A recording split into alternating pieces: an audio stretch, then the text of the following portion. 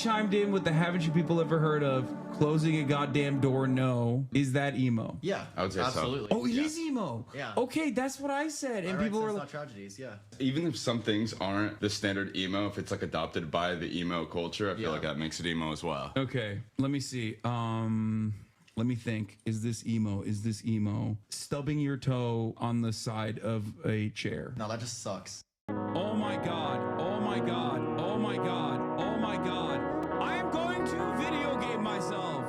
This is literally it. This is the point. This is why I don't. This is what it is. This is, you don't have any other fucking situation where you have a shit ton of cyber stalkers that get together, congregate in a fucking Reddit, and like upvote this shit into oblivion out of fucking context. Look at this. Talk about my dad and shit. This crushing wind has got me down. Wish I could get out of this town. Wherever chatters go when I start to game. Surrounded, but I'm so alone. I'm so well known, but no one knows the isolation of this online fame. I chime in with a haven't you people ever heard of? Closing a goddamn door, trying to watch over in the state of Arkansas, and it's taking me back to Ohio. It's taking me back to where lovers go. And if I stub my toe, is it emo or does it just suck? My privacy is sacrificed. My every word is analyzed. The line between adoration and obsession. The constant chase for content.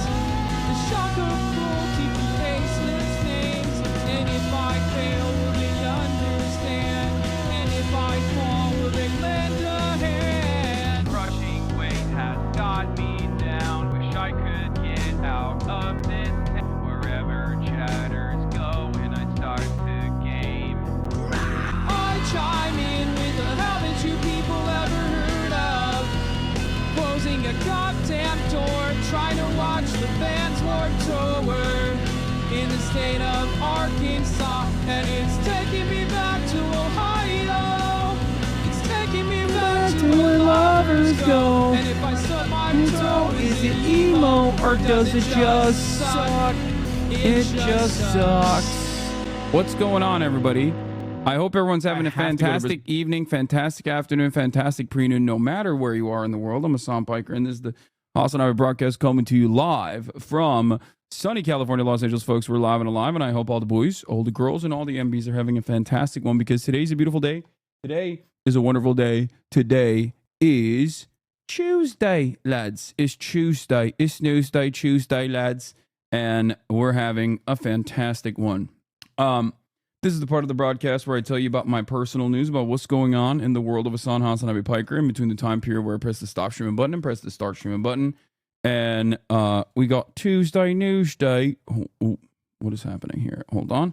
Let me fix this real quick. Okay. Fixing my monitor. Uh-oh.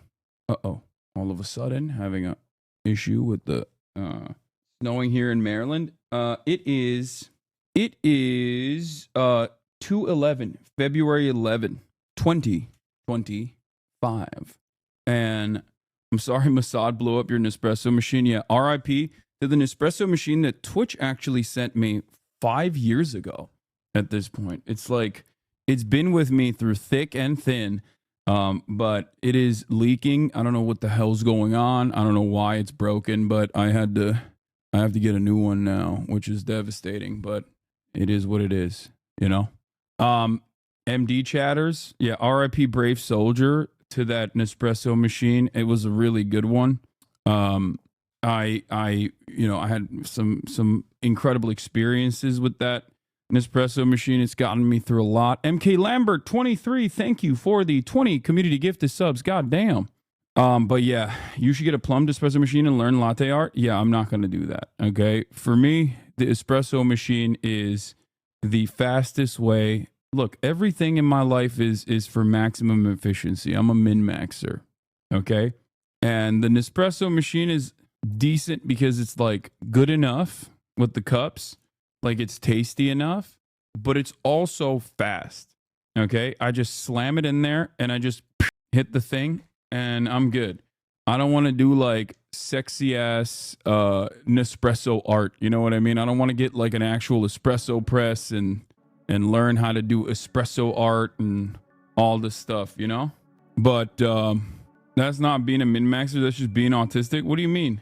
I'm just it lasted for 5 years, and I feel like in this day and age, most of the technology that we use is made to break anyway. I feel like it's pretty solid. A basic aero press, it takes 2 minutes to do. Stupid simple, far less waste. Yeah, I don't know how to do any of that, so I'm not gonna do that. Yeah, what do you think autism makes you do? Yeah, chat said that. I didn't say that. But other than that, this is the part of the broadcast where I tell you about my personal news, and a lot has happened in the world of HasanAbi, HasanAbi Piker. Not really, actually. That's not true. I'm watching Mashal. I had my leftover food yesterday, the leftover sanandang that I had, the galbi gym, and it kind of cooked me. It kind of cooked me a little bit, cooked my diet a little bit. I've just been eating poorly, dude. I've just been eating poorly. And opinions on the Luka debut? No opinions yet. But basically, I'm trying to get back into it. I'm trying to get back into the post. In post Japan, I'm trying to get back into my old habits of, you know, doing a decent diet, and also getting into a decent diet situation while also simultaneously getting back on my cardio. The hardest part has been cardio for the most part. Isn't galbi gym healthy for you? No. Sips Coke. This isn't Coke, this is coffee. The hardest part is that the hardest part for me has basically been the cardio situation. You know, the cardio situation is really difficult overall, because like in terms of basketball, it's so goddamn hard to get back to your regular breathing, your regular cardio, even if you just like let go for 2 weeks. Any tips on getting into cardio? The easiest tip is to find something that you enjoy. Find something that you enjoy, like I did with basketball, and just really spam it. That's what I do. I spam basketball. But the problem with basketball is, like, if you don't consistently keep up with it, even if you do other cardio like I did in Japan, I did a bunch of other stuff, right? It still doesn't matter. It's not good enough. Like, there's a dude I ball with, and he cooked me today. I beat him once, and he beat me twice. So in a game of 3, he technically won. And the only reason why that happened is because I just don't have the same stamina, you know? That's directly because I just haven't played basketball for the past 2 weeks. So I just got to get back into it. Also, it's official. Kaya cannot do fetch. Like, when I sent her back to boarding to refresh her training, I told the guy, I was like, can you please get her to also play fetch? Because it's the easiest way for me to wear her out. That's what I used to do with fish. And he basically threw the towel. He was like, she doesn't have like a lot of prey drive. She just is a very independent lady. And when she goes out to the park, she only likes to do the things that she wants to do. And she just does not want to play fetch. When she's out in the park, like at home, she'll play fetch all day, every day. It's crazy. At home, she plays fetch. But at the park, she's like, nope. I want to play. I want to play with other dogs. I want to beat the shit out of other dogs. Like, you know, not seriously, but in a play fight. And she's very good at play fighting, but she just refuses to play fetch, which cooks me, because when I don't have enough, like I don't have enough time. I can't just like hope that there's like other dogs that she would want to play with that will also play with her every time I go to the park. You know what I mean? It's annoying. But yeah, look at her ass just laying over here all quiet and chill. You would think that she is a nice lady, but she's not. Okay, she killed me today. It's one of the worst things too, because it's like when you're trying to train a dog, I don't know if you guys are, I don't know if you guys have ever experienced this or not, but it's like one of the worst parts. It is literally one of the worst aspects. One of the most annoying things on the planet is when your dog is just not, like, when your dog that you're trying to train is just not listening. And like, you can tell that like she wants to understand where you're coming from. It's not always stubbornness. Sometimes it's stubbornness, okay? But other times it's not even stubbornness. It's like she just doesn't understand it. And she wants to understand, she wants to do right, but she just can't comprehend what you want, and it's not clicking, and you just keep spamming it over and over again, and it just doesn't happen. It doesn't work out. It just sucks. It's the most annoying thing ever. I was dying this morning. But yeah, I was trying to train Kaya, failed. Let her play around at the park instead. Played some basketball, went and got some blood work done because my mom was freaking out that I was like sweating a lot in Japan at night. I think I've told you guys about this already. Like, I was soaking. I sweat at night usually, but like I was soaking. Like it felt as though I was like pissing the bed, like that level of wetness. And so my mom was freaking out about it. She's like, you gotta go to the doctor. But anyway, I did. I got a physical, gave some blood. Yeah, the person who said thyroid is, I think that's the reason why my mom was freaking out. But I mean, I'm fine. Doctor said everything looks good as always. But overall, I think the only thing is like, I guess like my heart beats too fast. In the process of 2 biopsies and multiple blood panels trying to figure it out. Yeah, giving blood will make cardio harder. Yeah, well, I'm not going to do cardio today after I already did the cardio. So another Macklemore song has hit the building. I saw. I'm a sweaty sleeper too, King. No, I don't have high blood pressure. But in any case, that's what's happening in the world of HasanAbi Piker. That's why I'm late this morning. Privacy focused image sharing site URLs directed towards the site referencing sale of CSAM among other things. What the hell? Dude, every day there's new information that comes out about these Doge guys, and I'm like, the qualifications for hiring these guys must have been just like, how can you be the biggest, most obnoxious person? Like the worst person possible. Anyway, we'll get to all of that in a second. Let's blast off. Obviously, we have a lot to talk about today in terms of news. We'll do some more fun content as well.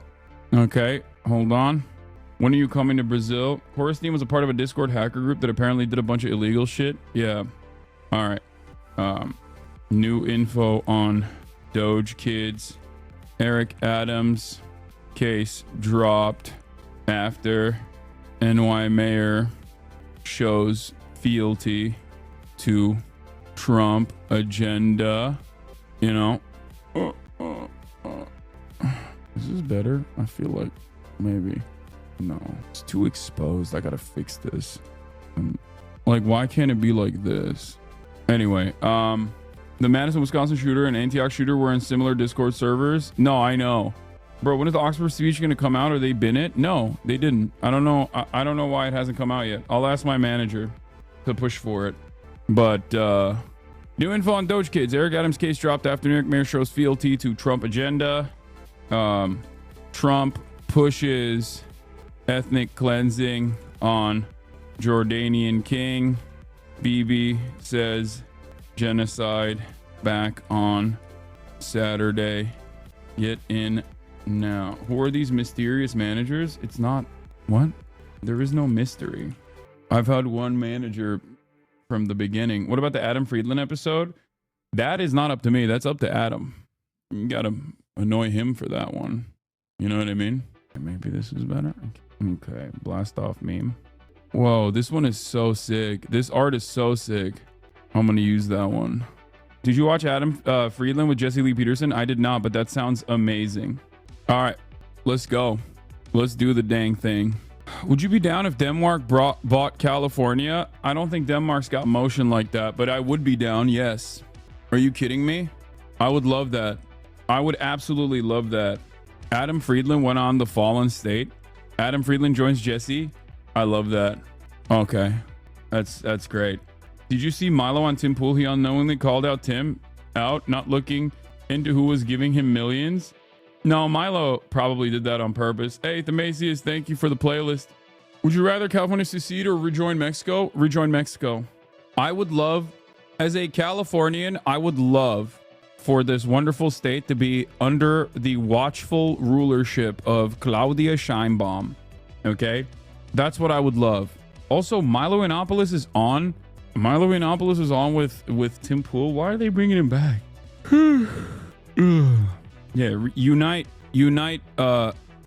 California with the watchful rulership, with the original rulership of Mexico. Original rulership of Mexico. If DK brought CA, modern minimal Danish designs, free healthcare, awesome public transportation, mandatory holiday pay, automated tax filling. Yeah, except the problem with that is I think Denmark is way more anti-immigrant than California is in general. That is the one aspect of of Danish governance that I don't think would be good for California's rule and would change the dynamic of the state that I very much enjoy. Also, they do a lot of blackface, don't they? Is that Denmark? Is Denmark the blackface one? Are they all the blackface one? I feel like most of them do blackface, like a variant of it. So I don't know. Slammer post about the new naming of the Gulf. Oh yeah, I saw this. I mean, this is just like, dude. If an American-owned application changing the name of the Gulf of Mexico to Gulf of America is that big of a deal? Is that big of a deal for you? This is low effort stuff, okay? It's basically another demonstration that we have no motion. We've lost it, you know? It's just like, this is what we're stoked on. Oh my God, it's awesome. It's amazing. I can't believe, like, nobody cares. I don't understand it. I genuinely don't understand how this is a significant move. This is stuff Erdogan would do is true. By the way, in Saudi, my Google Maps says Gulf of Mexico, in parentheses, Gulf of America. Yeah, I think for outside of the United States of America, it still says Gulf of Mexico, and in parentheses, Gulf of America. Erdogan bile böyle saçma şeylerle uğraşmıyor. Yo, arada yapar böyle. I work in the Gulf of Mexico and no one calls it the Gulf of America. This is some freedom fries shit, dude. That's what I mean. This is like, oh yeah, we're gonna rename French fries to freedom fries. Like, who cares? Like, even if this was here's my take, okay? This is such no motion shit. Like, changing the name of Gulf of Mexico on Google Maps to Gulf of America is unimaginably low motion. No motion whatsoever. It is akin to when the American government decided to change the name of French fries to freedom fries for a brief moment, only to take it back. It just doesn't, like, this doesn't impact anyone's lives at all. It also, and this is perhaps a little bit surprising of me to say, it also is not unwarranted, okay? It's one of the few instances where changing this from the Gulf of Mexico to Gulf of America is not like that insane of a demand. Okay, listen to me on this one. Okay, one, the United States of America is not the only American country. It is literally the continent, and there's also a shit ton of coastline on the Gulf of Mexico that the United States of America also has. So not only is it pointless, but it also genuinely is not like that insane, I guess. You can say that the Gulf is surrounded by the continent of America. Exactly. So it's like, it's a very weird thing that the worst people are pointing to. It's a very weird thing that the worst people are pointing to as like a massive victory or whatever. It's so dumb. And ultimately, I think it's just not significant. I don't know if this is truly, because whenever Trump does stuff like this, there are like the conspiracy blue anon liberals that'll be like, this is actually to make treaties void, or this is because Donald Trump is going to engage in drilling or whatever. Like, he didn't change the name to the Gulf of Trump, right? As Fizz also said, it's correct. It's like he changed it to Gulf of America. It's not like that crazy of a demand in general. And also, it's basically just on Google Maps, which is an American, it's an American company. Don't forget to blast off. I already did. It's useless. It's petty. And also, simultaneously, in a weird way, it's not like the worst thing. Do you know what I mean? Because, like I said, this is the continent, this is the North American continent. And therefore, it's valid to say it's the Gulf of America. So it's one of those weird things that Trump did where I just don't care about it at all. And I don't think it's all that significant. I think ultimately the other stuff that he's doing is way worse. You shut up right now, lol. It's not the Gulf of the United States of America. It's the Gulf of America. This must be so cool if you're a fucking idiot. Yeah, no, this is the correct take as well. It's just like, it just is not, like, I think a part of the reason why Republicans really like this is because they're stupid and they think this matters. They think this is like a massively consequential thing. Like, it shows American dominance, right? It's just a thing. It's not that significant. And it makes no sense to hype this up as though this is the best thing that's ever happened. Okay? They've done it. Gulf of America. Like, Pog. I'm pogging right now. This is so sick. In the Donald Trump is destroying this country paradigm, if I were to do a tier list of all the awful things that he's done, this doesn't even make the first 50. Okay? Do you see what I'm saying? Like, this does not crack the top 50 at all, especially because if this was done in collaboration with like Mexico as well, and it wasn't Trump doing it, and it was like, hey, in order to showcase our friendship, like, and the fact that we are on the same continent and we are incredibly important allies, like, we are now switching the name of the Gulf of Mexico in unison with the Mexican government to the Gulf of the Americas, something like that. Like, most people would go, okay, that makes sense. You know what I mean? Like, in the past 2 weeks, we have not, in the past 2 weeks, it's about to be his first month in, Donald Trump has done so much awful shit, so much, that it makes no sense to spend any time on this. Hasan, you're trying to explain change to a chat that had a meltdown when you change mic cover colors. Fair, true. But yeah, this is all aesthetics. Why would it be the Americas when it's just North America? Okay, Gulf of America is actually a decent naming convention for it as well, for the record. But again, it's silly stuff. It's low motion. He's an old white guy. Like most old white guys, he loves maps. I think he sees changing the map in as many ways as possible as the lasting legacy he will have. Obviously, there are other reasons for Canada, Greenland, and Panama, but I think the hubris is another factor. Yeah, it's just like a silly thing. It's low motion. It's silly. It's perfect for Donald Trump. It's perfect red meat for his base that they can just like add on to all of the amazing things that our glorious president is doing. It's like, fix the goddamn egg prices, man.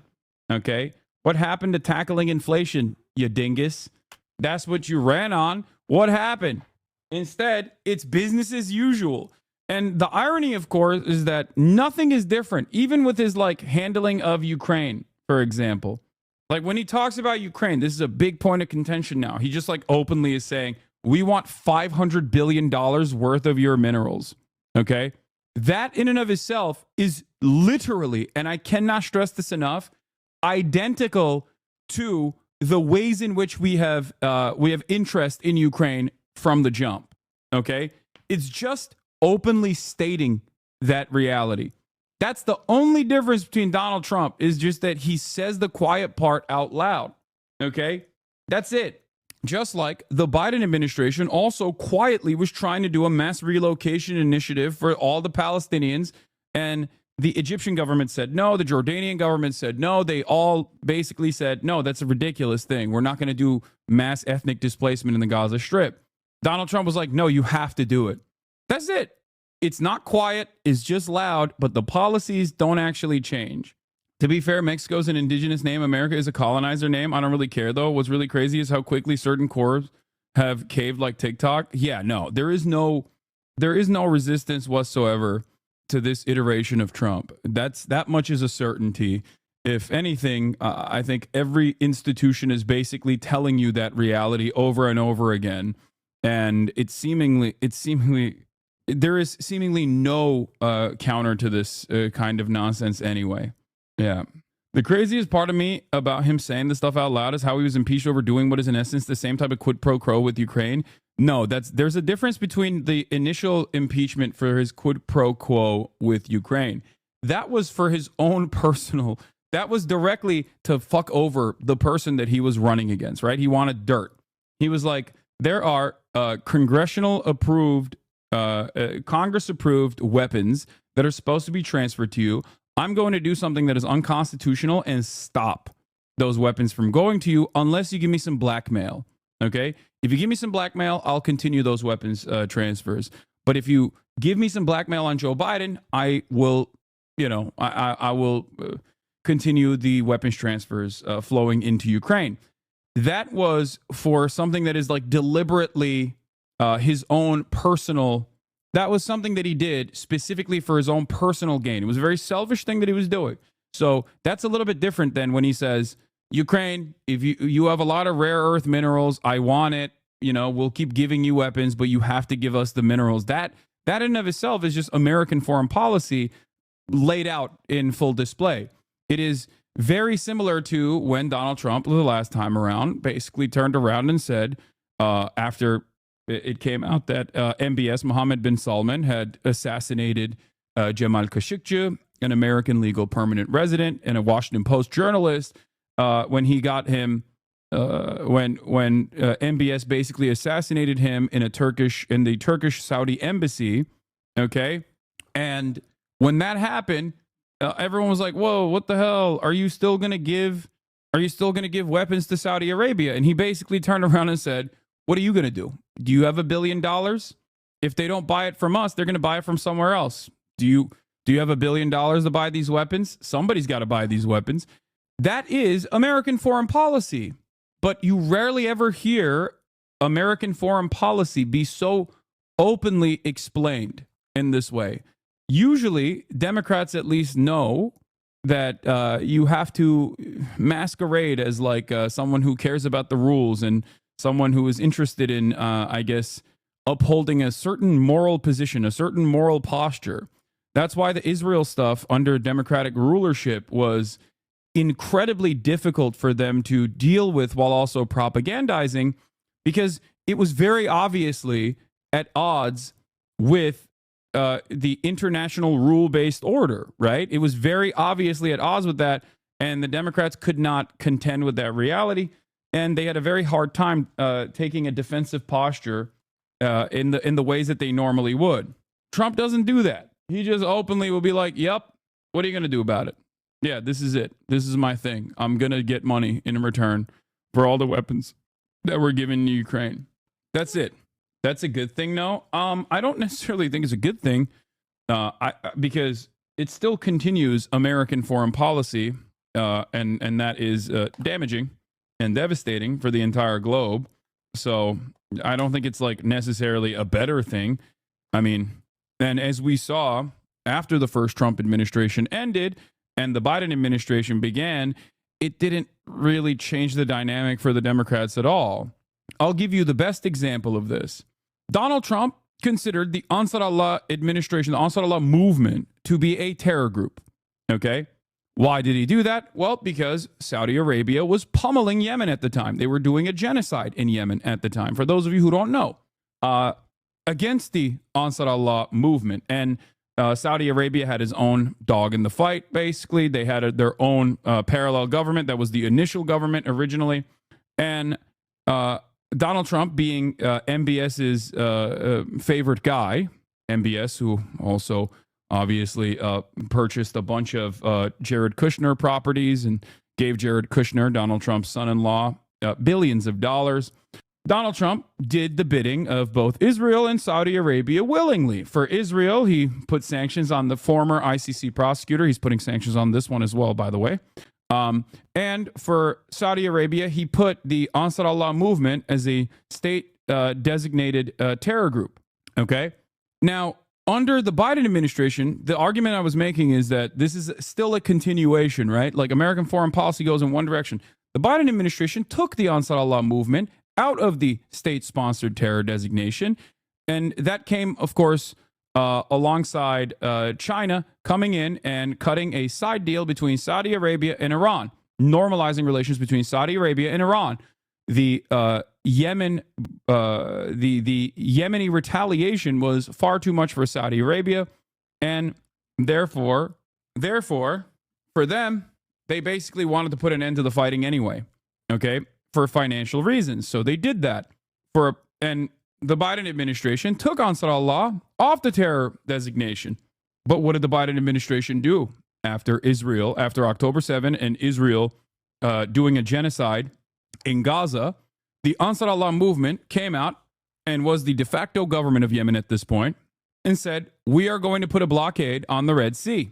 We are going to intercept all vessels that are going through the Red Sea, whether they are directly connected to Israel or they're stopping at Israeli ports or in any way, shape, or form is like, not collaborating with this blockade.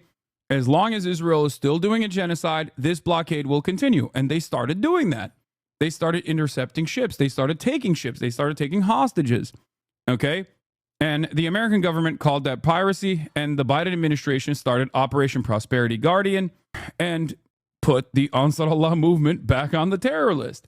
So it's literally a continuation. No matter what, American foreign policy, it doesn't deviate all that much from, American foreign policy does not deviate all that much from one leadership to the next. There is a direction that it's going in, almost always, regardless of whether a Democrat is in charge or a Republican is in charge. That's it. Because foreign policy is uniparty in this country. The Democrats, on the one hand, will do their very best. The Democrats, on the one hand, will do their very best to basically try and make it seem like what they're doing is at the behest of a international rule-based order.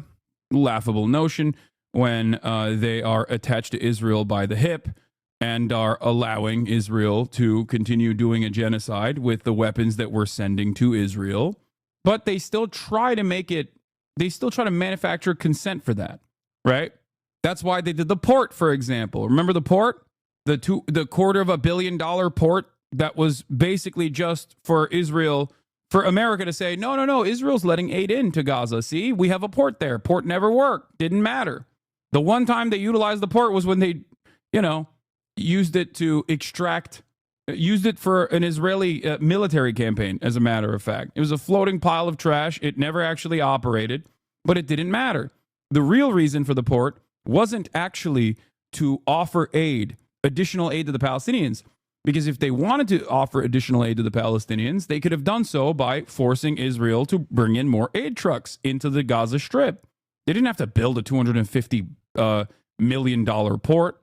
No. They did that because Israel was refusing to let in aid. And this offered some semblance of plausible deniability to say, see, they let us put the port in here. Clearly, they care about getting in as much aid as possible, but there's just logistical problems. $250 million just for that. Tell me about how Doge is going after government funding. Okay? Yeah. They only used the pier for one hostage rescue operation that ended up killing 250 Palestinians in the process, by the way. Famously, here's the timeline on the port. $230 million U.S. Gaza aid pier opens on May 17th. May 25 is damaged.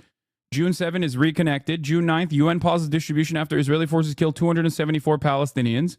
June 14 is removed. June 19 is reconnected. June 28th is removed. July 9th announced it will be briefly reinstalled and permanently removed. 250 milli for a decently sized port is not that bad of a deal, though. It is a horrible deal, because the port was not utilized at all for actual humanitarian aid purposes, especially considering that the real way to put humanitarian aid on the ground was by forcing Israel to send in more trucks when Israel was refusing to send in more trucks. There's no need for a fucking American portable port. The one time that they actually used the port was for this military operation too. They did the Timu port. It was ridiculous. It was a $250 million marketing initiative. That's what they spent it on. Okay? That's what they spent it on. Lights $250 million on fire. Holy shit, wow, this is a great deal. I mean, you just described the Pentagon, by the way. And also now we have American mercs as well. More than 100 American mercenaries now in Gaza. UG Solutions paying $1,100 a day with a signing bonus of $10,000 for the U.S. Special Forces veterans. The super sick, totally legal operation where they pulled up an aid truck and then just started blasting anyone in sight. Yeah. So at the time, what was American foreign policy? It was called a pier. Not sure why you're saying a port. Whatever, pier, port, semantics. What are you talking about? It didn't work for either anyway. Okay? It was a portable pier that they built, and it didn't work. But it was never supposed to actually work regardless. Okay? That is my point. So when Donald Trump says like, oh, we're gonna finalize the ethnic cleansing of Gaza, make no mistake. That is a part of American foreign policy. That is a part of the grand design that America has. Now, are there actual naysayers within the State Department? Absolutely. Just like there were people who also criticized Biden from within the State Department. When Biden was attached to the hip and letting Israel do whatever it wanted, there were plenty of people who were saying this is going to diminish our soft power capabilities around the world. Everyone is looking at us and recognizing that nobody cares about the international rule-based order. If our soft power capabilities go away, then all of a sudden the only thing we have is hard power.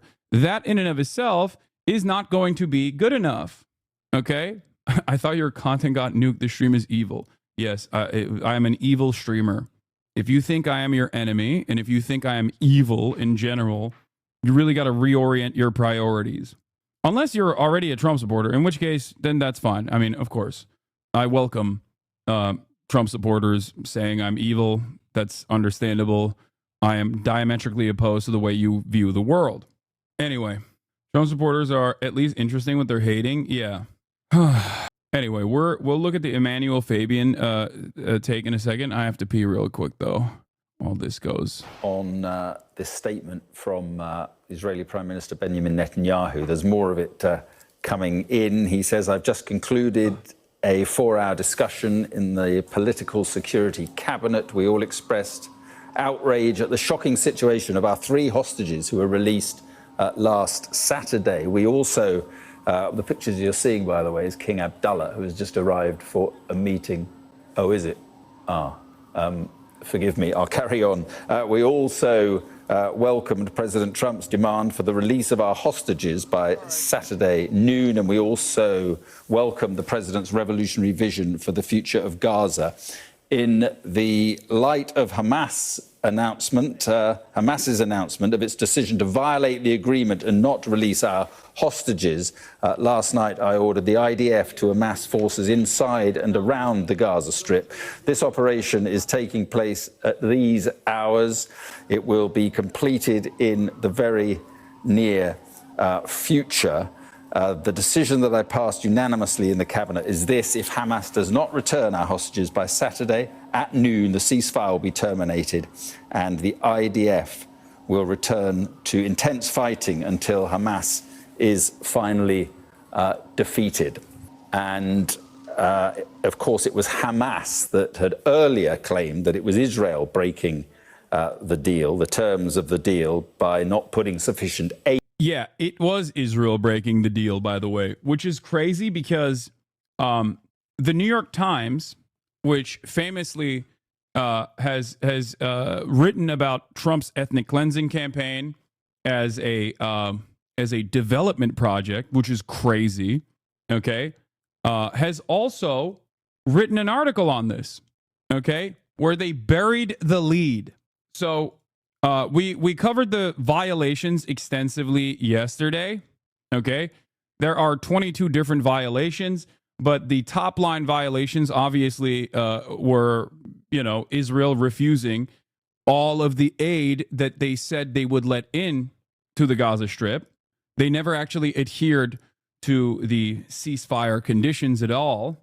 But what was really interesting, and this is Jeremy Scahill's reporting on it as well, 9 paragraphs 9 paragraphs into today's New York Times story on the situation with the Gaza ceasefire, readers are informed that Israeli officials and international mediators said Hamas's claims about Israel's violation of the ceasefire were accurate. 9 paragraphs in.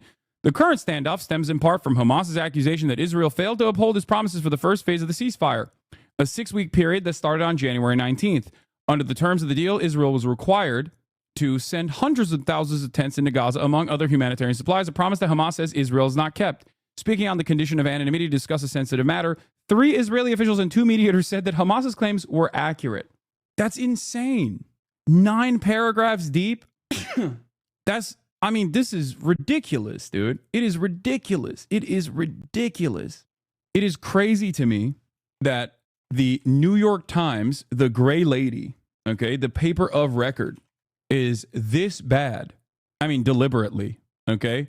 This bad, this deliberately, in terms of doing propaganda for the state of Israel and for America's interest in the state of Israel, in Gaza, the ethnic cleansing campaign in Gaza.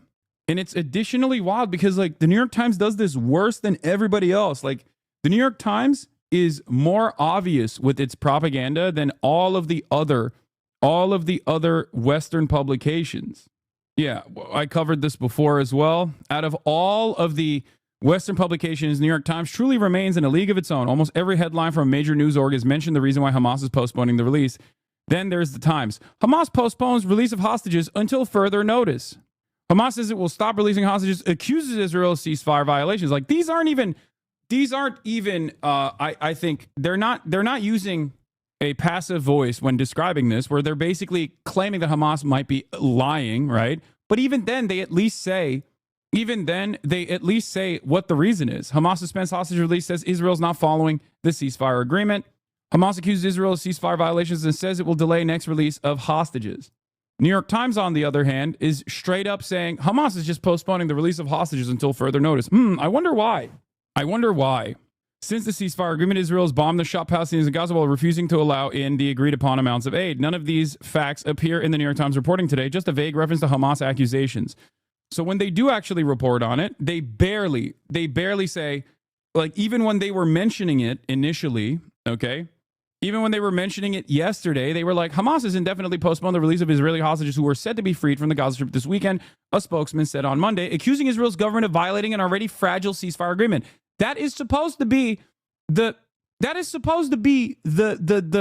title, okay? In a statement on Telegram, Abu Obaida, the spokesman for Hamas' military wing, accused Israel of a host of violations of the ceasefire agreement. That's supposed to be the headline. And then you're supposed to elaborate further on what the actual hostage release violations have been, what the ceasefire, the lack of commitment from Israel in terms of following the conditions of the ceasefire have been. And these accusations have been confirmed and substantiated by the Israeli side as well. The New York Times' newest reporting shows that reality, except it is 9 paragraphs in. 9. That's crazy. I'm sorry, but this is obviously like doing propaganda for American foreign policy, American State Department interests, and not actually accurately describing what is going on. Your job as a newspaper is to inform people. Your job as a newspaper is not to lie by omission or to show only one side or to just basically show both sides and say, here, make up your mind. Your job is to say the truth. This is a disservice in the most like apolitical way to describe the situation. The New York Times is doing a disservice to its readers so consistently on this issue, okay? It is additionally terrifying and additionally damaging when the New York Times is doing a disservice to journalism at a time when people need good journalism more than ever, okay? It's crazy. It's crazy that this is happening when so much of the misinformation economy is supercharged on Twitter and people literally just get rewarded. Like, there's an incentive structure for lying, okay? The media needs to lock in This is the moment where the media needs to lock in and do good journalism to show Americans, to restore some confidence in Americans, in the minds of Americans, to basically say, like, this isn't correct. Here's what is actually happening.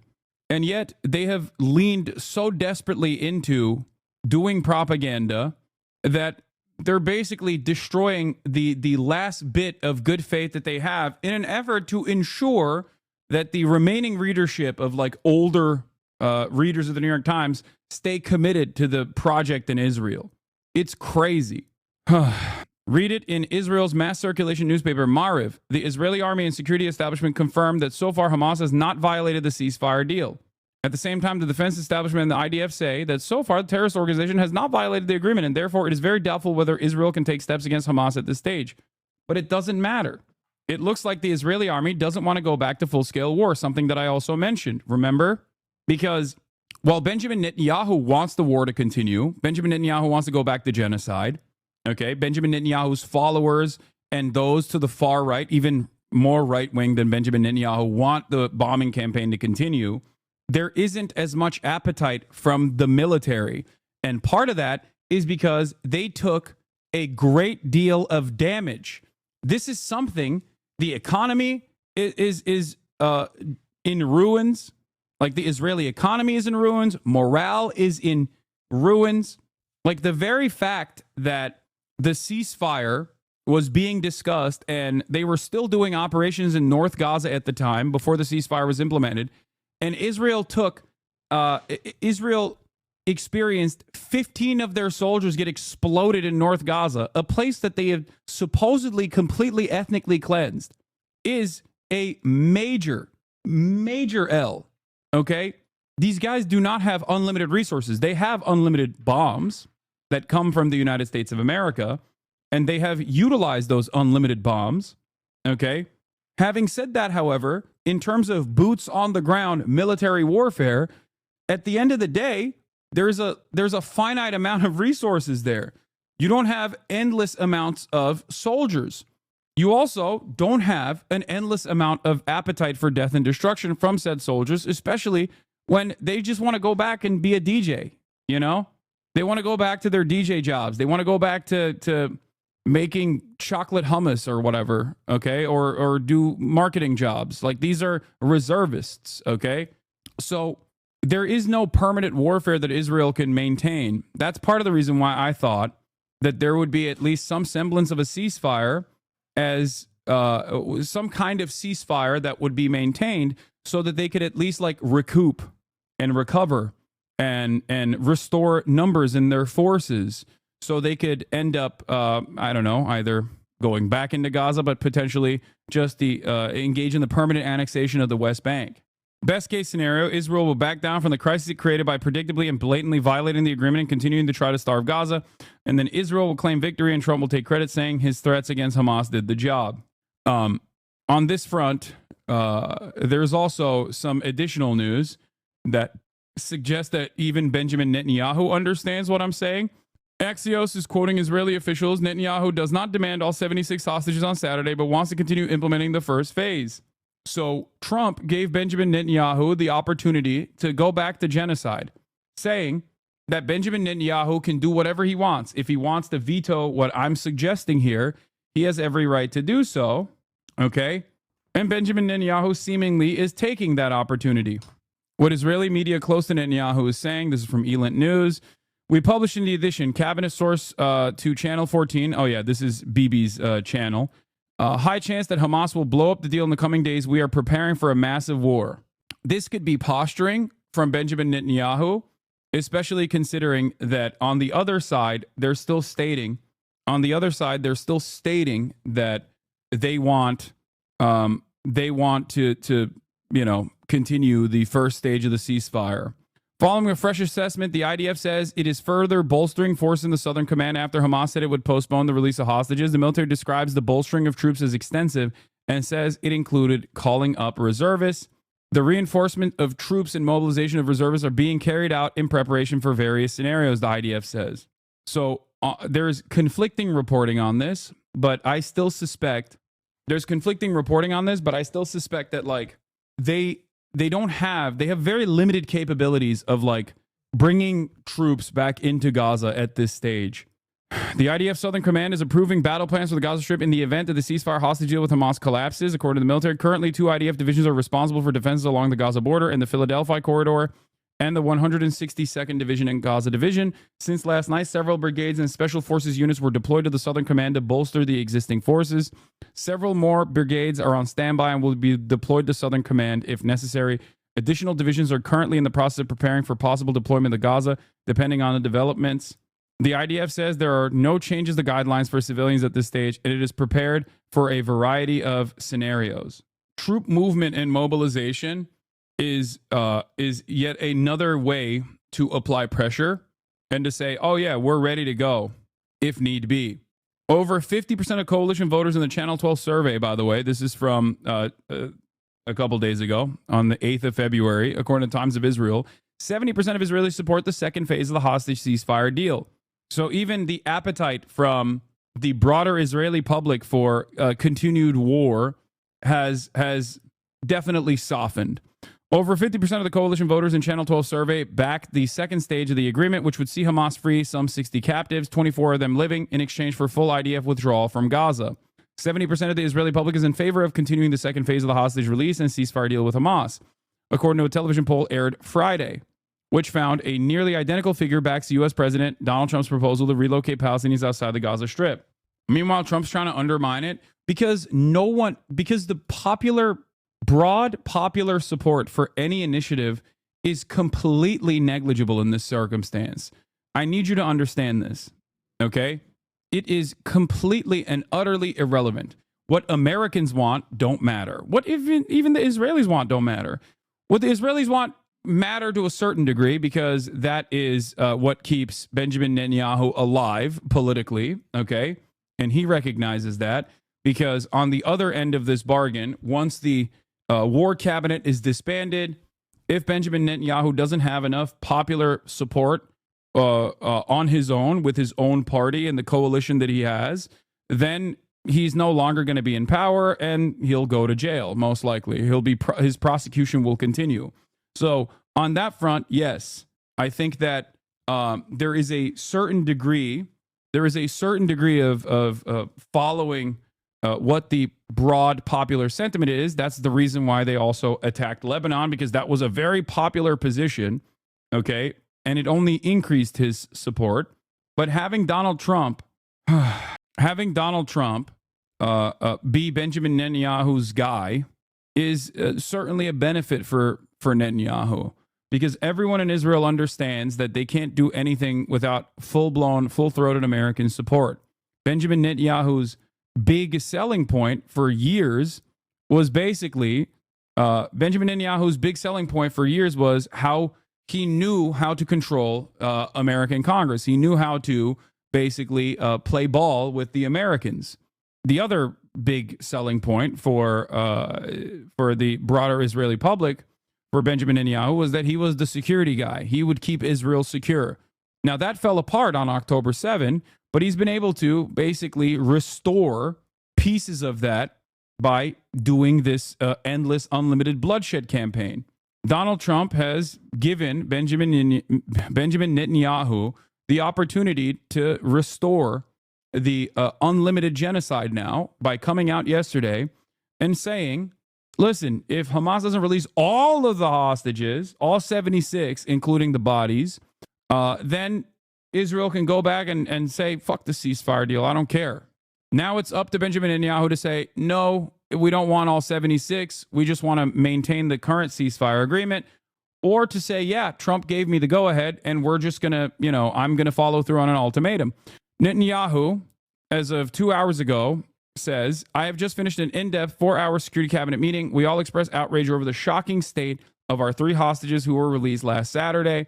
Netanyahu says he passed a unanimous decision in the security cabinet. If Hamas does not return our hostages by Saturday noon, the ceasefire will be terminated, and the IDF will resume intense fighting until Hamas is finally defeated. Ironic, because the statement here basically is, if we don't get the hostages back during this ceasefire, then we're just going to kill the hostages. That's what he's saying. He's just like, yeah, we're gonna murder them. We're gonna murder all the remaining alive hostages. Yeah. Eddie Cohen posted this. It's weird, but shows Israeli attitude to the relations. The real leader in the Blue House. I mean, yeah, it's not wrong. They also gave Israel Moab missiles so they can use it to scare off Iran. Yeah. Why would he murder the hostages? Not baiting right now? What do you mean? It's already Israeli military doctrine to murder the hostages. The previous defense minister Yoav Gallant openly admitted that on October 7 they implemented the Hannibal protocol, which is the Hannibal doctrine, which is literally the standing Israeli military directive that if Hamas or any sort of militancy is actually taking Israeli hostages, it's better to just kill the Israeli hostages and not let them use the Israeli hostages as a leverage point. He also openly admitted that, yes, Israel followed through on this process on October 7. He said Israel killed Israeli hostages that were being taken hostage by Hamas on October 7. There are plenty of people currently in the Israeli government that openly say that the hostages are a hurdle, Itamar Ben-Gvir being one of them. Like, they'll just straight up say it. They'll be like, yeah, the hostages are a nuisance. They're annoying. We have military goals here, which is, full tilt ethnic cleansing of the Gaza Strip. And the pesky Israeli citizens who are immediate family members and friends of these hostages that are still in Gaza want them to return alive. And that's really annoying because, it makes it politically less advantageous to continue doing ethnic cleansing in Gaza, when the ultimate goal is to do ethnic cleansing in Gaza. After the past 16 months, I think everyone can understand that the only thing Israel responds to is force. That's it. Here is the Yair Lapid, the so-called Israeli opposition, by the way. The Israeli government must bring everyone home. There is nothing more important than that. There is nothing more urgent than that. The hostages have no time. Hamas is a despicable terrorist organization that will do anything to harm the hostages in Israel. We have no expectations from Hamas. The responsibility lies with Netanyahu, who is again delaying, again harming the process, again abandoning the kidnapped. He doesn't need to be afraid of Smotrich. He has a safety net to bring the kidnapped back home. Please don't say force law. Israel is eye for eye. They respawn to harm. No bias. You do be fair in reading most people's comments. No, Israel has shown time and time again that diplomacy with Israel is not the way to go. That is what they've taught every single regional actor. That is a lesson, a dangerous lesson that they've taught every single regional actor. The only time they back down, or the only time when they actually respond with limited retaliation, is if they think that this will harm them personally. Think about it. With Iran, think about what Israel's retaliation to Iran looks like versus what Israel's retaliation to Gaza looks like. As a matter of fact, anytime Israel feels like they have gotten fucked over, okay, with any kind of militant resistance, they end up going back and punishing the civilian population of Gaza. That's the only thing they know. The only thing they know is harming civilians, women and children. That's it. Think about Israel's actions in southern Lebanon and how quickly they packed up the southern Lebanon, the southern Lebanon invasion. Why did they do that? Because they had to go against a standing military force. Okay? Hezbollah is the standing military force in southern Lebanon and in Lebanon in general. And while they assassinated through acts of terror a big part of the Hezbollah leadership, including, first responders that also happen to be using the same pagers, okay, and assassinating a shit ton of civilians in the process by taking out entire city blocks in Beirut, Hezbollah was still standing and mounted a significant defense against the Israeli incursion. And obviously, they did not have the same ease that they did inside of the Gaza Strip in southern Lebanon. Why? Because people were actually fighting back. Also, Hamas is capable of hearing what Trump is saying as well. This was their response to Trump's statements. A call for ethnic cleansing. In a statement published on his Telegram channel, Hamas rejected President Donald Trump's insistence on the U.S. taking over Gaza and transferring 2 million Palestinians to Jordan and Egypt. It's true. You can say, oh, Hamas, those are the bad guys, those are terrorists, but it's still true. It doesn't change that reality at all. Okay? Saying that you want to forcibly relocate 2 million people, 2 million Palestinians from the Gaza Strip is a call for ethnic displacement. It is genocide, okay? It is a direct call for genocide. I don't know what more you can say in this process for people to understand it. The very fact that people are not more alarmed by Donald Trump's very open, active calls for genocide, the very fact that there aren't people going, what the hell are you saying? This is definitionally, legally the standard for ethnic cleansing. You are advocating for ethnic cleansing by simply saying it's a mass relocation program. The very fact that people just don't lose their minds at this is shocking. But I guess we have gotten very used to this kind of thing after the last 16 months.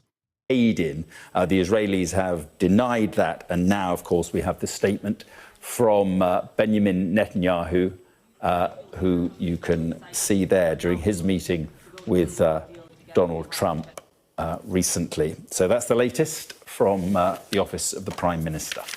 And some sun with us today, so it's good to see you again.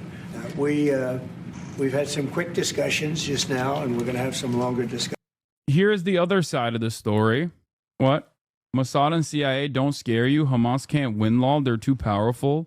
I don't understand. Like, if fear of powerful figures and powerful organizations were to stop me from saying the truth, I would have never come out against Israel ever. Okay? This is not about Hamas winning. Okay? This is about the truth. This is about standing against genocide. That's it. It's that simple for me. Holy shit, look at this image of King Abdullah. So I talked about this yesterday, about Trump saying he wants to do a mass relocation, a mass ethnic displacement campaign of the 2 million, close to 2 million Palestinians that still live in the Gaza Strip. And he wants to move them forcibly to the Sinai Peninsula in Egypt and also to Jordan. Okay, you're not the only person who says Israel only responds to force, not diplomacy. Yeah, I mean, this is Mersheimer. He's been on this for quite some time. King Abdullah is nothing but another traitor to the Palestinian cause is so sad. Yeah, here's the thing. Jordan, as a state, is basically designed by Western powers as a holdover state and historically has been used to basically keep Palestinians that have been displaced in Jordan. There are already millions of Palestinians living inside of the Jordanian boundary. So for the king of Jordan, obviously, an additional 500,000 Palestinians is going to be an additional 500,000 Palestinians, especially when you're, when you're dumping them into a refugee camp, is going to be impossible to deal with. Okay. And as I mentioned before, America is claiming that if Jordan and Egypt don't play ball and allow the ethnic displacement to continue to happen, okay, then they're just going to stop giving aid to Jordan. Except if they did that, then they would destabilize Jordan and Egypt, therefore making Jordan and Egypt no longer be successful vassal states. So this is yet another self-own by Donald Trump. Donald Trump and other people in his orbit don't understand that the aid given to Egypt and the aid given to Jordan is not given to these countries because we're woke and gay and really like brown people, okay? We really love Muslims, and that's why we're giving them aid. We give these countries aid and also additional security contracts so they can remain stable vassal states, okay? So they are not susceptible to revolution and coups, okay? That's it. And I don't think that at least Trump, in the way that he's talking about this stuff, understands that reality. The suspension of U.S. aid to Jordan risks destabilizing an economy where American support constitutes 7% of public revenues and 40% of total foreign aid, totaling $1.45 billion annually, says Milad Azar, market analyst at XTB Mena. That right there is also pennies in comparison to the amount of support that we give to Egypt. This is not done because this is not done simply out of the kindness of our hearts. This is done so that Jordan remains under the control of the kingdom, and that they have enough money to keep funding their military, to put down any kind of popular mobilization against the monarchy. Same goes for Egypt. Okay. Finish my term. Here is anyway, let's watch this conversation that took place, and I'll give you more details. Discussions after this, and the relationship with Jordan has been very strong, has been with me, and it really has been with the country.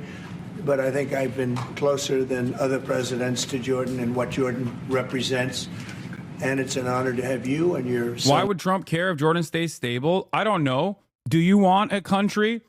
From Trump's perspective, okay, if you are a advisor to Donald Trump, who is at least somewhat knowledgeable about Middle Eastern affairs, okay, do you think that a nation state that is controlled by a Hashemite monarchy that was placed in that position of power by the British government, that is a loyal servant of Western interests, is better in the hands of said Hashemite monarch?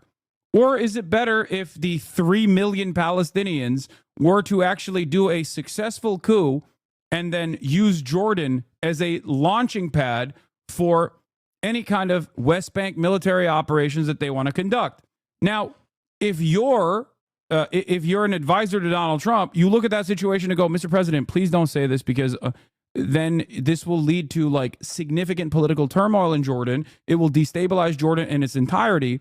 And then you will lose a stronghold that has been a reliable ally in the Israeli defense against other regional actors. You guys forget, Jordan is a part of the security cooperation in the region. When Iran was sending missiles into Israel, the Jordanian Air Force was intercepting those missiles. Okay? The same goes for Egypt as well. This already happened in Egypt once, where the Muslim Brotherhood took over Egypt.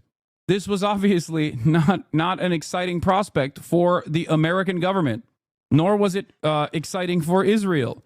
It was terrifying. Okay? Sources to Al Arabiya say the Egyptian President Abdel Fattah el-Sisi's visit to Washington is postponed until further notice. Cairo is angry at the statements of Israel and America and sent a clear message to Washington. Egypt has 2 plans to rebuild Gaza without displacing its residents. Cairo has a ready response regarding Gaza file, and there's no change in it.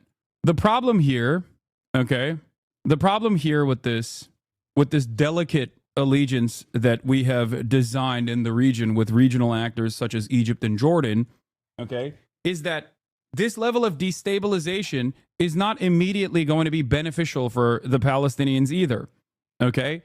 And this also will give Israel the opportunity to further invade Jordan and Egypt if necessary. Now, the problem is Israel can't do it on its own. There's no way that Israel would be able to launch a 7-front war, okay, and go into Egypt and also go into Jordan at the same time and take over additional land from both of these countries. That might be a part of their greater Israel agenda, but they don't have the resources to do that. So who would have to do that for Israel? Think about it. Who would have to do that for Israel? We would. Our military. Okay? Our military. Yes. Genuine question. Why spend money and give aid to Jordan, who takes in displaced Palestinians, rather than finally coming up with a 2-state solution? What do you mean? You're talking about the last century of deal making. It's too late to change that. Something that a lot, like, I use this example with the Saudi state, right? With the Saudi kingdom. MBS personally does not care about the plight of the Palestinians. He actually finds them in private to be a nuisance. He's openly revealed that position time and time again. He just wants to do sports washing. He wants the Saudi sovereign wealth fund to keep purchasing Western assets. He wants to openly normalize relations with Israel. But why does MBS create a red line when he consistently talks about like Israel doing full-blown ethnic cleansing? Why does Saudi Arabia, why does MBS openly state that they want a 67 boundary return to a two-state solution? Okay? Why does he want that? Because even Saudi Arabia understands that the Saudi public's demands are directly at odds with MBS's own personal interest. Okay? It does not matter what MBS personally thinks of the Palestinians. What matters is what the broader population in every Gulf state and what they think. Okay? You would have to spend a lot of your security, a lot of your military on squashing popular uprisings in your own country, because your people would lose their minds if it looked like you were actively and openly caving to Israel and allowing Israel to murder as many Palestinians as possible. This is why, here it is, the Kingdom of Saudi Arabia appreciates the condemnation, disapproval, and total rejection announced by the brotherly countries towards what Benjamin Netanyahu stated regarding the displacement of the Palestinian people from their land, and the kingdom values the positions that emphasize the centrality of the Palestinian issue to the Arab and Muslim countries. Like MBS would love it if all the Palestinians magically overnight died, okay? And the Palestinian cause went away. He would love it. So why is the Kingdom of Saudi Arabia stating this? Why is it that all of their official statements on the matter are very anti-Israel, when we know MBS has time and time again repeated that he doesn't really care about Palestinians at all and sees them as a nuisance? Yeah, Saudi Crown Prince said he personally doesn't care about the Palestinian issue. The young Saudi population were. Saudi Arabia's Crown Prince Mohammed bin Salman told U.S. Secretary of State Anthony Blinken that he does not personally care about what he referred to as the Palestinian issue, according to a report in The Atlantic. Published on Wednesday, the report gave a picture of 11 months of Washington negotiation efforts in the region after the outbreak of the war in Gaza, citing 24 participants at the highest level of government in America and across the Middle East. Moin Rabbani talked about this on Al Jazeera. Can we watch this? Moin Rabbani is a resident fellow at the Center for Conflict and Humanitarian Studies and joins us from Montreal. Moin, thanks so much for being with us on Al Jazeera. Let me ask you first about the fact that Jordan's King Abdullah is heading to Washington, D.C. tomorrow, as I understand it. This was always going to be something that Trump was potentially going to use to potentially put pressure on Jordan's king to try and take in more Palestinians, correct? I mean, that's what we've heard from Trump over the course of the past few weeks, is that Jordan and also Egypt should be taking in more Palestinians. Should we expect more of this at this meeting? Yes, and I think the Arab states, who have been fundamentally inert for the past 15, 16 months, are now coming to the realization that the alternative to an end to Israeli occupation, the alternative to a Palestinian state in Palestine, is a Palestinian state in one of their own countries, and instability and insecurity within their own borders. And I think it's on this basis that you're now seeing this much more concerted Arab response and Arab rejection of policy proposals emanating from the U.S. and Israel. That's clearly why the Jordanian monarch is in Washington. That's also why Egyptian leaders are heading to Washington. It explains the unprecedented campaign in the Saudi media. And basically, I think what Trump and Netanyahu have done in the past 2 days is administer the coup de grace to the prospects of further expanding what they call the Abraham Accords. I mean, to say, yes, there should be a Palestinian state in Saudi Arabia, or Jordan is the Palestinian homeland, and all the rest of it is clearly not going to fly. I mean, let's not forget, these are the most pro-Western Arab regimes in the Middle East. They are very loyal allies of Washington, but not to the point of committing political suicide and signing their own death warrants. That's the only thing. That is the only real thing.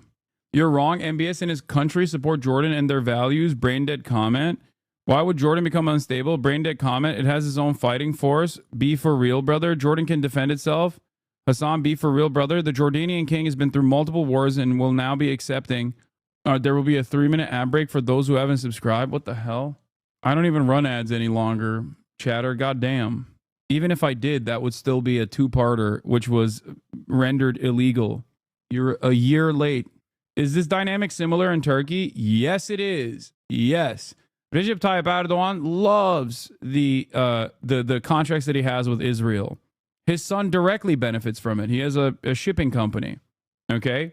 But the Turkish population obviously has a very different attitude towards Israel. And this is precisely the reason why Recep Tayyip Erdogan has to act like he is very angry at Netanyahu all the time, calling him Adolf Hitler and stuff. While simultaneously, they've even talked about, he's even talked about doing a complete blockade, or not a blockade, but a ban on all shipping to Israel. Except they're still continuing their shipments to Israel. They're just changing the manuscripts and claiming that they're actually shipping stuff to Palestine instead of Israel, while still, like Recep Tayyip Erdogan is overriding his own trade embargo that he put forth. Do you understand? The manifest, not manuscript, sorry. Because on the one hand, he has to make it seem like he is standing strong against Israel for the sake of his own public not rising up against him. But on the other hand, he is a NATO nation, okay? And by the way, he's been rewarded handsomely for playing ball with America's interests in the region and playing ball with Israel. Look at Syria. Syria is a great example of Recep Tayyip Erdogan getting many benefits for being Israel's lapdog, loyal servant. Earlier on Al Jazeera, a Hamas official was saying that the Israelis, according to him, are intentionally sabotaging this ceasefire deal and that they're undermining the agreement. If you look at the developments these past few hours, and there have been a lot of developments with all that's transpired, what do you make of all this and what do you think might happen next? Well, unless you're reading the New York Times or watching the BBC, it's transparently obvious what's going on, and that includes readers and viewers of the Israeli media. You have this combination of Israeli violations of the agreement ratified by Israel and Hamas, and that began implementation a few weeks ago. You have Israeli intentions not to negotiate the second phase of this agreement, which would lead to a durable ceasefire rather than just a suspension of hostilities. You have Netanyahu seeking to drag out the first phase of the ceasefire so that Israel can retrieve all of its captives from the Gaza Strip without, in exchange, calling time on its genocidal military campaign on the Gaza Strip to then be able to resume it. And overlaying all of this, you have the Trump proposal for the mass forcible displacement of every last Palestinian from the Gaza Strip to the Arab world. And Hamas is using what leverage it does have and is announcing that it is indefinitely suspending the further exchange of captives with Israel until Israel decides to actually implement what it signed, and more importantly, until Washington makes up its mind about the future of this agreement, because at the end of the day, Netanyahu can say what he wants and do what he wants, but the crucial decisions about the future of this agreement are going to be made by Washington, and Washington will have to decide whether it will compel Israel to continue with the implementation of this agreement or allow Israel to derail it. Moan, just quickly, we only have about a couple of minutes left here, but just very quickly, what, from your perspective, has to happen in order for this ceasefire deal to continue? Well, Israel can't, once again, you negotiate an agreement, then you negotiate how you implement it, and then once it begins implementation, you negotiate a thoroughgoing revision and transformation of that agreement. That's not going to fly. There is an agreement reached. You either implement it or you don't, and you suffer the consequences. And the question now is, will Israel be allowed to derail this agreement by not fulfilling its obligations, or will it be forced to comply? It really is that simple. All right. Well, Moan, I mean, do you foresee that what you're talking about that needs to happen, do you foresee it actually happening? You're asking me a very difficult question because with this crew and the White House now, and particularly with President Trump, I mean, trying to understand his political agenda is a little bit like trying to We'll get to Trump and Elon at the White House in a second after this is over. Conduct a political analysis of yogurt. It's entirely unclear. On the one hand, he forced Israel to accept this agreement and now is making a proposal that makes it thoroughly irrelevant. Is he just throwing up trial balloons and seeing, which spaghetti strand sticks to which wall? Mohan. Is he being... Yeah. I'm sorry to interrupt, but we have run out of time, so we're going to have to leave the conversation. Yeah. All right. Give me the link. Give me the link for the Elon talks. And like, what do you mean a mine? Like, yeah, there's a limestone mine where we store all the retirement paperwork. And you look at a picture of this mine. We'll post some pictures afterwards. And this mine looks like something out of the 50s because it was started in 1955. So it looks like it's like a time warp. And then the speed, the limiting factor is the speed at which the mine shaft elevator can move determines how many people can retire from the federal government. And the elevator breaks down sometimes, and then nobody can retire. Doesn't that sound crazy? There's like 1,000 people that work on this. So I think if we can take those people and say, like, you know what, instead of working in a mine shaft and carrying manila envelopes to, boxes in a mine shaft, you could do practically anything else, and you would add to the goods and services of the United States in a more useful way. So anyway, so I think that's an example. Like at a high level, if you say, like, how do we increase prosperity? Is we get people to shift from roles that are low to negative productivity to high productivity roles, and so you increase the total output of goods and services, which means that there's a higher standard of living available for everyone. That's the actual goal. Everyone's very quiet. Are people normally this quiet? Your detractors, Mr. Musk. I have to what? Including a lot of Democrats. I have detractors? You do, sir. I don't believe it. Say that you're orchestrating a hostile takeover of government and doing it in a non-transparent way. What's your response to that criticism? Well, first of all, you couldn't ask for a stronger mandate from the public.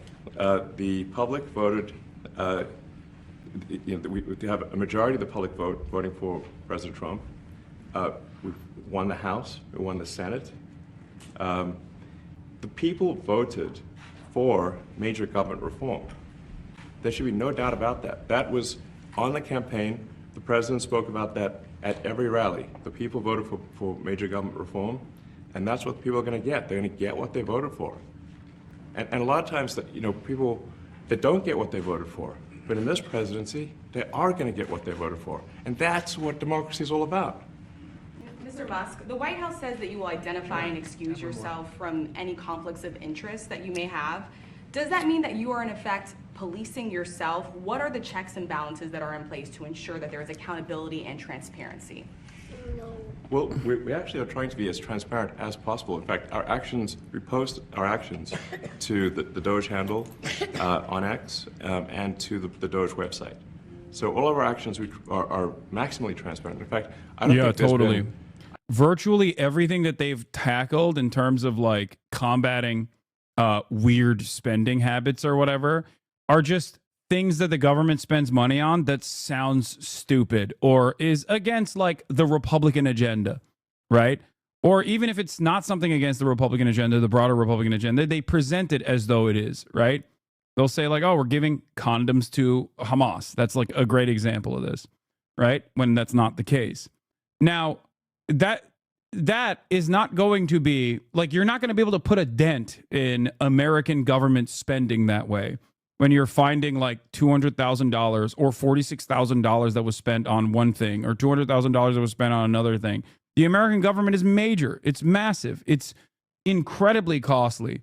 Okay.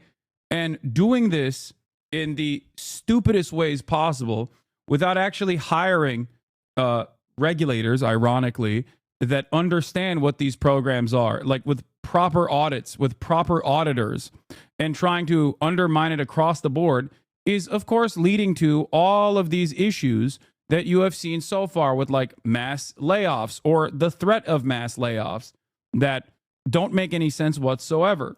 Dude got checked by the judicial branch and called it a coup. Checks and balances don't exist with this guy. That's what I mean. And the last line of defense that barely exists now is the judicial branch saying, yeah, you can't just decide to lay off the entirety of the federal government labor force. Like, you can't do that. These are tens of thousands of people that rely on a paycheck from the government. That's so stupid.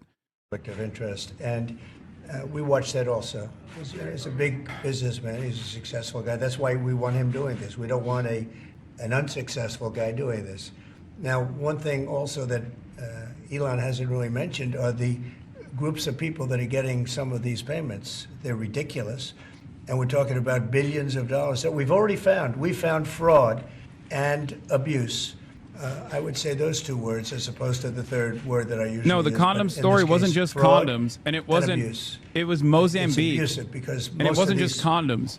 Things are It was a virtually broader made up, or anti-HIV. It was a broader HIV prevention initiative that exists in Africa. but we're talking about tens of billions of dollars that we've already found. And now a judge who's an activist judge wants to try and stop us from doing this. Why? Why would they want to do that? I campaigned on this. I campaigned on the fact that I said government is Mozambique, corrupt. Gaza. And it is very corrupt. Is it actually It's fraud though? very, No, very, it's not. it's That's the also problem. You can't just declare something to be a fraud because you don't personally like it. Okay? The simplest example is contraceptives. Let's say that there's enough people within the Republican government that consider contraceptives to be unchristian-like. And there are plenty of people who think contraceptives are unchristian-like. You can't just say, oh, it's fraudulent to spend this pre-allocated funds on contraceptive programs in Africa in an effort to combat sexually transmitted diseases. Just because you don't agree with it doesn't mean it's fucking fraud. It's ridiculous. And I guess you call that incompetence, maybe. Yeah. It could be corruption. It could be a deals made on both sides, you know, where the guy gets some money, he kicks. I think there's a lot of kickback here. I see a lot of kickback here. There's a lot of kickbacks. Tremendous kickback. This whole Musk purge is built upon a rhetorical sleight of hand that everything is everything I ideologically disagree with because it's woke and gay is per se waste, abuse, and fraud. And no one in our media highlights this massive category error that is actually kind of important. This is a big part of it. And I hope that the court system is going to allow us to do what we have to do. We got elected to among other things, find all of this fraud, abuse, all of this horrible stuff going on. And we've already found billions of dollars, not like a little bit, billions, many billions of dollars. And when you get down to it, it's going to be probably close to $1 trillion. It could be close to $1 trillion that we're going to find. No, that part is completely ridiculous. You are not cutting $1 trillion worth of government spending, okay? I wish. I'm not knocking anybody for that, but he has certain leanings, and he wants us to stop looking. How do you stop looking? I mean, we've already found it. We have a case in New York where a hotel has paid $59 million, $59 million because it's housing migrants. Dude, additionally funny, Trump is saying this because he did this with the Trump hotels when he was president. He literally did this. He did this exact same thing with Trump properties while he was president. He would get Secret Service to stay in his own properties to pay exorbitant fees to his own fucking properties. Deficit in half from 2 trillion to 1 trillion. And it's really two things: competence and caring. And if you add competence and caring, you'll cut the budget deficit in half. And I fully expect to be scrutinized. You will see it. America overspending issue is bad. You will thank future later. Elon, not perfect, but he's smart. Dog, I am not saying that the American government is not wasteful or even engaging in fraudulent activities. I'm simply stating that these guys are not actually tackling that, okay? If they were looking at genuine fraud, they would end up harming a lot of their, important corporate benefactors. So, of course, they're not going to do that. They're not going to go after, for example, the military, okay? You want to know how I know that they're not going to go after the military and fraudulent extra spending for no reason? Because Donald Trump has already said he's signing off on additional billions of dollars in weapons contracts to the state of Israel, for example. Okay? if they wanted to stop, I like that he's picking his nose on camera. It's hilarious. Like, if they wanted to go after fraud and waste, they would not take out the Consumer Financial Protection Bureau. Okay? How is that taking out fraud? That is an agency tasked with helping consumers and has helped consumers. They've recovered $21 billion of fraudulent and wasteful expenses that these fucking criminal corporations have actually forced upon the American public. For the price point of $1 billion, the Consumer Financial Protection Bureau has actually given back to the American public $21 billion. Okay? You really think they're tackling fraud? Or do you think they're making it easier to steal from the American public, to make it easier for corporations to keep grafting you? When you're looking at something, you'll find you're looking for 1 out of 100. Here, you're almost reversing it. You look for one that's good. Yeah. And you can look at the title and you say, why are we doing this? Why are we doing that? And the public gets it. You know, the public gets it. You've seen the polls. The public is saying, why are we paying all this money? This for years, this has gone on. Yeah, Trump is moving to reverse medical debt and overdraft protections implemented by the CFPB. Wow, how wonderful for the American public. Do you agree with that? Is that the I plan? really don't know. I know this. We're finding tremendous fraud and tremendous abuse. If only there were people that wasn't, if only there were more people and not just like random dumbass Twitch streamers like myself actively talking about this every time they had an opportunity to talk about this, instead of talking about USAID and how we must defend USAID. And if we don't defend USAID, then China is going to take over. Like, instead of saying shit like that, maybe they should talk about this. I don't know. The only other media outlets that I've ever heard this kind of commentary from is myself, Michael from Pennsylvania, Chapo Trap House, TrueAnon, and fucking Majority Report. What is going on? Where is the Democratic Party? This is 100% an abdication of duty, okay? It shouldn't be up to Dropsite News, Majority Report, myself, and some others that are actively saying this is a ridiculous thing that they're doing. It is actually not beneficial for the American public. This is a horrible thing to do, especially when you have someone that is responsive to populist sentiment, okay? It's crazy. It's crazy to me that Hakeem Jeffries is not talking about this every goddamn day, okay? It's crazy to me that the Democratic Party is not going on every news outlet and saying, look at what they're doing. Look at what they're doing. They claim to be on the side of the American public. Instead, they're just showing their bellies, dude.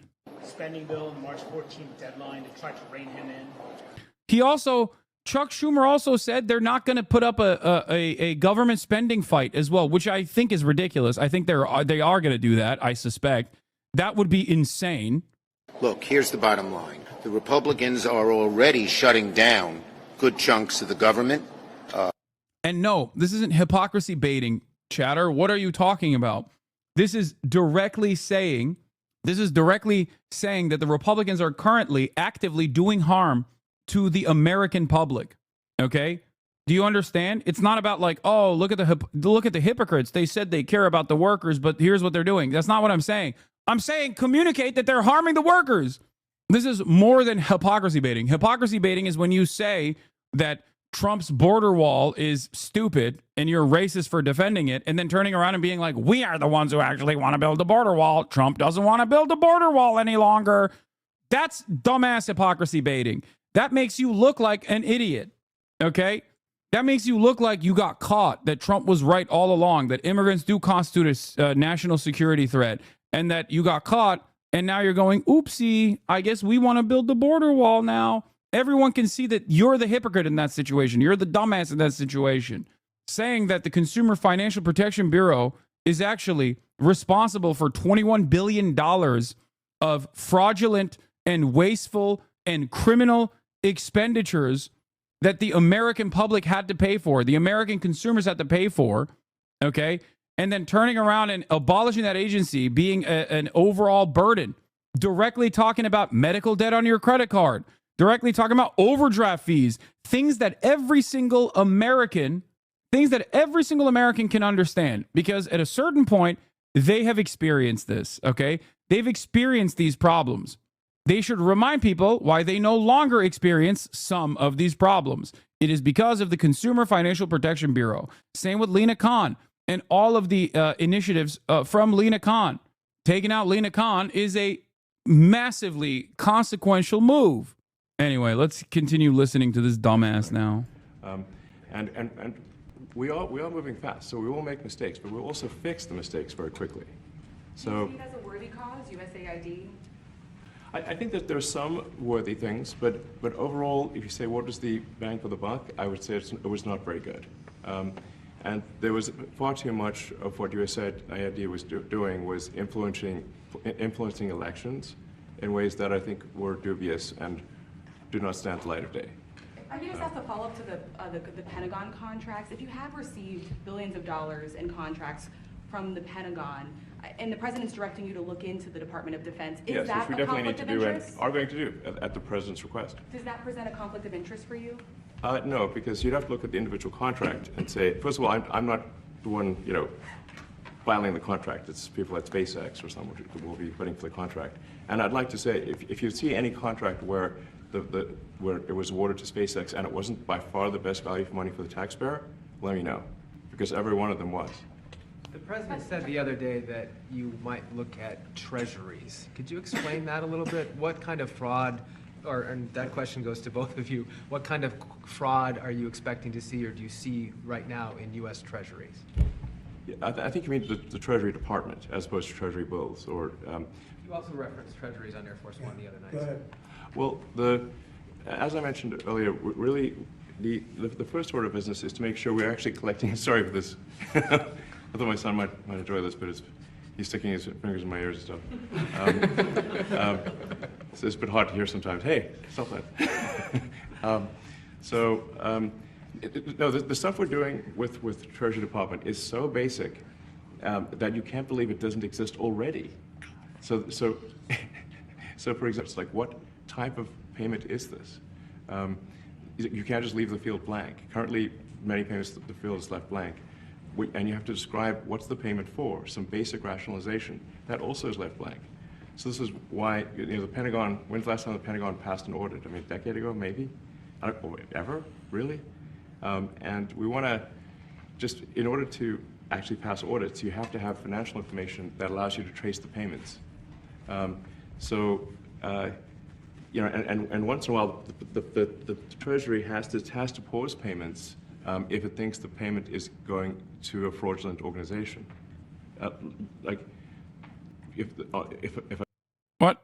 to get on that payment, the do no pay list, it means that this is someone no pay list. It means that this is someone that is just, it's like dead people, terrorists, known fraudsters, that kind of thing. We should not pay them. But currently we do, which is crazy. We should stop that. Many transactions. And by the way, 100 team. And for the sake of the country, I hope that the person that's in charge and the other people that report to me that are in charge are allowed to do the right thing, namely make sure everything's honest, legitimate, and competent. But we're looking at just, when you look at USAID, that's one. We're going to look at the military. We're going to look at education. They're much bigger areas. But the USAID is really corrupt. I'll tell you, it's corrupt. They cooked the stream. It's desync now. And I can't imagine a judge saying, well, it may be corrupt, but you don't have the right. You got elected to look over the country and to, as we say, make America great again, but you don't have the right to go and, as we say, make America great again, but you don't have the right to go and look and see whether or not things are right that they're paying or that things are honest that they're paying. And nobody can even believe this. Other people, law professors, right away. You're supposed to be running the country, but we're not allowed to look at who they're paying it to and what they're paying. We have massive amounts of fraud that we caught. I think we probably caught way over a lot of billions of dollars already in, 2 weeks? Yes. And it's going to go to numbers that you're not going to believe. And much, as I said, much is incompetence and much is dishonesty. We have to catch it. And the only way we're going to catch it is to look for it.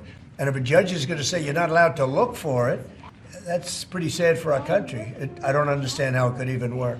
Program, can you personally guarantee that Which one? The buyout program, the operative federal workers, can you personally guarantee that the workers who opt in to resign now will be paid through Well, September? they'll get their money, but they're getting a good deal. They're getting a big buyout. And what we're trying to do is reduce government. We have too many people. We have office space. It's occupied by 4%. Nobody's showing up to work because they were told not to. And then Biden gave them a 5-year pass, some of them, 48,000 of them, gave them a 5-year pass, that for 5 years you don't have to. I'm more conservative. Serious question, because I honestly don't know. Are liberals thinking what they are claiming to find in U.S. aid is lies? No. Liberals are saying that U.S. aid is a profoundly important aspect of American foreign policy that works to continue American dominance by doing soft power initiatives around the globe. Some of those initiatives are actually good for the overall for the overall public that receives these initiatives, like, you know, reproductive health care in Africa is good. It's not a bad thing. Okay, even though it is done at the behest of the United States of America doing soft power in these countries, making these countries reliant on the U.S. and making those security cooperation agreements that come later down the line an overall easier one to sell to the broader public. Okay. Having said that, however, there is a lot of just insanity in the way that they're targeting things. Like, they'll just be like, oh, well, they're giving $40,000 to a Guatemalan transplant, and then you look it up and it's actually like a joint partnership agreement to fund the arts, okay, between a Guatemalan university and an American university. It's like, yeah, that's not fraudulent expenditure. I think a lot of these dummies also personally think that, like, anything that they're doing in terms of, pro-LGBTQ or whatever is not done at the behest of, like, later utilizing these existing relationships as a way to destabilize countries, or at least, like, to have some kind of civil society organization on the ground to develop a better understanding, to do espionage if necessary. But instead, it's just because we're woke, and we're doing this because we're truly woke. It's a way to believe the propaganda that liberals have put forth. Okay, it's ironic because that means you genuinely believe that the American government is doing things because they're kind. You have to be a real dumbass to think that the American government is doing things because they're kind. Okay, yeah, the American government is woke and gay. That's why they were doing aid. Ridiculous. They're doing aid so they can eventually utilize the existing relationships that they've developed on the ground for whatever suits their purpose. Also, none of it is fraudulent, okay? As Adam Johnson mentions here, everything I ideologically disagree with because it's woke and gay does not mean it's waste, abuse, and fraud. Do you understand? Like, oh, well, I don't like this personally, so I think it's stupid and bad and abuse and fraud is a ridiculous way to do this, okay? Unintelligent person alive. 3, if you're really implying that U.S. aid is not done out of pure goodness of the American heart, then name one thing U.S. did wrong in the last 50 years. I can't name one. It would be easier for me to name one thing that America has done that is... There's nothing I can name in general that America has done in the name of good, okay? Even Ukraine is a great example of what I'm talking about. Ukraine is on the right side in terms of morality, okay? Ukraine has an understandable moral position to rid its national borders of a military invasion. America's interest in Ukraine, however, which Trump basically revealed openly, is not so good, okay? You can't go wrong back in Ukraine. That's it. You have to look at the situation and truly believe that America is always doing good things around the world for you to assume for you to assume that their intentions with Ukraine is good, even if they openly state that their intentions are not pure. Their intentions are impure. It's also short-sighted policy because there is a funding after-school programs for undeserved communities, DEI, and fraud, but the role of that program is to decrease incarceration, saving the state money. For example, it can also be self-serving. Yes, a lot of those things, a lot of the initiatives like that, after-school programs and whatnot, seem costly, wasteful, and stupid. Like, they'll be like, oh, dude, they're doing violin, they're doing, like, musical education lessons in in the south side of Chicago or whatever. And it's like, yeah, that is an incredibly important initiative because as studies have shown time and time again, after school programs actually significantly lower at-risk youth's likelihood to go and do crimes, okay? They're not doing it because they're woke and gay. They're doing it because it's obviously beneficial. It saves the government more money down the line as well if these kids are not doing crime and then doing crime obviously is chaotic. They're stealing cars and whatever. Or obviously you don't want like property loss in general for the broader public. But it's also better overall for the government now that you don't have to like put a bunch of children in the system at an early age. But that requires you to, one, do a little bit of reading. In order to understand these initiatives and the long-term impact of said initiatives, that requires you to imagine an alternative instead of simply closing your eyes and going, nah, dude, I have these racist beliefs that these guys are intrinsically evil and inferior. I won't say that they're inferior because of their race. I'll say they're inferior because of their culture as a substitute for race, and that no amount of violent lessons is going to stop these kids from stealing Kias or whatever. Okay?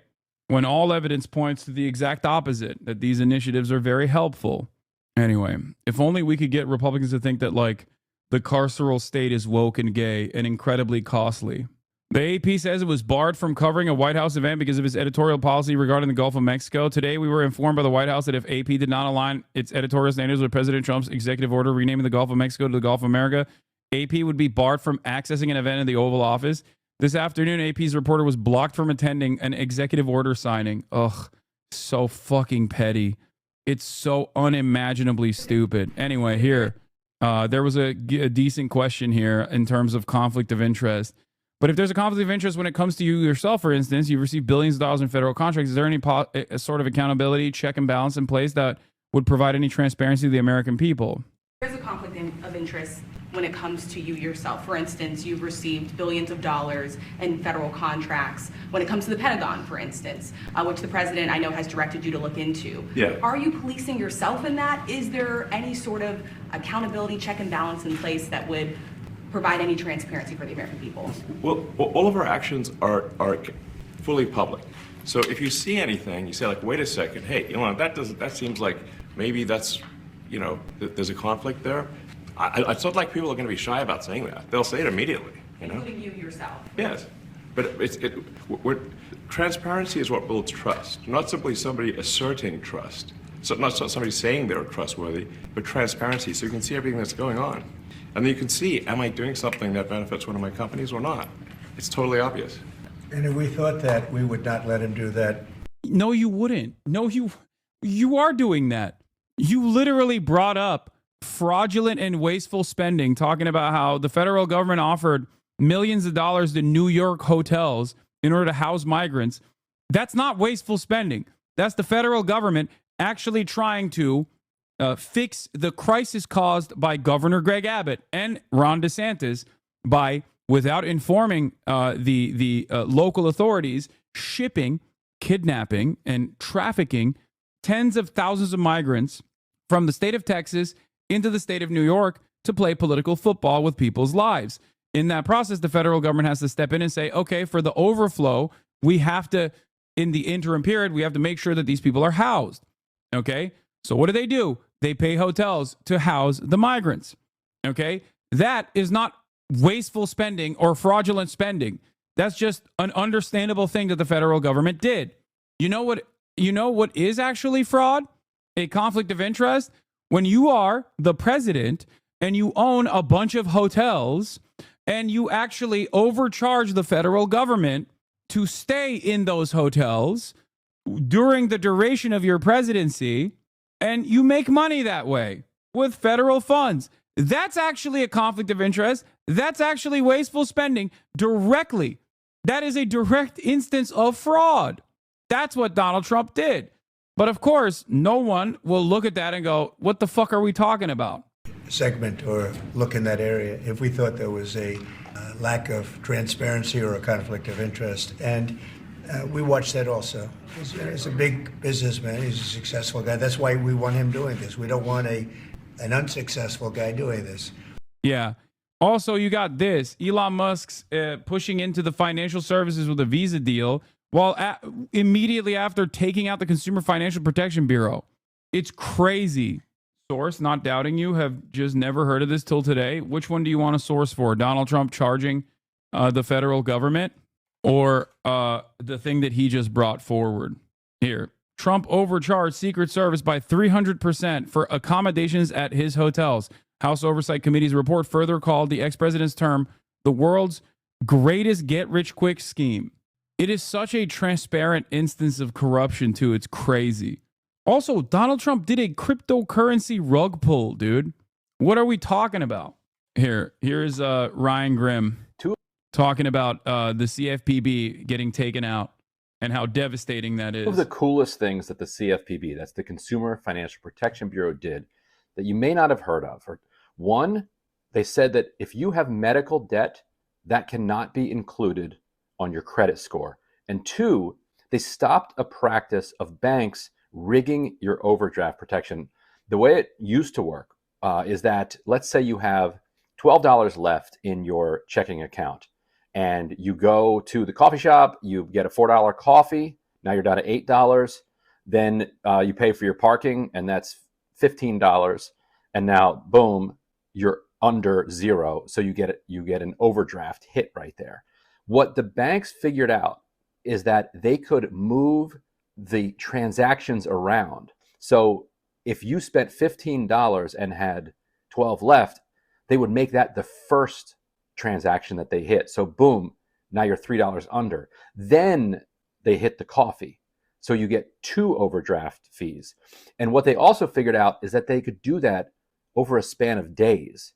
And so whenever your balance would get close to zero, they would find one of your transactions that was higher than that balance, even if you had other transactions ahead of it.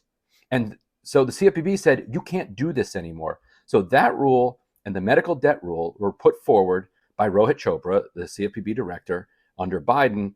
And if you look at this statement here, this is from the White House, announcing that among the reasons that it is shutting down or trying to shut down the CFPB, because it's completely illegal to shut it down. Yeah, have fun with those overdraft hits again. You know what I mean? This is some shit that actually destroyed me as well in the past, back when it used to exist, back when I was a broke boy. Are these two things. They reference, quote, they buried $50 billion in medical debt. That's a reference to that rule. And this thing where it says itself the authority to regulate Americans' checking accounts. What's really frustrating about all of this, there's two things that really piss me off about this. Number one, this is the same party that forced the Biden administration's hand in claiming that the executive authority could not abolish student loan debt. Okay? Now they're saying the executive authority could abolish the Department of Education in its entirety. Think about that. Because when there's a will, there's a way. Nobody cares. Okay? Nobody actually cares. It was just that the Biden administration had to play ball. They had to play by the rules. Okay? That kind of attitude, that kind of opinion, that kind of subservience to institutional norms will always cause you to lose. And that is very frustrating for the American public. They just go, oh, ineptitude, every step of the way. Once again, over and over again, these Democrats cannot actually push for their agenda. The average American does not look at that and go, oh, well, their hands are tied. Okay, well, the Republican hands are tied too, but you see them bouldering through those binds every single day. Think about that. And this leads me to my second point, because a lot of people are like, why is Trump so popular right now? It's because a lot of Americans have grown frustrated with the way things are. And a lot of Americans hate the massive hurdles that are always happening, the gridlock that's always happening in Congress, the gridlock that's always happening in terms of like not following through on your agenda. Okay? So when Donald Trump actually boulders through this stuff, people look at him and go, well, at least he's doing something, without realizing that the things that he's doing are actually inherently harmful to the broader public and their interests. But it does not matter because most Americans just look at that and go, well, at least he's doing shit. That's it. This is why I always try to tell all of you and all who will listen that the Democrats should behave like Republicans, not in terms of policy, but in terms of politics. That's it. That's it. Democrats should be playing politics in the same way that the Republicans do. Obstruct when you're not in power. And when you're actually in power, do everything you can to overcome whatever kind of legal or congressional hurdle is placed in front of you. Okay? That's it. That's it. But they don't do that. That's why it's laughable when you think about the Biden administration, which had every right to actually abolish student loan debt. They had all of the power, and the Supreme Court decided it was unconstitutional. Fuck the Supreme Court. What are you going to do about it? But Biden was, of course, the wrong guy for that because he can't go on television and do what Trump does all the time, which is to say the Supreme Court is an enemy of the American people. They want people to be saddled with unlimited debt for the rest of your lives. They want you to be saddled with unlimited debt. They pulled a bullshit case out of nowhere to claim that there was a financial institution being harmed. The financial institution itself said that there is no legal standing for this court case. Are you joking? Fuck the Supreme Court. Fuck that. What are you doing? The Supreme Court shut Biden down. They did pass it. Are you so sure that if the Supreme Court said no to Trump would ignore that? Should Biden? This take is amiss. Biden did attempt to forgive student loan debt. Brother, what are you saying? Do you hear yourself? The Supreme Court, especially under the Biden administration, was supremely unpopular. Okay? You have to play hardball. You can't just say, all right, well, they have awesome power at the end of the day. They should have changed the Supreme. They should have changed the Supreme, but just not listening to the Supreme Court is insanity. Yeah, well, when Donald Trump does that, you'll see. If it ever happens, he already has a completely captive supermajority Supreme Court, but if that were to ever happen, you'll see how this works. Okay? It's insane for him too. Yeah, except he does insane shit that is not overall beneficial for the American public every goddamn day. And we just go, oh, what can we do about it? But in the eyes of the broader public, they look at that and go, well, that's my president right there. He's actually doing something. You're demonstrating the same exact attitude that is fundamentally leading Democrats to lose every step of the way. If you are, ironically enough, even if you are an institution defender, if you have one party that opposes institutions every step of the way, that will look to find any kind of legal jargon to justify their actions that continue with their agenda of deregulation, destroying the federal government, destroying the regulatory agencies, offering tax cuts for the wealthy. If you have a party that does not care about the rules or will find like some antiquated legal standard to claim that they have the righteous, like enough of a legal power to behave in this way, then you're always going to sit aside as the institutions are destroyed. Okay? We can do things, but saying Biden should just say, fuck the Supreme Court, let them enforce it, then we have a king, and I don't want a king anything. Dog, we already have a king. And that is because Biden was not aggressive enough. That is my point. And your attitude is the reason why Democrats fucking lose every step of the way.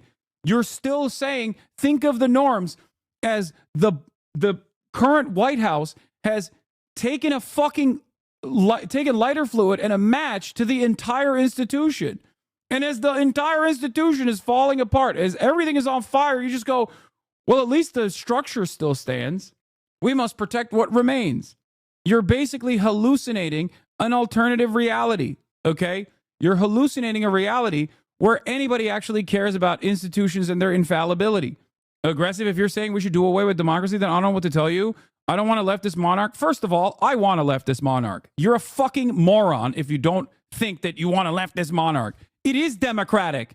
Do you think that when the overwhelming majority of the public does not want abortion to go away, and then the Supreme Court decides, nah, it's going away, protecting that standard is democratic? No, it's not. It's inherently undemocratic. What the fuck are you talking about? You don't even need to be a left-wing monarch in that regard. You're wrong. If you think the Supreme Court of 9 unelected lifetime appointment justices making up fake nonsense to decide and lying to the public, by the way, every step of the way, because they did. All of the Trump appointees lied to the American public when they said they would not overturn Roe v. Wade. And then they ended up doing that. That was inherently undemocratic. And instead of addressing that and saying this decision is completely unacceptable, okay, the Democrats just basically said, oh, this is a great opportunity to fundraise. And people like yourself that are at the heart of the Democratic Party still maintain the position that, oh, they're trying their very best. You're libbed up at a time when liberalism has died, okay? It's over. It's over. It's done. It's so done. It's never been more done. And you're still trying to maintain this like aesthetic defense of liberalism and these institutions, and also simultaneously defend the Democratic Party. This is the reason why the Democratic Party's approval rating is lower than Donald Trump right now. Okay? Who is this for? Who is this argument for? It's for nobody.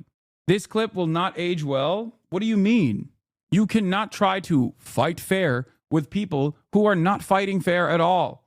This clip will not age well is so stupid because guess what? It's already aging. It's crazy. He means you saying left-wing monarchy is democratic. Oh, whatever. I don't give a shit about whether it's a monarchy or a theoretical democracy or whatever the fuck, okay? Those are different and virtually all invalid forms of government. You're hyper-focusing on the aesthetics while claiming that it's actually a left-wing monarch that is doing this when they're abiding by the democratic standards. What are you talking about? Making sure that 9 unelected Supreme Court justices abide by what they have told the American public in front of Senate judicial hearings is actually maintaining the democratic principles, not the opposite. Okay? Do you understand? You can call that, oh, a left-wing monarch all day, every day. I don't give a shit what you call it. That is actually maintaining the democratic wishes. Drew Cook, can't wait for that part of the explanation to not make it to the clip chimp. I know. It doesn't matter, okay? It does not matter. Oh my God, people are going to clip me out of context again. I speak for 8 hours a day, okay? If you want to truly address or truly understand what my perspective is, you can come in and actually fucking hear what I have to say. It doesn't matter. People have been doing this for the past 6 years, okay? Look at what is happening. Look at what is happening to America. Look at what is happening to the so-called liberal institution defenders. If your goal, as Donald Trump and Elon Musk are simultaneously lighting the federal government and all regulatory agencies on fire, if your job is to turn around and say, how can I make this about my least favorite Twitch streamer because my favorite content creator fucking hates him and I'm a loyal servant of him, then you're a pathetically unserious person. Stop. Nobody cares. Okay? Please. How is a leftist monarch good and what the point of saying it? That is what I missed.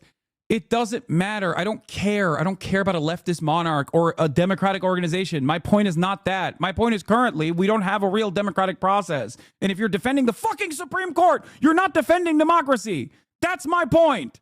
Stop maintaining like aesthetic sentiments about liberalism and institutions. You're not living in the real world. Look around.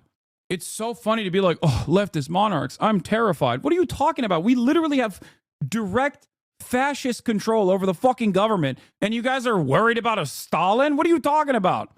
What the fuck? There is no leftism in this country, okay? The average American is not even class conscious a little bit, okay? Shut the fuck up. Stop looking to the most leftist person that you can point to say, I'm not like that. I'm so scared of that. See, I'm one of the good ones. Who is this for? There's dudes named Big Balls and Booger Eater ripping through the federal regulatory agencies and engaging in mass layoffs, and you're over here being like, well, the institutions. I'm scared. I'm scared of communism. The fuck? Be serious, dude. You know who was a left-wing monarch? FDR. Dumbasses. You know who's also doing FDR shit, but in the opposing direction, in the fascist direction? Donald Trump. Okay? That's it. If you want to understand why people think he's killing it right now, well, because Donald Trump is doing FDR shit, but in the opposite direction. By dictating government price controls. That's how the banks say that the CFPB stopped them from moving transactions around to hit you with extra overdraft fees. Now, if you click on those links, they would actually take you to statements. He was not. He threatened the Supreme Court. He threatened to stack the court, saying you ignore the Supreme Court. That is not FDR. You're wrong. I agree with you most of the time. I just don't agree with the idea that the solution is to do it Trump style. The only solution is to actually fight back. And people like yourself that are institution defenders are... What is happening right now? What the fuck? What the frick? That's weird. It's fine. My alert boxes are busted again. Okay? By banks. So this is the Trump administration coming in, saying it's here for working Americans and going and doing bankers' bidding so that they can keep ripping you off. Oh, big balls heard you and hacked you. Yeah. Elon admits he will tell some lies. That an example of the fraud that you have cited. Yeah, I mean, he's like, oh, my bad. Yeah, we dominated the media cycle for like 48 hours nonstop. But here's where we're at. Was $50 million of condoms was sent to Gaza. But after fact-check this, it apparently Gaza in Mozambique, and the program was to protect them against HIV. So can you correct the statements? It wasn't sent to Hamas, actually. It was sent to Mozambique, which makes sense why condoms was sent there. Yeah. And how can we make sure that all the statements that you said were correct, so we can trust what you say? Well, first of all, some of the things that I say will be incorrect and should be corrected. So nobody's going to bat 1,000. I mean, we will make mistakes, but we'll act quickly to correct any mistakes. I'm not sure we should be sending $50 million worth of condoms to anywhere, frankly. I'm not sure that's something Americans would be really excited about. You said on X. Why are the freaks so active recently? Is this admin cooking like the disease left like a fever or what? No, that person who is criticizing me is not like a regular old right-wing freak. He's just a liberal, okay? He's a liberal who thinks that aesthetically or not, there is still some reason to maintain like a defense of institutions at a time when the Republicans are shredding said institutional norms to suit their agenda. And they are looking at this, okay? They are looking at the situation and basically advocating for a reality that does not exist, and a reality that actually has caused the Democratic Party to lose over and over and over again. Got to hold up those institutions and stop fascism. It always worked. Look at Germany. Yeah, that's it. Yeah, it's just ridiculous. With us today. And if you'd like to say a few words, and thank you very much. Mr. President, thank you very much for having us, and so short after your inauguration, I think just as a testament to what you said is a special relationship between our two countries and the personal relationship of friendship and trust between the two of us. Mr. President, I truly believe that with all the challenges that we have in the Middle East, that I finally see somebody that can take us across the finish line to bring stability, peace, and prosperity to all of us in the region. And it is, I think, our collective responsibility in the Middle East to continue to work with you, to support you, to achieve those lofty goals. So I'm very delighted to be here. And as you said, sir, we've got some very interesting discussions ahead of us. Very good. Very good. Thank you very much. Mr. President, many people in the region, especially Jordan, are worried about the annexation of the West Bank. Will you give His Majesty the King guarantee that you won't allow Israel to annex the West Bank? And how are you going to... I think that's going to work out very well. That's not really what we're talking about today. I think that's something that's going to work out automatically, and it's in good shape. And we discuss it, and other people have discussed it with us and with me. That's going to work out. West Bank is going to work out very well. Mr. President, why should the king take in the Palestinian people? He's made clear he doesn't want to. Well, I don't know, but he may have just something to say, because we discussed just briefly. I think maybe you want to say it now, or? Well, Mr. President, I think we have to keep in mind that there is a plan from Egypt and the Arab countries. We're being invited by Mohammed bin Salman to discussions in Riyadh. I think the point is how do we make this work in a way that is good for everybody? Right. Obviously, we have to look at the best interests of the United States, of the people in the region, especially to my people of Jordan. And we're going to have some interesting discussions today. I think one of the things things that we can do right away is take 2,000 children that are either cancer children or in a very ill state to Jordan as quickly as possible, and then wait for, I think, the Egyptians to present their plan on how we can work with the president to work on the Gaza challenges. So you I want to tell you, excuse me, wait, just please. I didn't know that, what you just said, 2,000 children with cancer or other problems. And that's really a beautiful gesture. That's really good, and we appreciate it. And we'll be working on the rest with Egypt. I think you're going to see some great progress. I think with Jordan, you're going to see some great progress. Three of us, and we'll have some others helping, and we're going to have some others at a very high level helping, and the whole thing will come. It's not a complex thing to do. And with the United States being in control of that. The Egyptian Foreign Ministry has dropped a statement as well. Egyptian Foreign Ministry has shared a statement saying it will propose a comprehensive plan for Gaza's reconstruction to ensure Palestinians can remain on their land. It stresses that any resolution to the conflict must uphold regional peace and Israel's occupation and implement a two-state solution. It added that Egypt would work with U.S. President Trump to achieve a just settlement for Palestinians. Egypt is not playing ball to the same degree as King Abdullah is. In his statement, King Abdullah is rewriting history. He never said this to Trump in front of the cameras. He kept talking about a summit with MBS in Egypt and said, I reiterated Jordan's steadfast position against the displacement of Palestinians in the Gaza and West Bank. Yeah, he didn't. And what he did instead was say, oh, yeah, we'll take 2 million children. I mean, not 2 million children, 2,000 children to basically get Trump to shut the fuck up. Okay, that's it. Sorry, I said 2 million accidentally. Yeah, it's just basically to say like, yeah, we'll do something. It's the same thing that like Claudia Sheinbaum did, or the same thing that Justin Trudeau did when they were like, oh, we're gonna move more people to the border. Okay, this is the unified Arab position. Rebuilding Gaza without displacing the Palestinians and addressing the dire humanitarian situation should be priority for all. Anyway. A piece of land, a fairly large piece of land, you can have stability in the Middle East for the first time. And the Palestinians, or the people that live now in Gaza, will be living beautifully in another location. They're going to be living safely. They're not going to be killed, murdered, and having to leave every 10 years, because I've been watching this for so many years. It's nothing but trouble. Everyone's being killed. They're being robbed. It's like living in hell. And they're going to end up having a great home, great families that don't have to get mugged and killed and beaten up and harassed by Hamas and everybody else. And I know we'll be able to work something. And what you just said about the 2,000 is fantastic. It's so beautiful. It's music to my ears. But we're going to be able to work something. And I know we'll be able to work something also with I believe, not 100%, but 99%, we're going to work out something with Egypt. But Mr. President, during your election campaign, Mr. President, how is the U.S. going to own Gaza? Your White House has made clear taxpayer dollars won't be used for this. So what money are you going to use to buy Gaza? We're not going to buy anything. We're going to have it. We're going to keep it, and we're going to make sure that there's going to be peace, and there's not going to be any problem, and nobody's going to question it. And we're going to run it very properly, and eventually we'll have economic development at a very large scale, maybe the largest scale on that site.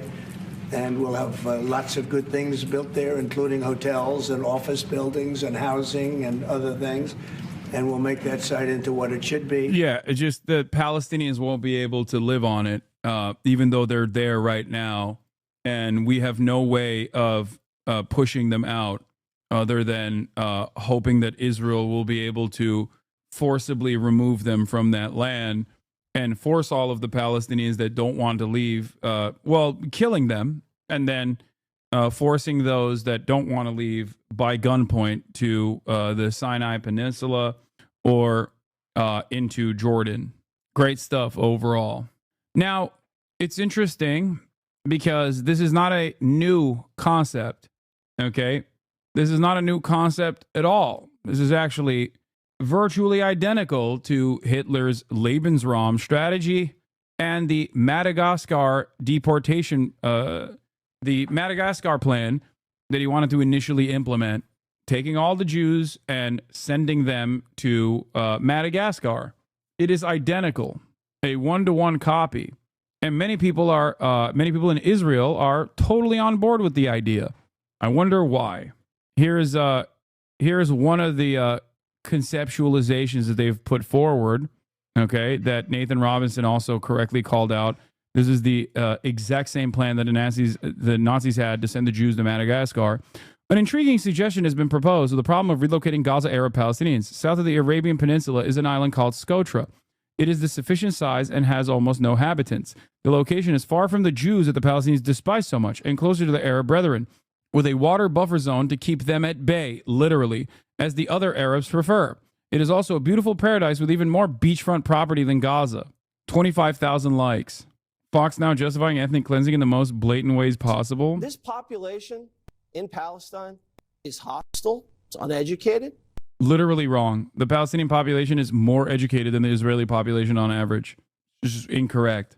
The Palestinian population has a higher educational retainment per capita, a higher rate of college-educated people than the Israeli population has. It's just a lie, a racist lie. It's even more radicalized than they were at the beginning of this. I mean, now they have no homes at all. They're even more hateful of the Israelis. And their birth rate is explosive. The average Palestinian woman has 5.5 babies. The average Israeli woman has only 2.5 babies. So demographically, they're a threat, not to mention the national security.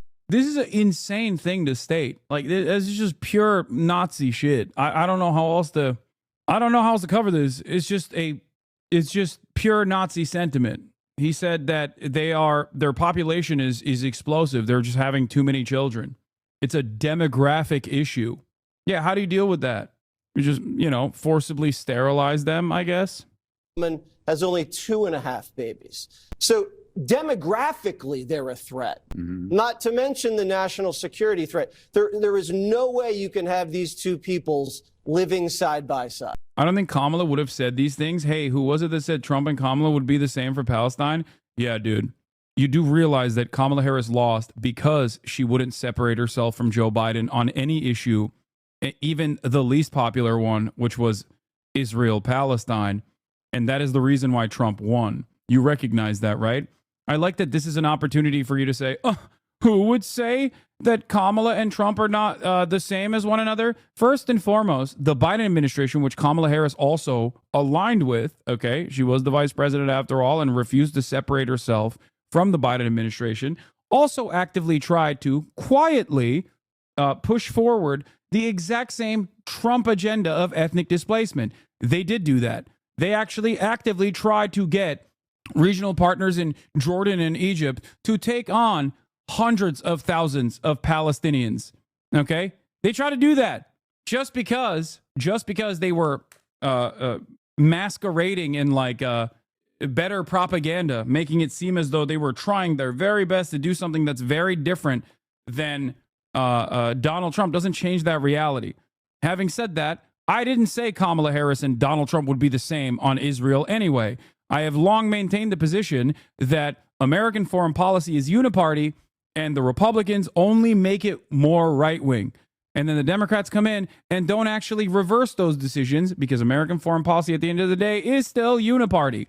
Perhaps the greatest evidence of this was Joe Biden coming in after Donald Trump and not overturning any of the Abraham Accords, moving the embassy to Jerusalem, the permanent annexation of Syrian territory and Golan Heights for Israel. And then who could forget the past 16 months of genocide that came directly because Biden did not offer Palestinians an exit ramp or any sort of recognition whatsoever in the 3 years that he was president. And on the 4th, obviously, October 7 happened. The only difference in this process is the aesthetics. The Democrats act as though they have some semblance of some veneer of caring about the international rule-based order. That's it. The optics are different. They try to do their very best to present a falsehood. The rhetoric is different. But I guess that's enough for many of you. Like when Donald Trump Fauci type crash out 20 minutes ago? Crash outs? What are you talking about? When Donald Trump talks about how Gaza is leveled, who was overseeing the leveling of Gaza? Is the question one must ask themselves. Who? You think the Democrats would be proposing to move the Palestinians out of Gaza? I'm not thinking that. I'm saying that the Joe Biden administration also tried to do that. The only difference is Donald Trump says the quiet part out loud. Okay? What are you talking about? The Associated Press reported on it. Also, even without the Associated Press reporting on that dealing from the Biden administration, how did the bombs get there? Who bombed Gaza? Why is Gaza completely leveled? I'm so confused. Like, are we actually trying to do harm reduction arguments between what the most effective ways of doing genocide is? Is it better to just like do mass forcible ethnic displacement? But we would not be in a position where everyone is fearing that Trump is literally going to ethnic cleanse Palestine. Okay, chatter. I'm going to try to explain something to you. Under the Biden leadership, the ethnic cleansing campaign had already started. Okay? And the Biden administration kept giving more and more weapons and never actually stopping the Israeli government in their ethnic cleansing campaign. They also purposefully looked the other way when there were numerous State Department controlled agencies that reported what the NGOs and humanitarian organizations were reporting from the ground in terms of Israel violating international rights, engaging in a litany of war crimes, actively doing a genocide. They looked the other way. They buried the information that was presented to them so they could continue Israel's genocidal campaign. Okay? The notion that there is a significant difference here is idiotic. You are literally saying which type of ethnic cleansing is better. That's what you're being forced to choose. Okay?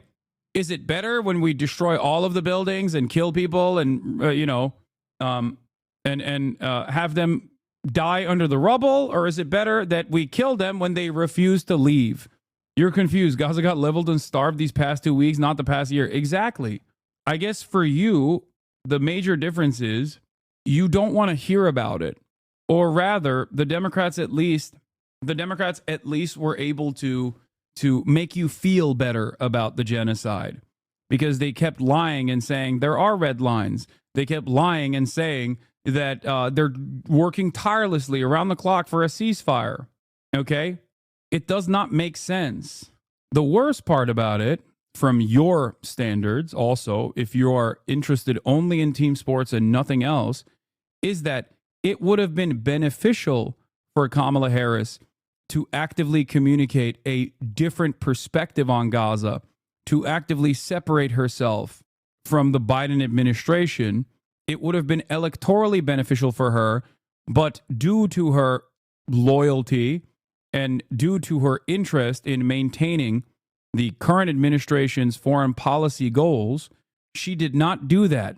And she didn't do that, and she lost. So even if you want to talk about this from a purely partisan perspective, she could have done things. Even if it was a lie, she could have still at least had the decency to lie to the American public. They didn't even want to lie. Trump at least lied, by the way. I mean, it was obvious that he was lying. I reported on it at the time.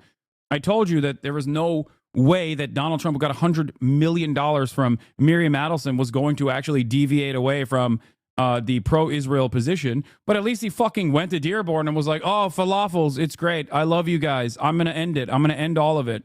Democrats literally didn't even lie to the American public when it was electorally beneficial for them. That's crazy.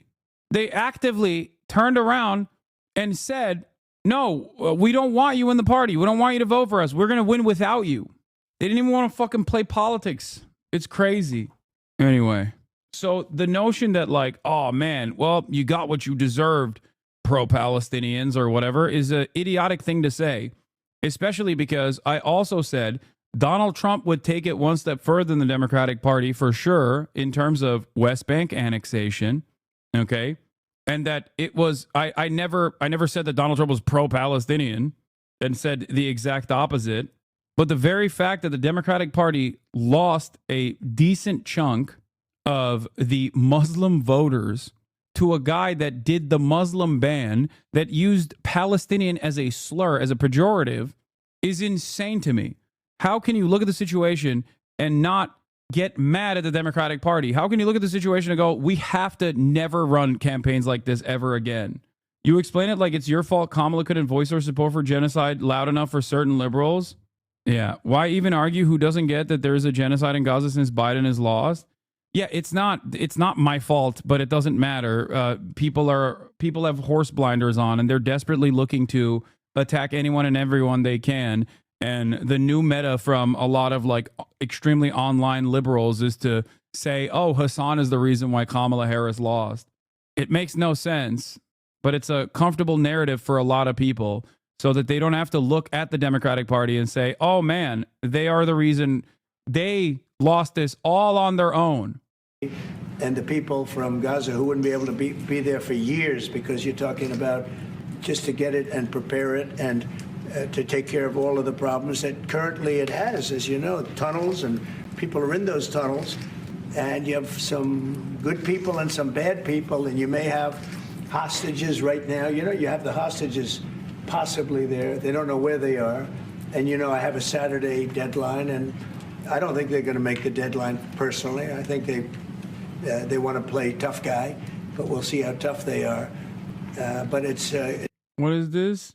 No, the only dick riding idiot is you bending over for Trump thinking he's different. What? Also, you literally had Democrats actively advocating for genocide on the Palestinians. What is happening here? Why are you guys fucking fighting one another? Oh, I love that. When all else fails, when everything is falling apart, I love when liberals look to blame leftists and the leftists look to blame other leftists. Yeah, that's the reason chatters are just fighting each other. Great stuff, guys. Oof. It's going to be a wonderful thing. It's going to be wouldn't for the Middle East. I think it'll turn the Middle East. I think you're going to have peace in the Middle East. You're going to eventually have peace in the Middle East. Couldn't this deadline risk undermining the talks that you're having with the King today, and risk the kind of wider peace that you're trying to? Because we're not talking about a big situation. We're talking about something that can go very quickly. We're talking about it's going to go quickly. It's not going to take a long time, okay? That's not going to take a long time. You know bullies? You know what a bully is, right? You know, the bully, I've always, and I found it throughout my life, a bully is the weakest person. And they're bullies. Hamas is bullies. Dude, that's so funny. Claiming that the bully is the weakest person, which is true, and then not recognizing that you yourself are the bully is crazy. The weakest people are bullies. You know that, right? All right, go ahead. Mr. President, you were saying that Palestinians will live somewhere else safe. Where exactly do you want them to live? Well, it's not where I want them to live. It's going to be where we ultimately choose as a group. And I believe we'll have a parcel of land in Jordan. I believe we'll have a parcel of land in Egypt. We may have someplace else. But I think when we finish our talks, we'll have a place where they're going to live very happily and very safely. And, you know, don't forget, they only want to be on the Gaza Strip because they don't know anything else. They never had an alternative. And they don't want to be on the Gaza Strip, but they have no choice. They have to be. And they're being killed there at levels that nobody's ever seen. No place in the world is as dangerous as the Gaza Strip. They don't want to be there. They have no alternative. When they have an alternative, not one person will want to stay where they are. Nobody wants to stay there. They're living in hell. It's a death trap. Mr. President, how do you know that the Palestinians don't want to leave their land? Some people say this is ethnic cleansing. You won't be able to force them to leave their land. We're moving them to a beautiful location where they have new homes, where they can live safely, where they'll have doctors and medical and all of those things. And I think it's going to be great. Yeah, any questions? King Abdullah, what do you think about the U.S. taking over the Gaza Strip? Do you want to see the U.S. own the Gaza Strip? Well, I think, as I said earlier, the president is looking at Egypt coming to present their plan. As I said, we will be in Saudi Arabia to discuss how we can work with the president and with the United States. So I think let's wait until the Egyptians can come and present it to the president and not get ahead of ourselves. And is there a partial land in Jordan that you're willing to have Palestinians? Well, I think what we said, I have to look at the best interests of my country. I think the president is very happy that we do this thing with 2,000 children as quickly as possible. And again, I believe that the president is looking forward to getting a group of us Arabs here to discuss the overall plan. And last question, the 2,000 children, are those from the Gaza Strip? Absolutely, from the Gaza Are Strip. you willing to change your mind, Mr. That's President? from the Gaza Strip, the 2,000. Are you willing to change your mind if you hear the Egyptian and the Arab plan end of the month? If they present you something different, are you open to I another think plan? we sort of have gone down the line. We know pretty much what is going to be presented. And I think it's going to be something that's going to be magnificent for the Palestinians. They're going to be in love with it. I did very well with real estate. I can tell you about real estate. They're going to be in love with it. But Mr. President, does it concern you that moving 2 million people from there? It's a very small number of people. Stop giving a shit. Thank you for the 50 gifted subs. Sorry, I didn't notice it. Relative to other things that have taken place over the decades and centuries. It's a very small number of people. And they're living a terrible life. Look at the way they're living now. Nobody's... Yeah, they're really going to love being ethnically cleansed from their ancestral lands, or what remains of the area that they were initially displaced to. They're going to love that. They're going to personally prefer that. They're going to love that so much. Oh, 2 million people he's talking about. Forcible ethnic displacement. I can't, dude. It is so insane. By the way, you want to know something that's also kind of interesting about this process? This is yet another area where the Democrats are not in unison, collectively saying this is genocide. Part of that is because they would look incredibly hypocritical if they actually chirped about it, considering that they also oversaw the ethnic cleansing of Palestine under their watchful gaze. But that's why I think it's ridiculous when liberals come in here to try and defend the Democratic Party when they're not even fucking saying anything about Donald Trump. Like, they're not even saying, they're not even doing this. They're not doing the thing that you want them, or that you're claiming that they're doing. Nobody's living like that in the entire world. They're living under buildings that are mostly fallen down and will continue to fall down. Bro, these are such horrible takes. Lamau. Yeah, horrible takes. An accurate assessment of the reality that is in front of your eyes is a horrible take, because you would rather not recognize what is happening and instead imagine an alternative reality. It's always great because, like, these guys have nothing. Okay, it's like this take, maybe a statement about how I'm a terrorism supporter or something like that, which is not even a counterpoint to what I'm saying, and then that's it. They just leave. Like, I'm looking for serious discourse. If there's something that you consider I have said that is wrong, present it. And they're living under. People are being killed every day. The conditions are horrible. There are no conditions anywhere in the world that are worse than the Gaza Strip right now. But don't you have concern that you can destabilize Jordan and You said all Egypt? hell will break out if all the hostages are not released on Saturday. What did you mean by that? And are you encouraging Netanyahu to walk away from this deal? Have you talked about this with him? So I've looked at the condition of people coming out of the hostage situation, and it's horrible. I looked at the before and after yesterday. 3 young men. One is dead now, as you know, the older gentleman who died, which everybody said he was alive and well. He's dead. But the 3 young men, and I looked at them from a short while ago, and I looked at them now. They're emaciated. They look like Holocaust survivors. They looked, they'll get better, but they're in rough shape. They were treated really badly, and we've heard things from them since. And I think the reason that Hamas is playing so cute is because they saw the reaction to these 3 people that came out, and the other ones. Look, the one young lady had her hand blown off practically, and they were not in great shape either. But she's missing her fingers and a big part of her hand. You know what she did? She was stopping a bullet that was aimed at her. She went like that, then it blew off her hand. Now, I think what they're I think they want time because I think the people that they have living are in such bad shape because they're sending the most healthy people out because they don't want to send the least healthy people out. And there was an uproar when they saw the people from yesterday. So these people are, so I don't want to do 2 and then we do another 2 in another week and then we do 4 in 3 weeks. No. They either have them out by Saturday at 12 o'clock or... What?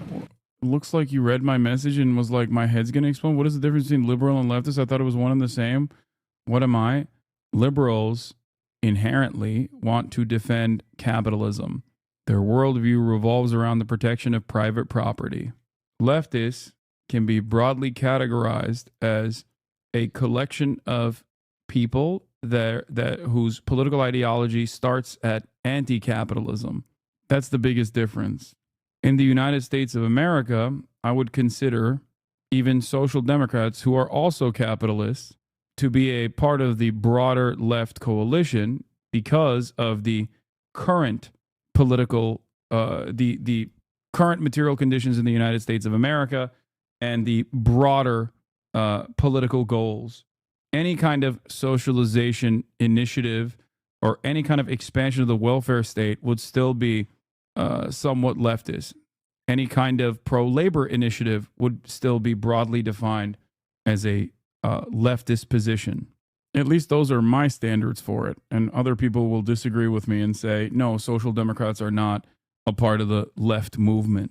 This is, of course, mostly for American politics, which is, unfortunately, one of the most right-wing nations on the planet, at least economically. All bets are off. Mr. President, would you still consider withholding aid to those countries if they don't accept your plans to accept? Well, I don't want to say that because we've had such a good relationship and we're doing so well just in the short time that we've been talking. I mean, the king just made a statement. I didn't ask him to do that about literally saving 2,000 young children from the Gaza Strip.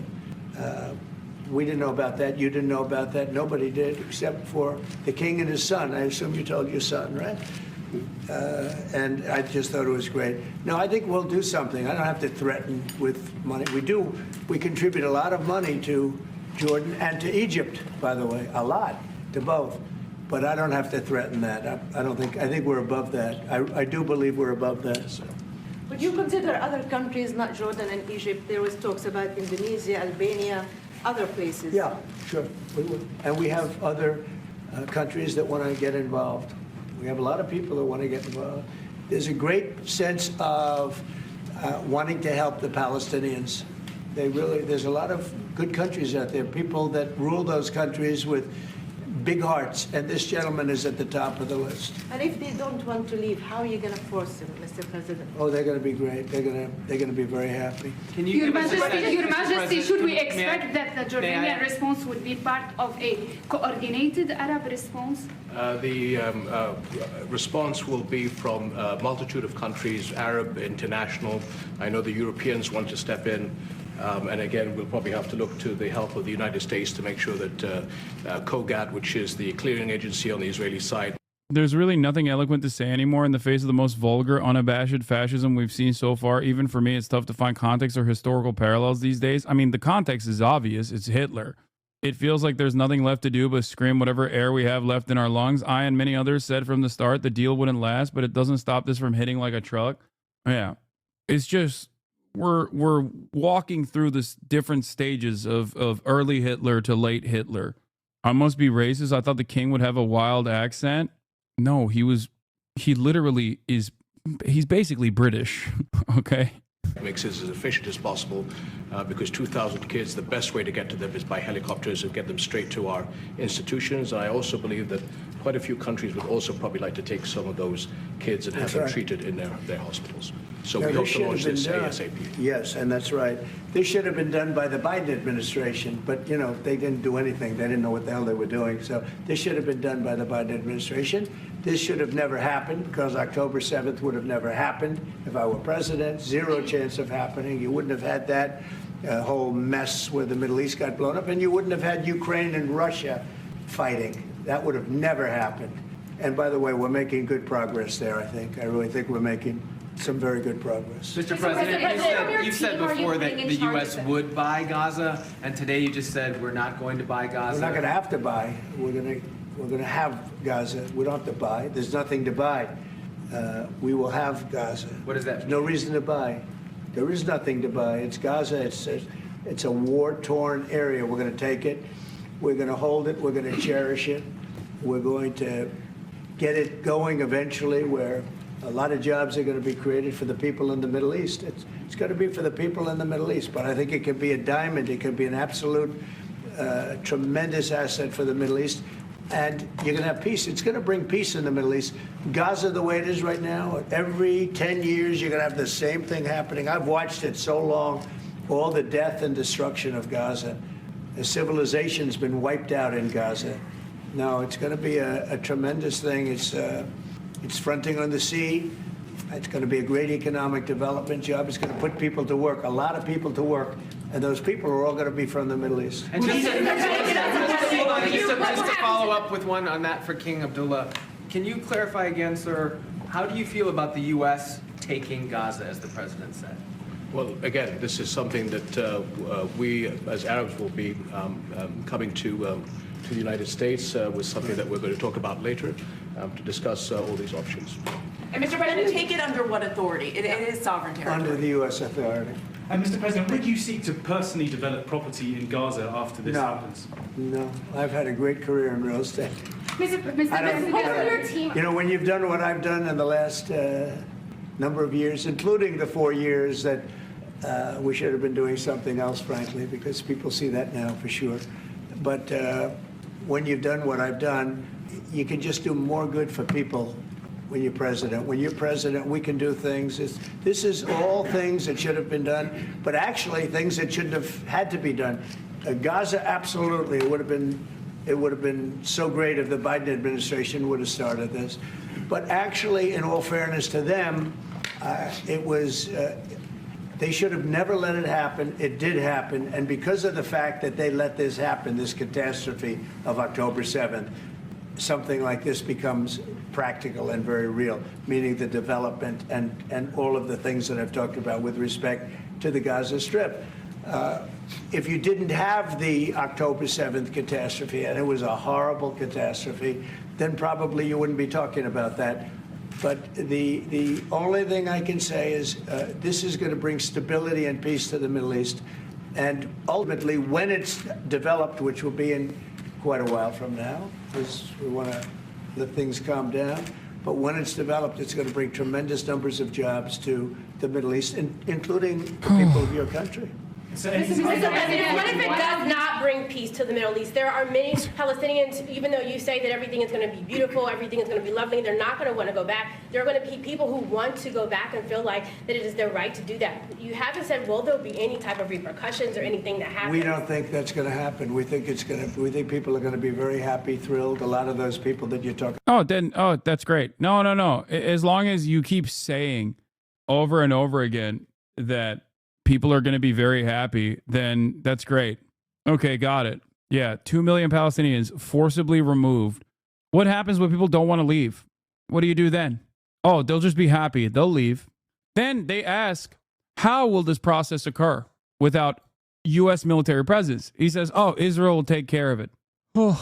talking about are going to end up maybe living there and maybe working there, but it'll be in a different form. We have had tremendous support for this project, and we think the biggest asset of the project is going to bring peace ultimately to the Middle East. All right. Mr. President, one last question. Go ahead behind you, and you've asked enough. Mr. President, one of your promises on the campaign trail is to bring peace to the Middle East. It was a promise to your voters, Arab voters here. The Arab voters in the United States oppose this. What do you say to that? Well, you know, if you look at Michigan, where we have a large Arab population, as you know, I was just telling the king that we won. As you know, I won the Arab population. Now, when I started off, I wasn't leading, and when I finished, a few months later, we started campaigning in Michigan. And when I finished, we won it by a tremendous amount, by 30 points. So And my relationship with the Arab population has been fantastic. And I mean, it's just every part of this is delusional. You know what I mean? With the It's just everything he's saying is completely delusional. It's just as delusional to say, oh, the Arab population loves me, as is to say that like the Palestinians will love being forcibly removed at gunpoint from what remains of their ancestral lands. Okay. ceasefire in Gaza hanging by a thread, the King of Jordan came to the White House today for urgent talks with Donald Trump, as the president reiterated his ultimatum to Hamas that they have until noon on Saturday to return the hostages or else. they either have them out by Saturday at 12 o'clock or all bets are off. Was he talking about American retaliation? The president didn't say, but the threat was clearly there and clearly echoed by Israel's prime minister today. If Hamas does not return our hostages by Saturday noon, the ceasefire will end, and the army will return to intense fighting until Hamas is finally defeated. The joint ultimatums came after Hamas last night said it would delay the release of hostages from Gaza this weekend, claiming Israel had broken promises in their ceasefire deal. Yeah, Israel did break the promises in the ceasefire deal. This is trackable stuff.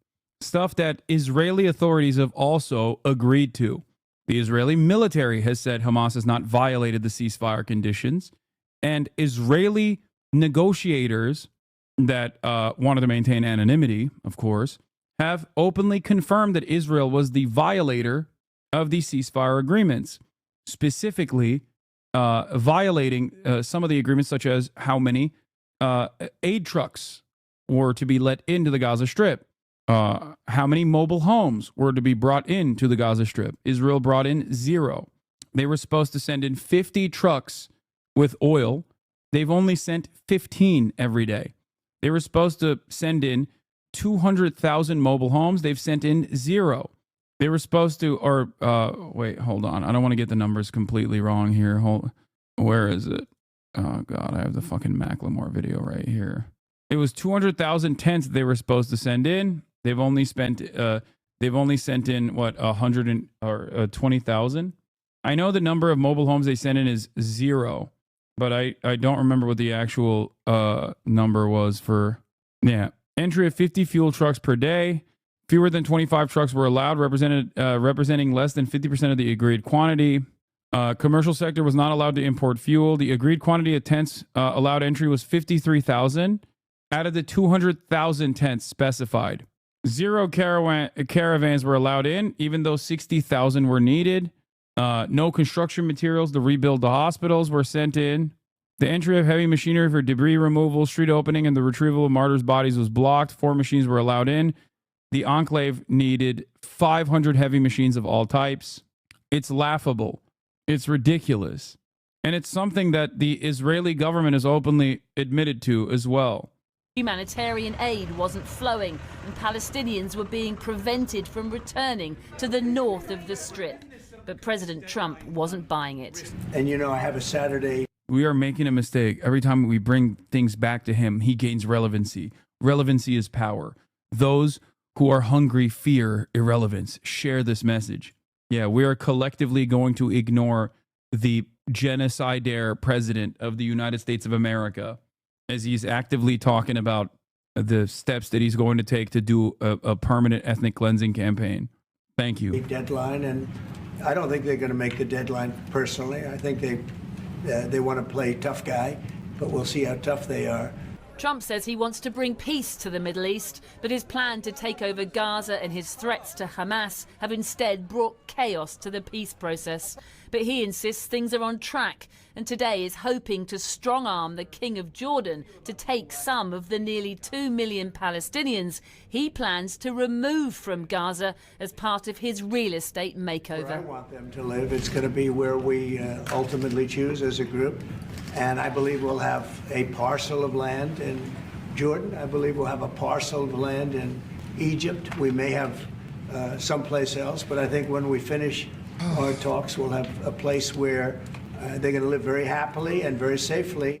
But the King of Jordan wouldn't commit to Trump's plan, though he hoped to appease the president with one concession. One of the things that we can do right away is take 2,000 children that are either cancer children or in very ill state to Jordan as quickly as possible, and then wait for, I think, the Egyptians to present their plan on how we can work with the president to work on the Gaza challenges. Amid the back and forth, politicians on the Hill didn't appear to understand what Trump's threat meant, that all hell would break out if Hamas didn't comply with his demands. What does all hell will break out mean, though? That's a good question. That's a question for President Trump. Is he talking about American boots on the ground, though? That's a question for President Trump. Would you support that? No, I would not. This Republican senator was a very rare politician who dared be critical of the president's latest threats. President Trump's ultimatum on Gaza yesterday to Hamas. Is that helpful? Do you support that? And what does he mean by all hell breaking out? I don't know. I think that's a question that is clearly best directed to President Trump. And his view to take over Gaza. Obviously, the King of Jordan is here today, and to persuade them to take 2 million Palestinians. Dude, the British are not aware of the ways in which concern gets thrown around. Okay, it's like, wow, we found a Republican senator who is stated that she is very concerned. Yeah, that's cool. Is that a proposition that you think can work? My guess is that it is not going to be welcomed. How? How is it possible for them to do? And so it may be very easy to say somebody else will just take these people. Easier said than done. So I think the response today is going to be very important. The response from Jordan today seems to be, we hear you, President Trump, but we're not ready to commit to your real estate deal just yet. It's a war-torn area. We're going to take it. We're going to hold it. We're going to cherish it. But President Trump seems determined to make his Gaza plan happen regardless. Siobhan Kennedy reporting from Washington. Well, Jordan has already absorbed waves of Palestinian refugees. Almost 2.5 million people are registered as such with the United Nations. But if Jordan and Egypt were to suddenly take in millions of displaced Gazans, it would put decades of relative stability at significant risk, as our international editor, Lindsay Hilsum, now reports. On the streets of the Jordanian capital today, lawyers... First-time chatter had to follow to ask this question. How does Trump and Netanyahu's Gaza plan get any traction? Don't Palestinians have some sort of form of government to negotiate or disagree? No. They have been deliberately undermined and written out of this process, which is ironically how October 7 happened to begin with, and that they're not even seen as human beings in the eyes of Donald Trump or Benjamin Netanyahu. They're not even seen as people. They quite literally refer to them as subhuman. How else would you be able to actively state that you are going to do a mass ethnic displacement campaign of 2 million people and you don't even hear what they have to say about it? Think about that. You can only advocate for something like this if you just don't think that they're human beings. Lawyers were protesting that the forced displacement of Palestinians from Gaza would be against international law, and they were trying to give President Trump a history lesson. The dream of displacing the Palestinian people goes back 100 years. It has never and will never be fulfilled because of their heroism. The scene is near Jericho, one of the camps for Arab refugees. The story is one of destitution. The US president may be unfamiliar with or unbothered by what happened in 1948, when the founding of the State of Israel forced more than 500,000 Palestinians into Jordan. He may not remember the war in 1967, when another 300,000 or so fled to the Hashemite kingdom, so Palestinians became a majority in the country, nor the instability that the exodus caused in Jordan. That was mortar. That was a mortar right in the front garden. In 1970, in what became known as Black September, Jordanian forces ended up fighting the Palestinian Liberation Organization, which was trying to topple King Hussein, the current Jordanian king's father. Well, I think Jordan and Egypt. This is also part of the reason why the Jordanian king is terrified of a mass influx of Palestinian refugees coming into the country, especially considering how many of Jordan are technically Palestinian to begin with. But the reason for the existence of the nation state of Jordan is, or the monarch to exist, is basically this. Well, I know they've spoken about it with you, and they say they're not going to accept. I say they will. Will they? Knowing that accepting so many refugees might lead to the downfall of their own leadership? This takes us back to the 50s and 60s, even 70s, when Palestinian movements were trying to fight to get back to their homes. So it would destabilize these countries, their neighbors, the region, politically, economically, in security terms. It's not even.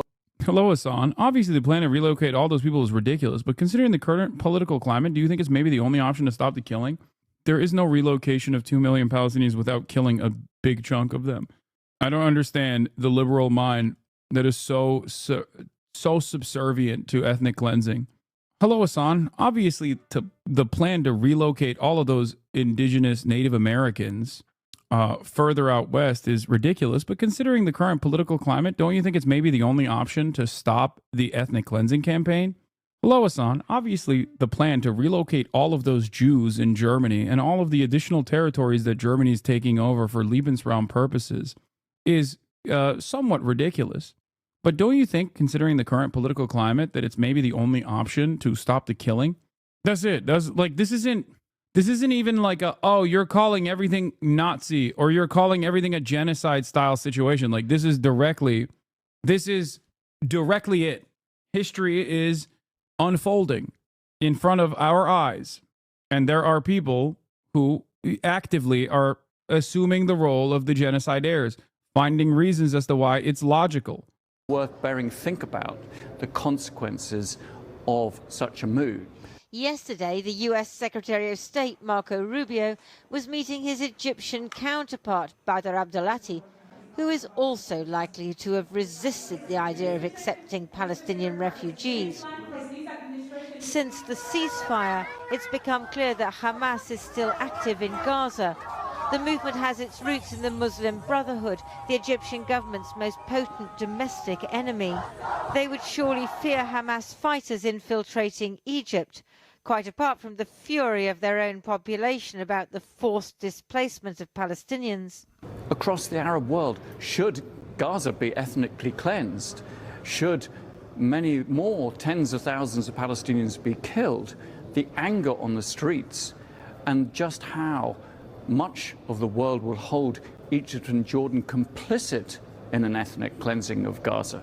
This is something that they very much fear. President Trump is, of course, right. Gaza is largely uninhabitable. It will take decades and billions of dollars to rebuild. It is unsustainable to expect people to live indefinitely in rubble. Israel and regional powers need to find a solution. But the history of the Middle East is a tale of outside interference and internal strife, where a violent, tragic past is only too often a guide to the future. Lindsay Hilson reporting. Well, Fleur Hassan is an Israeli Foreign Ministry Special Envoy and previously served as Deputy Mayor of Jerusalem. She joins me now from that city. Thanks for coming back on the programme. Let's start with the ceasefire deal, if I may. I mean, from what the President has been saying in Washington, from what your Prime Minister has been saying, it looks as if the deal might be doomed by this Saturday at noon. Yes, it's very concerning because, of course, as you saw last Saturday when the 3 hostages came out looking like Holocaust survivors, you know, at this point, everybody's a humanitarian case. Anybody who's alive is not in good condition. And in fact, within Israel, there's a lot of debate as to whether we should have had the first phase and the second phase to begin with. Why are we drip releasing? Why are Hamas drip releasing these hostages? And why did we agree to this? It was almost extortion. Right. But this was a deal that was agreed to by all sides. You know, this is a deal that's, that's been complied to so far until now. I mean, Hamas says that Israel is breaking the deal by not allowing enough fuel trucks in. Instead of 50 fuel trucks a day, they've only allowed in 15. Instead of 200,000 tents, they've only allowed 20,000 tents. And one gets the impression that Israel, by doing that, Hamas would say, doesn't actually want the Gaza Strip to be rebuilt in any shape or form. First of all, it's a lie that Israel is not. Why would Hamas stick with the deal? This can become a major blunder for Trump because they're desperate. What do you mean? Like, they have stuck with the deal. Hamas has stuck with the deal. Israel confirmed that Hamas has stuck with the deal. This person is simply talking shit. Not complying with the ceasefire, and now we know that because the UN, who can be very critical of Israel, have said today that it's not true. That in fact, no, they didn't. What? What is she talking about? Israel itself, negotiators on the Israeli side have openly admitted that they are not abiding by the current ceasefire agreements. This is before we even talk about the bombing campaigns and the shooting that Israel is engaged in inside of Gaza, which is a direct violation of the cessation of hostilities to begin with.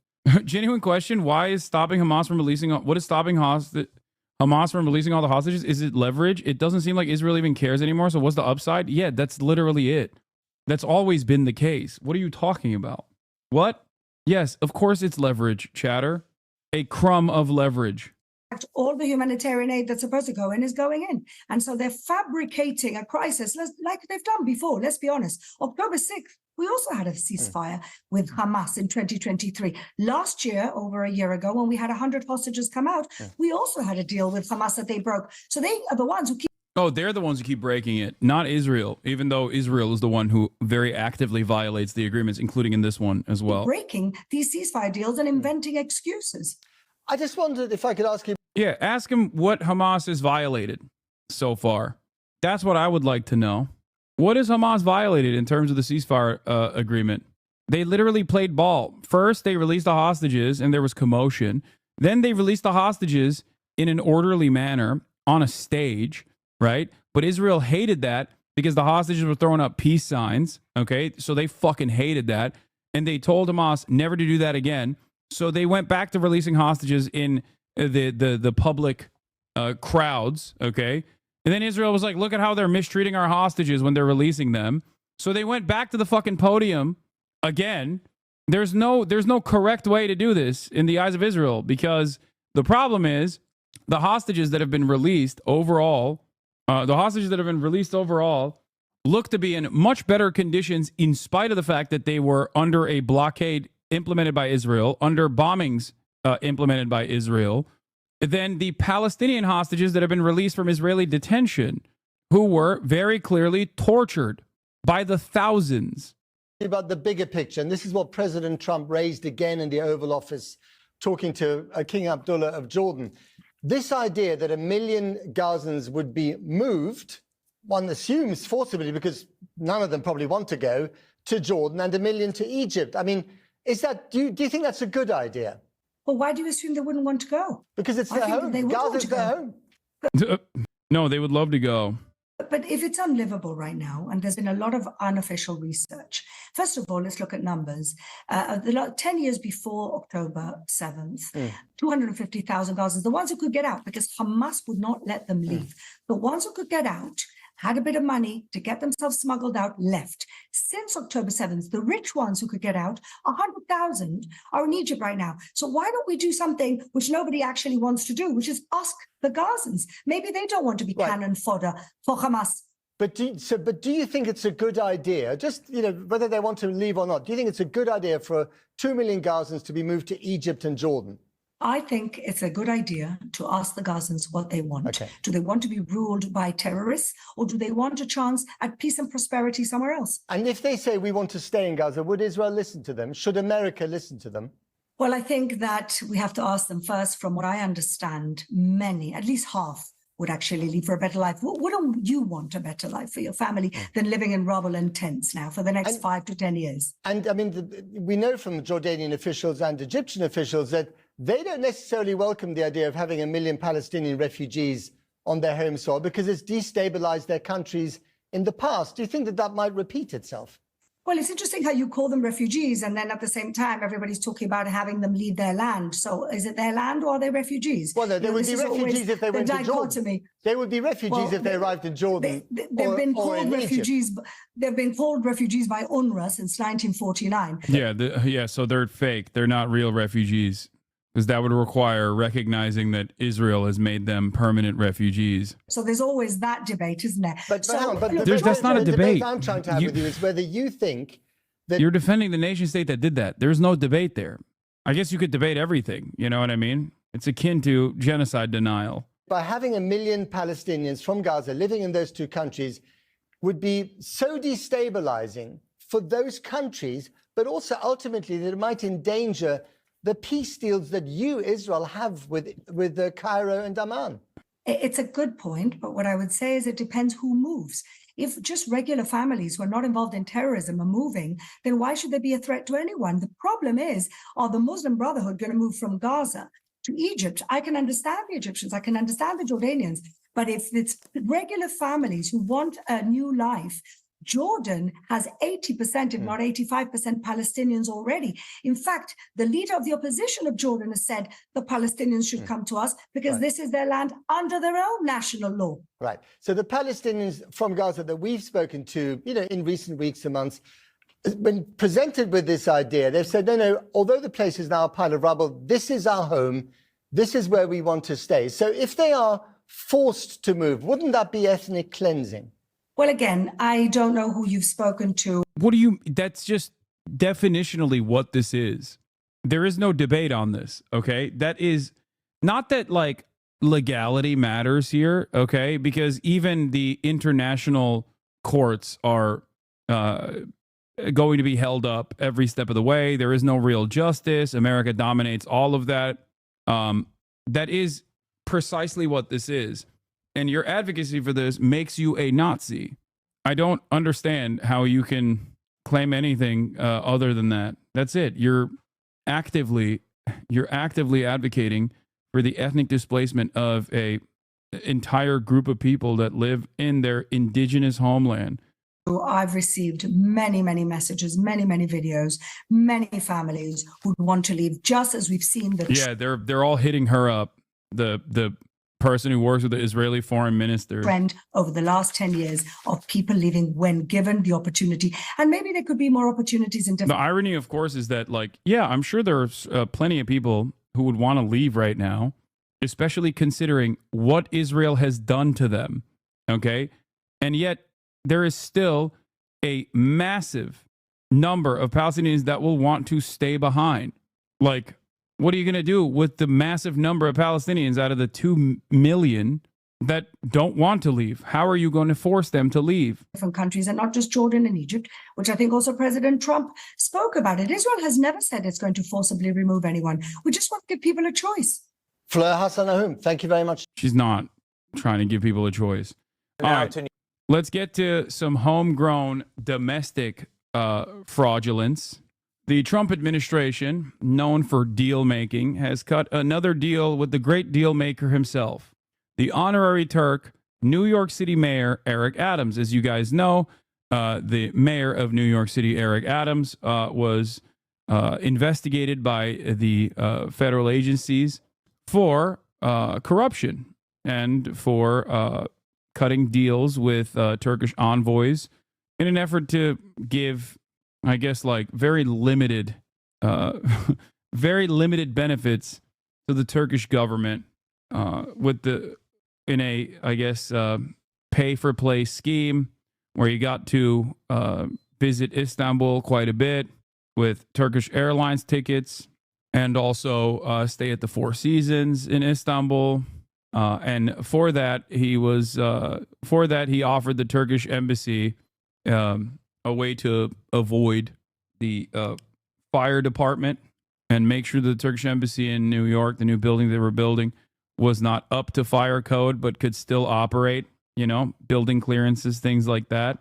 And aside from that, I think it was, they begged him, the Turkish government begged him to not recognize the Armenian genocide, things like that, It's just pure corruption. It's boring, but it's very obviously pure corruption. And here he is getting the Department of Justice, Trump's Department of Justice, to throw away the case. How is he getting the Trump Department of Justice to throw away the case? Mind you, not on the grounds that there's no evidence or whatever of corruption. It was pretty open. But because he's playing ball with the Trump administration for as long as he remains the mayor of New York. New York, where federal prosecutors have been ordered to drop the government's corruption case against Mayor Eric Adams. He had been facing 5 charges, among them bribery and fraud. A Justice Department memo says now that the case was interfering, however, with Adams' ability to help with President Trump's immigration crackdown. CBS News legal contributor Caroline Polisi is here for more on this. Caroline, thank you very much for joining us. I mean, he quite literally said that New York City local law enforcement would collaborate with ICE if ICE ever wanted to do raids inside of New York City, despite New York City being a sanctuary city. And lo and behold, a couple hours later, the Trump administration's Department of Justice said they're dropping the case on him.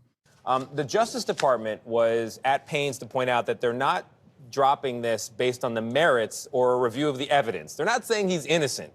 So what are they saying here? Right. The memo really is shocking in really it's brazen, it's dripping with politics, right? As you noted, they are explicitly saying they're not looking at the merits of this case. And the reasons that they're giving for this order to drop the case are, one, that it's distracting Mayor Adams from really getting in line with President Trump's immigration policies. You know, New York has traditionally been a sanctuary city, but Mayor Adams has recently really been getting behind the federal push with ICE agents, cooperating even with ICE agents in the immigration space. They've also really, in this memo, pointed to President Trump's, this idea of the weaponization of the Justice Department. And Adams was very vocal, feeling he was persecuted in this prosecution because he publicly spoke out against the Biden administration's immigration policies. There's been a bit of a bromance, if you will, between Adams and Trump. Remember, he had a last-minute invite to the inauguration, so this has likely been in the works. But I will note, the memo is saying that it should be dismissed without prejudice and that the acting head of the Southern District of New York can relook at the charges after the mayoral race in November. Wow. Yeah. Wow is right. So basically he's under, it's a trial. It's a trial run. So basically they're saying, we're going to see how you do with getting in line with the Trump policies. And then maybe we'll see after the election what we're going to do. So they can shelve it for now. Yeah. So what happens now? This is such I don't know how to deal with this. I mean, this is just such a transparent instance of corruption. Like, it's quite literally overt corruption. It is like Erdogan shit. It's it. I don't know what else to say. He's just like, yeah, we're dropping your we're dropping your investigation. We're dropping your court case because you're going to play ball with us. You're going to play ball with us and you're going to let ICE storm. You're going to let ICE into New York City and you're going to collaborate. You're going to make the local law enforcement cooperate with ICE. Now, what's really interesting about this is I have, once again, argued that the Democratic Party should have done something similar, but instead of dropping active court cases to make politicians play ball, my argument was actually investigate corrupt politicians, okay? Actually investigate corrupt politicians and force them to play ball at the behest of the overall good for the public. Why haven't you been banned? Why would I be banned? What an interesting question to ask here. Maybe because I have not violated anything, like any terms of service. You not liking my political commentary doesn't mean I'm, violating terms of service. I like that for a lot of people. Also, that dude's name is Pureblood. That's weird. Here's the footnote that needs to be mentioned. DOJ is not dropping Eric Adams' charges in exchange for his help on immigration enforcement. Footnote has people asking a lot of questions that is already answered by the footnote. Here it is. Your office correctly noted on February 3rd, 2025 memorandum, as Mr. Bove clearly stated, defense counsel dismissal at our meeting. The government is not offering to exchange dismissal of a criminal case for Adams' assistance on immigration enforcement. According to an October 2024 Wall Street Journal article, Bout has already started to participate in arms deals again. Okay, that's a separate part of this. Mr. Bove clearly stated to defense counsel during our meeting, the government is not offering to exchange dismissal of a criminal case for Adams' assistance on immigration enforcement. That is precisely what they're doing. That is precisely what they're doing. But hey, fear not. Let's see what the great resistors have to say about this process. Let's see what the leader of the Democratic Party, Nancy Pelosi's personal replacement, had to say. House Democrat leader Hakeem Jeffries was asked about the DOJ ordering prosecutors to drop charges against New York City Mayor Eric Adams. Let's hear what he had to say. Any reaction to the dropping of the charges against Eric Adams? No reaction at this point in time. The people of New York City will make a determination as to who is best positioned to lead the city of New York forward. Bro, you got a layup. What are you talking about? You just got a layup, dude. You got a layup to say, look at the Trump administration. After spending years and years talking about how the DOJ was weaponized for a political purpose, very actively forcing the hand of a corrupt mayor of New York, you get to show that you're not a partisan because you're not defending Eric Adams. Oh my God.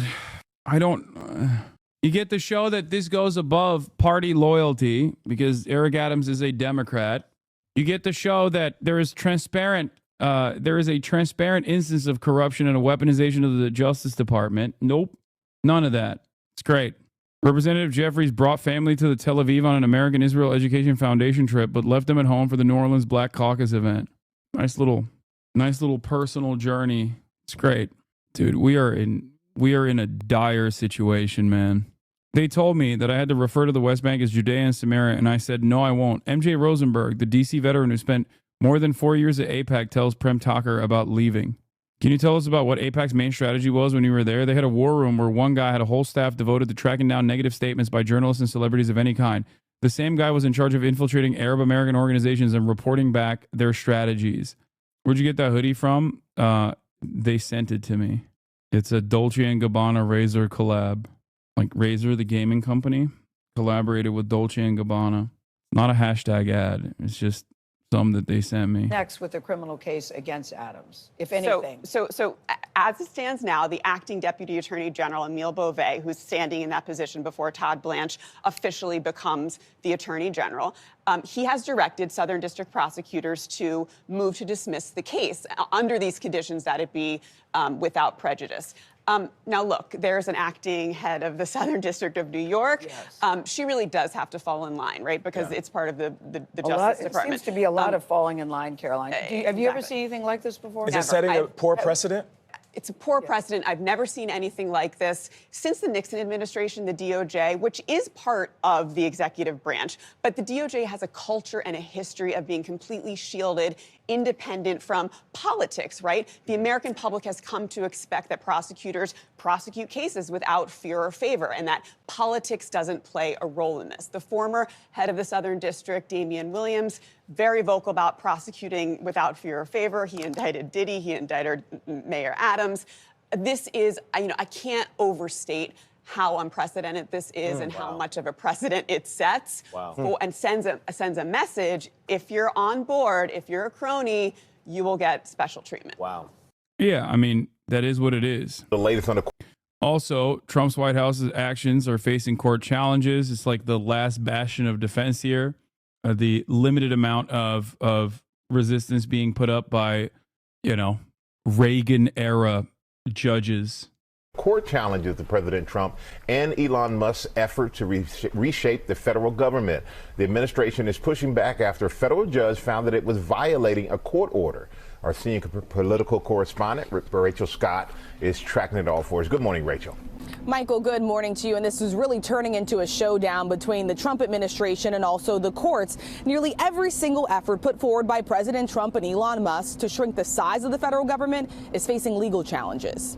Just hours after a federal judge accused his administration of violating a court order, President Trump blasting the courts that have temporarily halted his agenda. But judges should be ruling. They shouldn't be dictating what you're supposed to be doing. For the first time in his second term, a federal judge finding his administration violated an order to fully lift its freeze on federal funding, calling the pause likely unconstitutional and adding that it continues to cause irreparable harm to a vast portion of this country.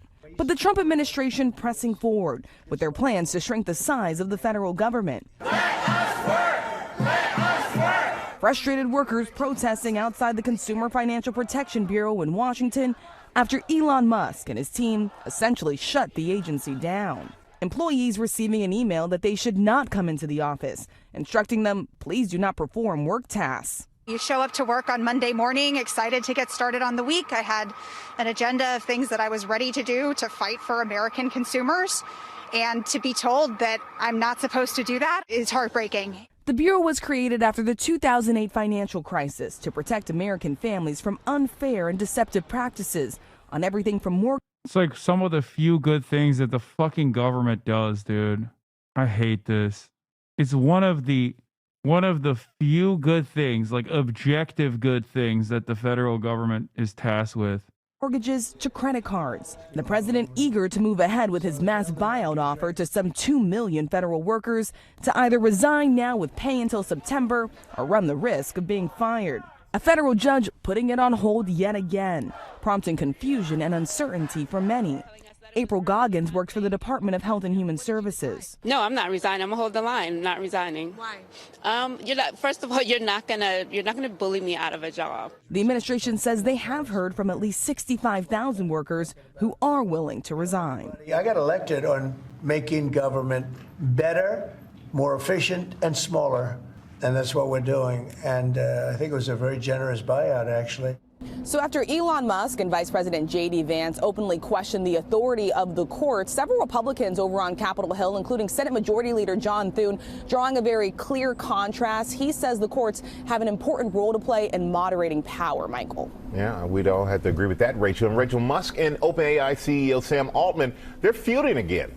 Yeah, they're at it again, this time after Elon Musk put in a $97.4 billion offer to buy OpenAI, a leading artificial intelligence company. Well, Sam Altman is the CEO of that company. He responded very bluntly by saying no thank you. The president did launch an initiative with several companies, including OpenAI. So this would raise a conflict of interest for Musk, who is the world's richest man. The billionaire already owns SpaceX, the social media company X, Another as well as conflict of interest Tesla. for Musk. And of course, he's now working in the administration, guys. Okay, Rachel, thanks very much. It's been our chief legal analyst, Dan Abrams. We've got these showdowns brewing between the president and the courts now on several fronts. Right. And let's keep in mind there's a difference between not complying at this particular moment and defying. What's the difference? Not complying happens in cases, right? One party goes to court and says, hey, they're not complying with your order, judge.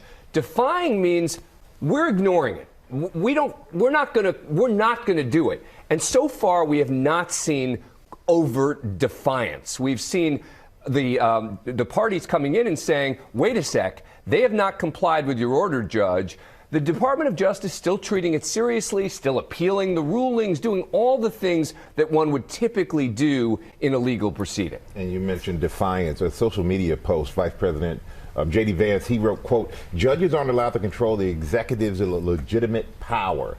Does that sound defiant to you? That's a lot scarier, right? What J.D. Vance is saying is much scarier than what's actually happening in court. Because J.D. Vance is suggesting in that and in other posts that, you know what, if the executive branch doesn't agree with a ruling that the courts make, the executive branch in the end can have the final say. Think about what that would mean. If that's the case, that means the courts don't have a role. That if the executive branch... I mean, that's literally what their argument is. Their argument is that the federal agencies have no power and that the executive authority actually can undermine the funding of federal agencies. They can't redirect funds as openly and as actively, but they can certainly decide, even if Congress has appointed or tasked agencies to do certain things, even if Congress has actually allocated resources. One of the main arguments that they're trying to make is that regardless of the congressional allocation of funds, that the executive authority still can very much decide not to spend funds in a certain way. Like they can stop. It is a new level of federal overreach. Okay? Their argument ultimately is that the executive branch should be able to stop even congressional funding, which is ridiculous. But it also is it's the logical conclusion of the unitary executive theory, okay? This is something that has been ongoing, and it's at the heart of the governance agenda of the Republican Party since the 90s. Openly, they wanted to do unitary power and offer more power to the executive branch, and they're precisely moving in that direction. The president decides he wants to do something, and the courts say you're not allowed to do it. Well, the president's just going to do what he wants. That's frightening, and that's... I mean, here it is. Look, this is from NBC News. A senior FEMA official instructed subordinates to freeze funding for a wide array of grant programs Monday, just hours after a federal judge ordered the Trump administration for the second time to stop such pauses. It's turning into a showdown. Before people say, Hasan, what about the leftist monarch position or whatever the fuck? I'm telling you, I don't care, okay? I'm openly telling you, there is no hypocrisy baiting. There's no hypocrisy baiting for the Republicans, okay? They do not care. And we shouldn't either. We should use the existing institutions to our advantage in the interim to obstruct the Trump agenda every step of the way. And if we ever get control over the reins of power once again, we should also not listen to any sort of hurdles, any sort of obstructionist measures implemented by the Republican parties broadly. Okay? They don't care about hypocrisy. It's very obvious. That's it. That's why it's so important what Rachel just pointed out about Republican senators coming forward and saying that's not the case. So what would happen if a president did defy a court order? It gets tricky. It's supposed to be handled in the political arena. Look, if it's a particular person, if it's Elon Musk, a court could issue sanctions, right? They could say, for every day you don't do this, this is how much you're going to have to pay, etc. If it's the president of the United States, in the end, it kind of has to be dealt with in the political arena, which is why it's so important to watch those Republicans. Except when it goes to the Supreme Court. Eventually, they're going to decide on one of these cases, and then we're going to have the real confrontation. Correct, meaning you still have the same question in the end, which is, are they going to listen to the Supreme Court? Which J.D. Vance seems to be suggesting maybe we don't. All right. Wow. All right, Dan, our thanks to you as always. We'll see what happens. Oh, man, I look terrible today. No, come on. I'll go. All right. Let's do some different stuff. This was a banger from friend of the show over at Wisecrack. Capitalism is over. What's next is worse. Got 500,000 views in 4 days. We're going to be taking a look at this video. There's a couple other videos like how rich countries keep poor countries in poverty and why. Yes, I did see the Democratic congressman's freezing mid-speech. He had like a medical emergency. And then we'll go back to some other news as well. And we got Adam Friedland, of course, last but not least. And we had the scoop from Doge's Edward Big Balls Korstein, launched a privacy-focused image sharing website in 2021 that allowed users to create custom URLs. The URLs that redirected the Korstein site referred to the sale of child sexual abuse material, racial slurs, and rape. An analysis of URL traffic to Tesla.sexy between April 2021 and September 2021 shows that numerous noxious URLs redirected the Korstein site, including childrensex.party, children-porn.store, KKK is cool club, N-word rentals, N-word sex download, owns a slave shop, raping women club, ketamine rape date, rape business, and rapes women. Internet archives of the URL show that they redirected traffic to Tesla.sexy, but any content they may have linked to has disappeared. Korstein's image sharing site promised its users that their anonymity would be protected. All your images are encrypted. We do not log IP addresses, device agents, or anything else. Anne? Salam. Okay. But yeah, let's do Wisecrack. Is over. So what comes next? Techno-feudalism. Now, if that sounds sinister, well, yeah, it should. Techno-feudalism describes an economy that is slowly regressing to medieval times, where we're becoming serfs tilling the digital land owned by our Silicon Valley feudal lords. And the end game of this project is replacing democratic governments with privatized and non-democratic digital spaces. One tech billionaire is already ahead of the curve in making this vision a reality. This is what victory feels like. I mean, come on, you had to see that one coming. Who was surprised with that? It's always him. It's always you, Elon. The world's richest man has been hard at work manifesting this dark new post-capitalist order. He announced his support for a German far-right party in an upcoming election and agreed with their leader that pro-Palestinian activists are basically Nazis. He accused the leader of the British Labour Party of covering up large-scale sex crimes and then argued that the US should liberate the UK. British friends, shout it out in the comments if you want me to come liberate you. I'll be on my way. And he's been acting like Trump's assistant regional manager, living in a $2,000 a night Mar-a-Lago bungalow and running a made-up government agency. Oh, and he's also using the social media platform that he owns to do hate speech. Now, it's easy to attribute this bizarre behavior to general billionaire megalomania, but that risks missing the point. All of his actions connect to the larger project of using... Dude, this guy is so annoying. I don't like Musk either, but I wouldn't say we're slowly. This guy literally comes in every day to just be so goddamn annoying. Everyone's a Nazi. Bro, he's Sig Heiled.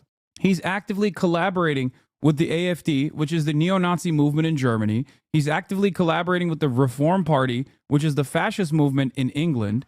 He's also openly stated that in an AfD seminar that you shouldn't... I found them. Evet. Aman dikkat et. Evet. Bir dakika, dur bir dakika, bir saniye.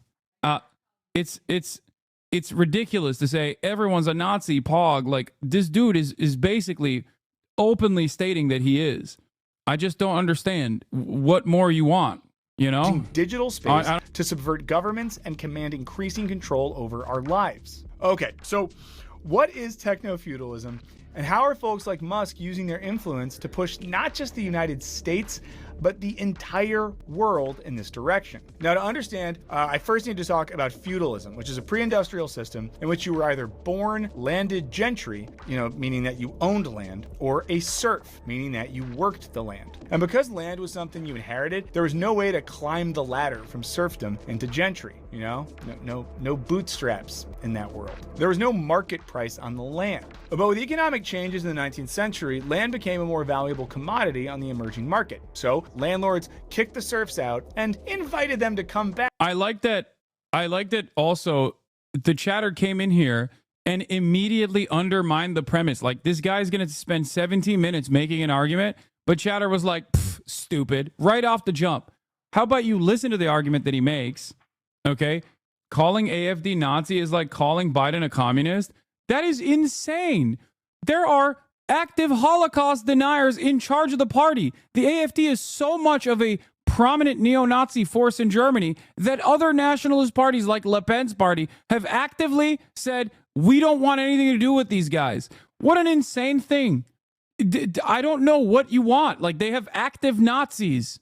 It's not like they hide it. They have to obviously maintain plausible deniability because it's literally illegal in Germany to openly be a Nazi. It is illegal in Germany to be a Nazi. So for that reason, they can't ride the swastikas yet. Why are there so many people taking the far center talking points? I just don't know where these people are coming from or how they have these opinions. Like, who else am I falsely smearing? Who else am I falsely smearing as a Nazi? Adolf Hitler? Is that the next? Are you going to be like, imagine calling Hitler a Nazi? Dude, come on. This is Reddit, bro. Every single sub. No, I don't think Reddit is saying AfD is not Nazi. That's crazy. Yeah. What's next, bro? What are you going to say? Kanye West is a Nazi? Back and exchange their labor for money, creating whatever goods were desirable on the beautiful market. Now, this marked the creation of enclosures, in which peasants were kicked off the land their family had worked for generations, fenced out of their previous homes. They now worked for wages and had to pay rent. In other words, it was capitalism time. Now, while we're not moving back onto parcels of land owned by feudal lords, much of our lives is spent on apps and in other digital spaces that we do not own. If you do own a digital space, however, just consider signing up for our Patreon. There's a link in the description. We would love to take your money. Now, this often involves digital forms of enclosures, and we're creating value for the owners of these enclosures every time we read the news, catch up with friends, or order dinner. Techno-feudalism describes this cloud-based way of life where we've become AfD isn't Nazi and wasn't established until 2003. Get an original opinion. Wait, what? Oh my God, this guy's back with the fucking... Okay, take a week off, chatter. He keeps saying... he keeps trying to debate ad breaks. I'm not running ads. You can still subscribe if you want to support the show. You can subscribe for $6 or you can subscribe for free using your Twitch Prime. I'm not running ads, though. Subscriptions will still offer you some benefits, some meaningful benefits, such as the opportunity to be able to send me links that I will watch. It's not always a guarantee that I will click on them, okay? But I am no longer running ads. No two-liners in the chat regardless. Even if I was running ads, we wouldn't allow two-parter debates. Subscription money goes to Jeff Bezos, a techno-feudalist lord, so no. Okay, but it's also going to me as well. What the fuck do you mean? It's like saying I'm no longer using the internet because, you know, every website you go to is hosted on AWS, and therefore Jeff Bezos, the tech overlord, is making money off of it. All right, well, no using the websites any longer. Serfs who live on the terrain of Silicon Valley billionaires. And Silly. much like the serfs before us, we don't really have a choice, as so much of modern existence requires use of these digital spaces. Like, really think about it. If you were going to throw your phone away, get off the internet, not use apps, like, what would you do? A lot of stuff would be really hard. If you've done that, don't let us know, because you're not here, because you wouldn't be watching this. According to McManahan, Strachan, and Forno, techno-feudalism suggests our preferences are no longer our own. They're manufactured by machine networks. It's underpinned by the theory that the cloud has created a feedback loop that removes our agency. We train the algorithm to find what we like, and then the algorithm trains us to like what it offers. I don't know what this says, but I'm getting this Instagram ad recently that's like, how to be a good dad even if you have ADHD. And it's like, Jesus Christ, you're targeting me with a thing that's like, your specific neurodivergency is making you a bad dad, but you need to do this to be a good dad. It's crazy. So not only are we dependent on cloud-based networks, but the more we engage with them, the more we need them, and the more they sort of own us. Now, you might think that President Musk's recent political activity indicates a desire to use traditional systems of government to gain power, but it's actually the opposite. He's using the government to undermine the very power of government. You know, Trump's even promised him his own government agency, DOGE, or Department of Government Efficiency, with the precise goal of eliminating wasteful government spending. And this plays into the recent trend in which governments are giving up more and more of their power to private tech contractors. This increasingly looks like previously public services, everything from transportation, the post office, libraries, education, becoming enclosed by private corporations. And this isn't an exclusively right-wing move, as the guy who really married big tech to government was none other than Barack Obama, because he hoped that we could change America to be a Silicon Valley hellhole. Lucy Green writes that there was a revolving door between the Obama administration and tech giants. A host of ex-Obama staffers went on to work for Lyft and other... Yes, and also, not only that, but also, what is this? Wow, you're seriously going to run an ad for a channel right now in the middle of another creator's video and then just leave? You're really going to tell your audience that if you subscribe or Prime for free, you can get special emails and a cool banner? Yes, that is what I did, isn't it? Not only is it Barack Obama that accelerated this process, it was, I think, what the Department of Government Efficiency, DOGE, is utilizing is also an Obama era protocol that gives them some semblance of legality, as far as I understand.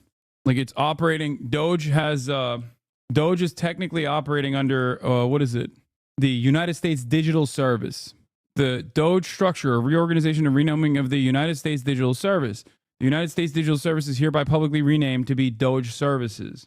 The United States Digital Service was, or is also called as the United States DOGE Service, is a Obama era. The USDS was launched on August 11, 2014 by President Barack Obama. It provided consultation services to federal agencies on IT, information technology. Its mandate was to improve and simplify digital service to improve federal websites. Now, of course, that doesn't mean that they're utilizing it to the same way, but this is yet another instance where, remember how I always tell you about, like, Republicans love looking at, like, nascent, pre-existing rules or agencies or whatever. Anyone can edit Wikipedia, by the way. You already know that, though. All right, I'm done with you, dude. All right, take a fucking week off, dumbass. Like, this isn't... I'm relying on Wikipedia to summarize a thing that I know happened already. You think someone digitally altered this fucking Wikipedia page? Like, this is a real thing. What are you talking about? Here, this is the White House also saying that they're reorganizing an existing service. Like, what is wrong with you? That guy got a little taste of being an annoying little shitter in the chat and hasn't stopped chirping every day. every single day since I responded to him defending RFK Jr.'s like anti-vaxxer nonsense.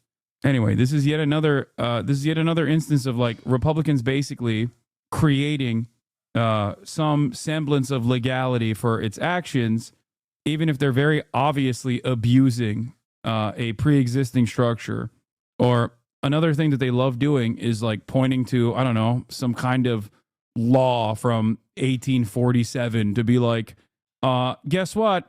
Back then, it was illegal for women to wear pants on Sundays, which is why now all female congresspersons are in direct violation of this law. So we're just going to refuse to listen to female congresspersons or whatever. You know what I mean?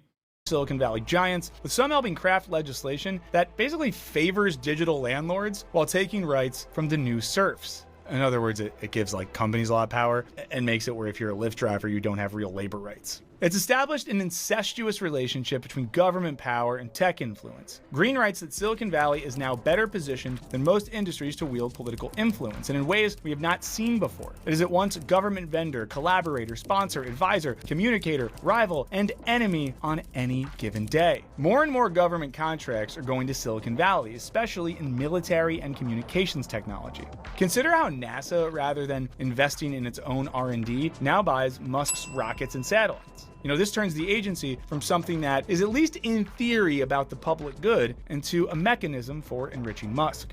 According to Green, tech companies are exacerbating all the pressures on the government, which is both eroding revenues and undermining their strength. And Yanis Varoufakis notes that as with the original enclosures, some form of fence would be necessary to keep the masses out of such an important resource. In the 18th century, it was land that many were denied access to. In the 21st century, it is access to our own identity. This is because just to participate in this new cloud-based kingdom, we're constantly trading our identity and personal data for admission. You know, this data is collected whether you're driving your Tesla or you're posting on the app formerly known as Twitter. And then you're fed ads that imply that if you have ADHD, you can't be a good dad. This means that Musk is completing a project that was initiated and endorsed by Obama and a whole bunch of liberal politicians. So don't say woke crack or anything, guys. I'm saying bad stuff about Obama and those guys, but then you'll just be mad at that.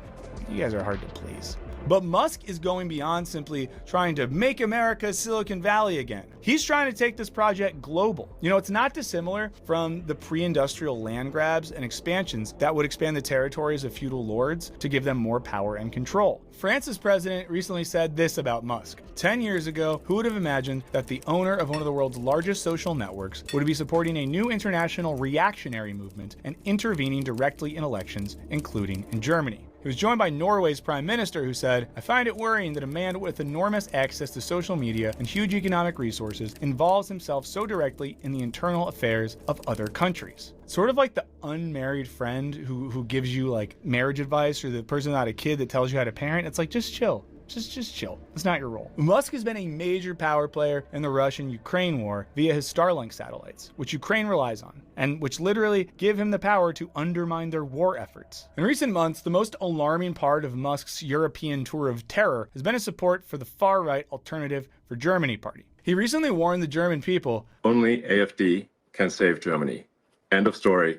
And people really need to get behind the AfD, and otherwise things are going to get very much worse in Germany." Okay, let's take a quick look at this article. It's titled, "Musk Says Only AfD Can Save Germany," and talk with German populist leader. And if you just read this headline alone and knew nothing else, you might be like, oh, the AfD, that's probably a political party. Populism, that's just someone who claims to appeal to ordinary people. Surely nothing crazy is going on here. But if you were looking at a headline from a different source covering the same story, you could read something like, "Elon Musk to host X event promoting neo-Nazi AfD party ahead of German elections," and think, oh, that's a bad one. And how is it possible that the same story is completely different depending on which source you're getting your news from? You know, many media organizations, well, they prioritize ethical clicks reacts over clear, accurate information. They're reducing complex issues to simple sound bites. That article that I just shared, well, I found that on Ground News, which is where I read my news every day. They're the sponsor of today's video. Their app and website pull stories from across the globe into one place, and it gives you the full picture on every story. This story has been reported by over 300 sources, and we can check out where each one leans politically using their bias distribution chart. You can also check the factuality rating, which scores the reliability of reporting, and even lets you see see who owns each source. These factors shape how stories are framed, letting you compare how bias impacts coverage, like we saw in the articles mentioned earlier. Now, one of the things I love about Ground News is their blind spot feed, which highlights stories that are disproportionately reported by either side of the political spectrum. I don't know about you all,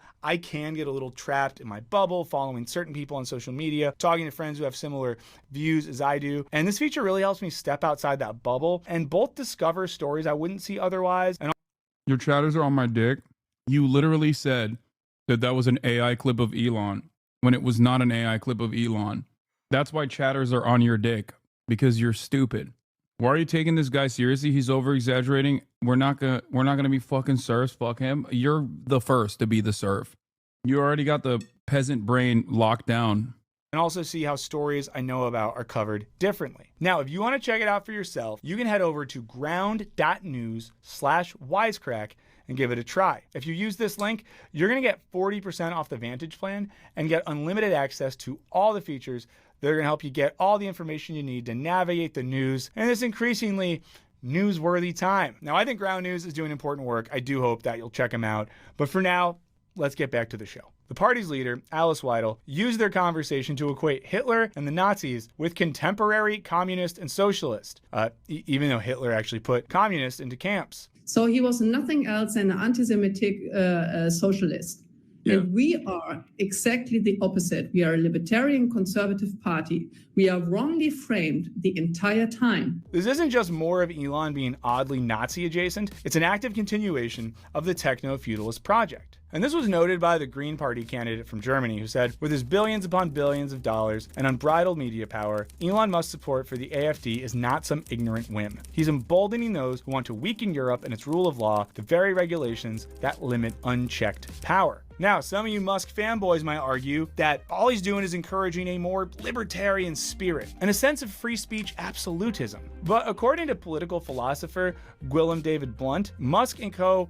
aren't libertarian. They're authoritarian. They're primarily interested in shielding themselves from regulation. They're overlords, wanting to be free of constraint like feudal overlords of the past as divine right of kings. They view themselves arbitrarily as geniuses, and we are buying into it one click at a time, affirming their power. And it makes sense that Musk would work to destabilize Europe with its historical social safety nets and more aggressive regulation of tech companies, including the recent Digital Markets Act, which bars companies from monetizing data collected on mobile apps to help advertisers better target individuals. But you might still be wondering, how does any of this end capitalism? Well, let's think back to the transition from feudalism to industrialism, when the enclosure of land turned everything into market relations. The early open access and publicly funded internet was, over the course of the 90s, sold off for commercial interest, and eventually enclosed by tech companies that consolidated services to extract maximum data and profit from users. But now the shift to techno-feudalism has more to do with power and control than it does market viability.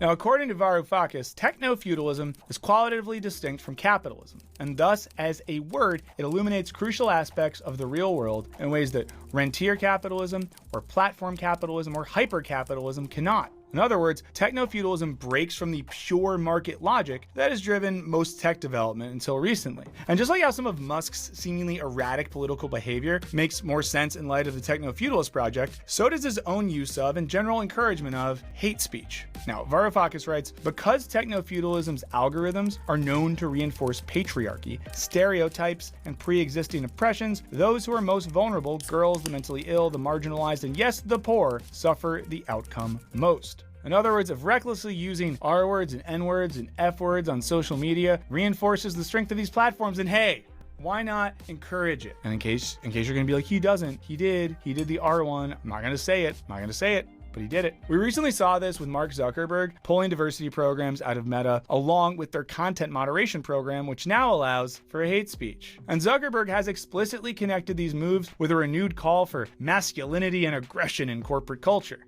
It's one thing to say we want to be kind of like welcoming and make a good environment for everyone.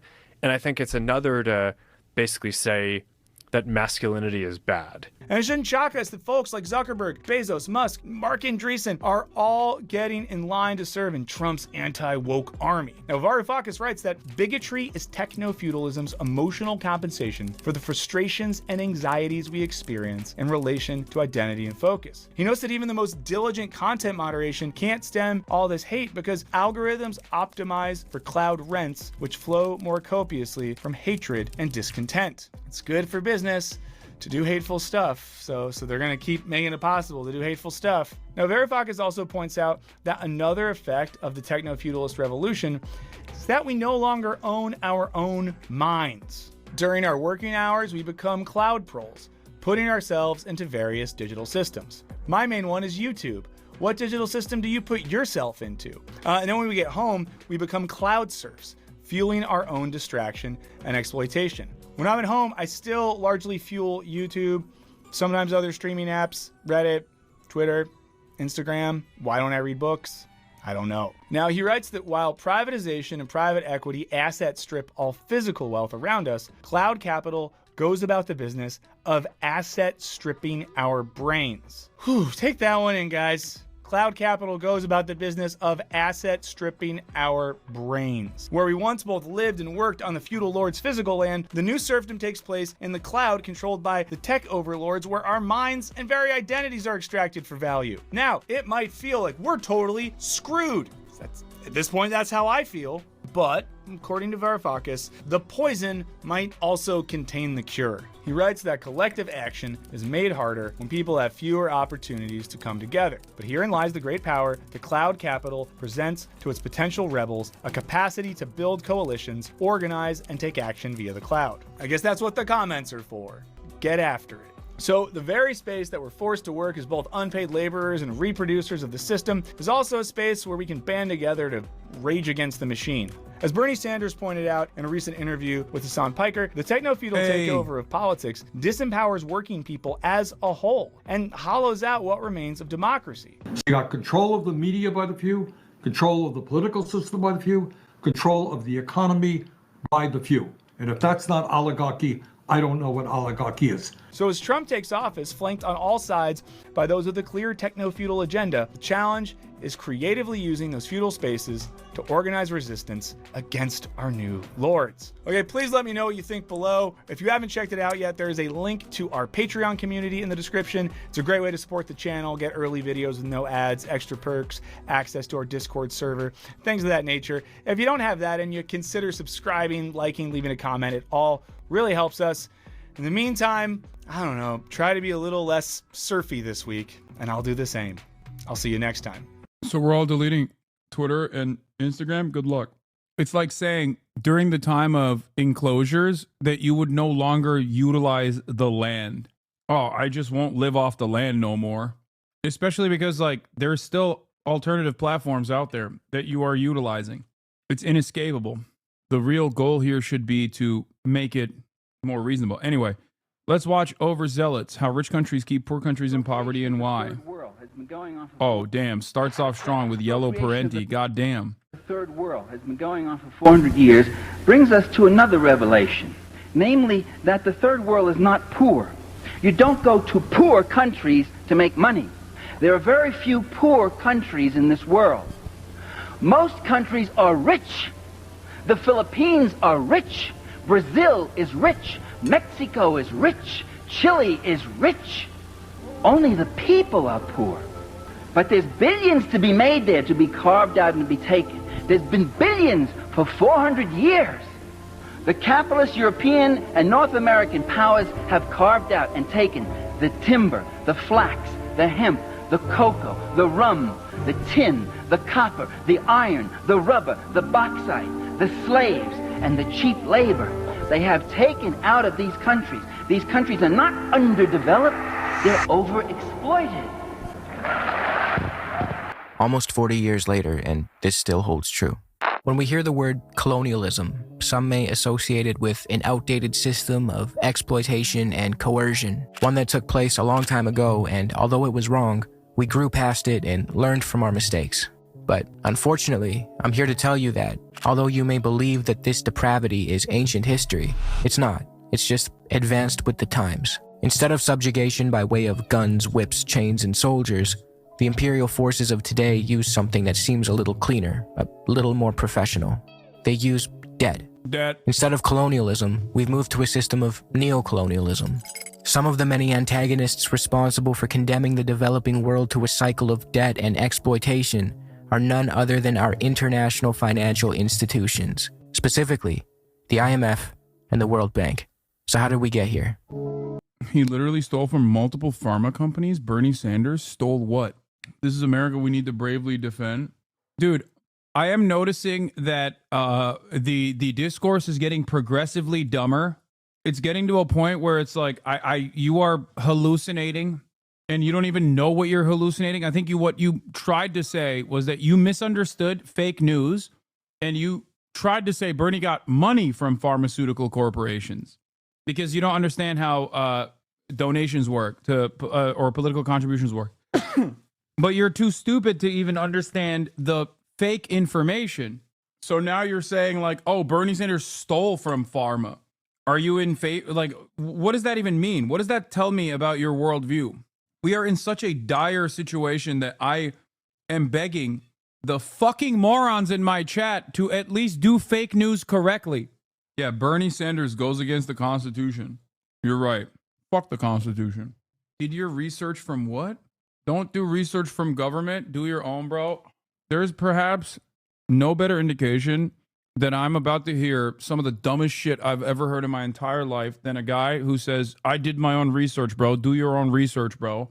I've never had somebody go, do your own research, bro, and then follow that up with like anything that is remotely comprehensible.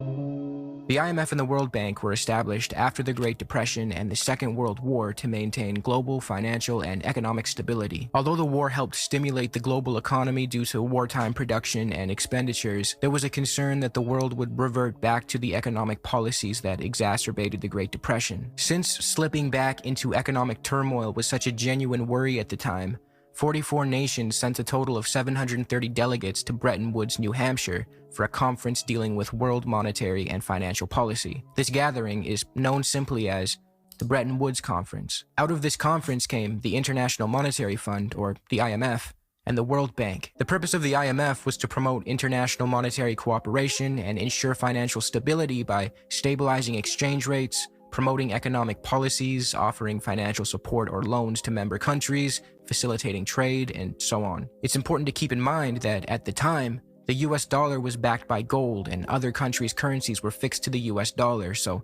having an organization, like the IMF, mandated with monitoring exchange rates and lending monies to countries who may be facing balance of payment issues made sense. However, since this system ended in the early 70s with the abandonment of the gold standard, you would think that the role of the IMF would shrink or disappear completely, but no. From 1970 to 1975, the volume of lending more than doubled in real terms, and the IMF's influence persists to this day. The IMF, like the World Bank, is not actually a bank, but it nonetheless lends money. We'll get into why this is detrimental in a bit. The way the IMF is set up is as follows. Member countries pay a quota, which is essentially a subscription. The wealthier a country is, the more money they contribute to the... Where's that chatter that said the mods never pinned the video that we're watching? Where the fuck is that chatter? Not this one. The IMF. The more money they contribute to the IMF, the more of the vote share they have. This weighted system leads to disparities in the vote share and allows for rich Western countries to exercise political influence and power over poorer nations. They can champion policies that benefit rich Western interests at the expense of developing countries who have little to no say in the matter. To illustrate the absurdity of this system, a country like Ethiopia, with a population of 70 million, has half the vote share of Luxembourg, which has a population of only 500,000. And for years, the whole of sub-Saharan Africa had only 4.6% of the votes in the fund. This weighted voting system, predicated on wealth over population size, gives the US alone, and any 4 other G7 members acting together without the US, the ability to block policy decisions and exercise their power over developing nations. It doesn't help that the head of the IMF is always a European and the head of the World Bank is always an American. I hope you can see where this is going. Let's take a quick look at the World Bank. Like the IMF, it was created during the Bretton Woods Conference. While the two institutions are often seen as siblings, The World Bank focuses more on funding development projects and reconstruction around the world. Both institutions lend money, but they do so in a predatory way. Through the use of debt, they keep poor nations trapped in cyclical poverty, and they enable wealthy countries to exert political influence over them. This system undermines the sovereignty and prosperity of these developing nations, all while the institutions responsible for this mess claim to be motivated by the goal of spreading wealth and development. Here's how it works. During the Cold War, when the struggle for Chatters, the video that is pinned is the correct video. How rich countries keep poor countries in poverty and why. Why are you guys still complaining about the video not being pinned or where the video is? So many of you just don't know how to read and don't care and just are in here, I think, to just cry and complain. No, it's not the previous video. I just clicked on it. It's the correct video. It's the video that we're watching. Political influence and global hegemony between the West and its allies and the Soviets and their allies transpired, Western banks and institutions encouraged developing countries to take out massive loans. This process was often predatory and extremely irresponsible. These developing nations would be told that they needed IMF and World Bank loans to modernize, and debt was framed as a necessary tool for development.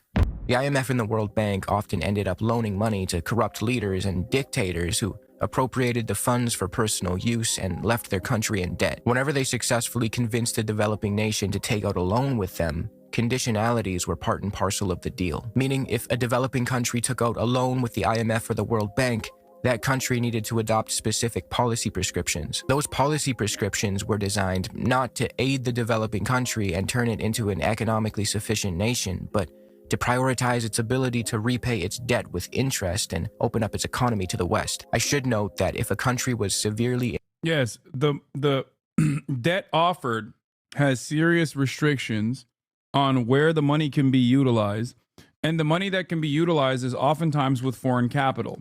This is a way to extract natural resources and open up the floodgates of foreign capital into these countries. In many circumstances, it's also designed in a way where you won't be able to pay back the debt. So once that moment comes, you can then, by force, implement austerity measures and privatize key aspects and key sectors of the economy that might have been previously controlled by the government.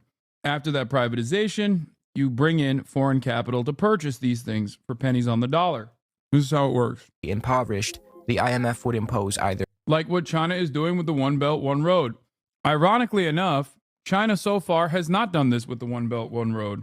Don't take my word for it. Take the word of Foreign Policy Magazine and many other thinkers who are not exactly pro-China and are actually biased against China, but still recognize that this is not what the Chinese debt trap looks like. There are numerous articles. I think one of them that I can recall is called the Chinese debt trap myth. China not only does not implement austerity or force Chinese capital, China also simultaneously offers better loan conditions, no restrictions whatsoever, and has, on numerous occasions, actually voluntarily engaged in loan forgiveness. Yeah. Imagine being the U.S. aid-funded, CIA-backed Voice of America having to type out an article that is literally at odds with what some random chatter has decided China is doing in an effort to be like, oh, well, this is an ownage. Spreading lies once again. So you're like the Atlantic. In the past 2 decades. The fucking Bloomberg, like the Atlantic, Bloomberg, Voice of America. I'm not just coming up with this on my own, dumbass. Why don't you go and address the CIA's very own Voice of America? These are not exactly communist nor pro-Chinese outlets. You're no different than a Trump supporter. It's literally what Trump supporters do. When they're faced with information, they just like, instead of questioning what they previously knew or their lack of knowledge, they turn around and just immediately attack the source. The source that I'm utilizing is quite literally an openly anti-Chinese source. He's an Epstein sex cultist. They're always on the same beat. I've argued with them on their own links, and they just refuse to listen and call you brainwashed. It doesn't make any sense. Like, there's plenty to criticize China on. It's just that this is objectively not a real boundary to criticize them on. So much so that like Western media that is not exactly pro-China at all, including the Voice of America that gets paid to be anti-Chinese, has actively written about how our understanding, our former understanding of like the Chinese debt trap and how similar it is to the IMF processes is just completely wrong. They're a low interest rate or no interest at all, but don't let this fool you. The intentions here were not altruistic, interest or not. The goal was to entrap indebted countries and use them to pursue the interests of the West. To quote John Perkins, author of Confessions of an Economic Hitman, whose job for years was to try and get developing countries to take out these predatory loans, I would work to bankrupt the countries that received those loans, after they had paid Maine and other US contractors, of course, so that they would be forever beholden to their creditors, and so they would present easy targets when we needed favors, including military bases, UN votes, or access to oil and other natural resources. Now let's get back to those loan conditionalities. The IMF and the World Bank forced borrowing countries to adhere to a set of economic reforms and policy prescriptions known as structural adjustment programs, or SAPs. SAPs fit snugly within the neoliberal era, and they forced borrowing countries to implement privatization of state-owned enterprises, trade liberalization through the removal of tariffs, subsidies, and so forth, deregulation, currency devaluation, and austerity in the form of cuts to public services, healthcare, education, etc. The goal was to get these indebted nations to repay their debts with interest at the expense of their impoverished populations. We'll get into specific examples in a bit. The IMF and the World Bank came to adopt what is referred to as the Washington Consensus of neoliberal growth strategies. If you don't know what neoliberalism means, I like to use David Harvey's definition, which goes like this. Neoliberalism is a theory of political economic practices that proposes that human well-being can best be advanced by liberating individual entrepreneurial freedoms and skills within an institutional framework characterized by strong private property rights, free markets, and free trade. The role of the state is to create and preserve an institutional which means that under neoliberalism, the state can actually engage in market reforms or market regulation as long as it is done at the behest of improving market competition, or rather, improves private enterprise and their standing. Framework appropriate to such practices. The state has to guarantee, by force if need be, the proper functioning of markets. If markets do not exist in areas such as land, water, education, healthcare, social security, or environmental pollution, then they must be created by state action if necessary. But beyond these tasks, the state should not venture. Deregulation, privatization, and withdrawal of the state from many areas of social provision have been all too common. Put very simply and charitably, neoliberalism is the idea that free markets, privatization, and minimal government intervention after the state intervenes to create and prop up markets, of course, causes economic growth and prosperity. However, a critic of the theory such as myself would argue that neoliberalism increases inequality, guts the public services that help so many people, and prioritizes the rich and powerful at the expense of everyone else, as we will see later in this video. Not to mention, Western interests often impose neoliberal policies on developing countries under the pretense of fostering prosperity, but wealthy Western nations did not achieve their own economic success by following such policies. In fact, they often did the exact opposite. To quickly summarize before we go any further, what I've told you so far is a story of international financial institutions operating at the behest of rich Western interests that prey on underdeveloped nations by convincing and sometimes forcing them to take out massive loans that come with neoliberal strings attached that ultimately transform these indebted developing countries into neocolonial outposts whose sole purpose in the eyes of the Western world is to service their debt, be perpetually beholden to their creditors, and serve as cheap labor and exporting hubs for the imperial core. If any of what I just said sounds hyperbolic, let's look at the example of Somalia and how these international financial institutions decimated it to the point of complete economic collapse. Somalia is just one of the many countries that fell victim to the predation of the IMF and the World Bank. Throughout the Cold War, Somalia had been the recipient of Western loans and aid, and by the time the early 80s came around, it found itself with debt that it couldn't pay off. The IMF and the World Bank then subjected Somalia to neoliberal structural adjustment programs so they could more effectively service their debt. Prior to the IMF and World Bank's intervention, Somalia was in a much better position. To quote Mikhail Chossudovsky's The Globalization of Poverty, Somalia was a pastoral economy, meaning an Dude, Overzealous is one of my new favorite YouTube pages. Straight up. Banger after banger. Go give him a follow. It's great.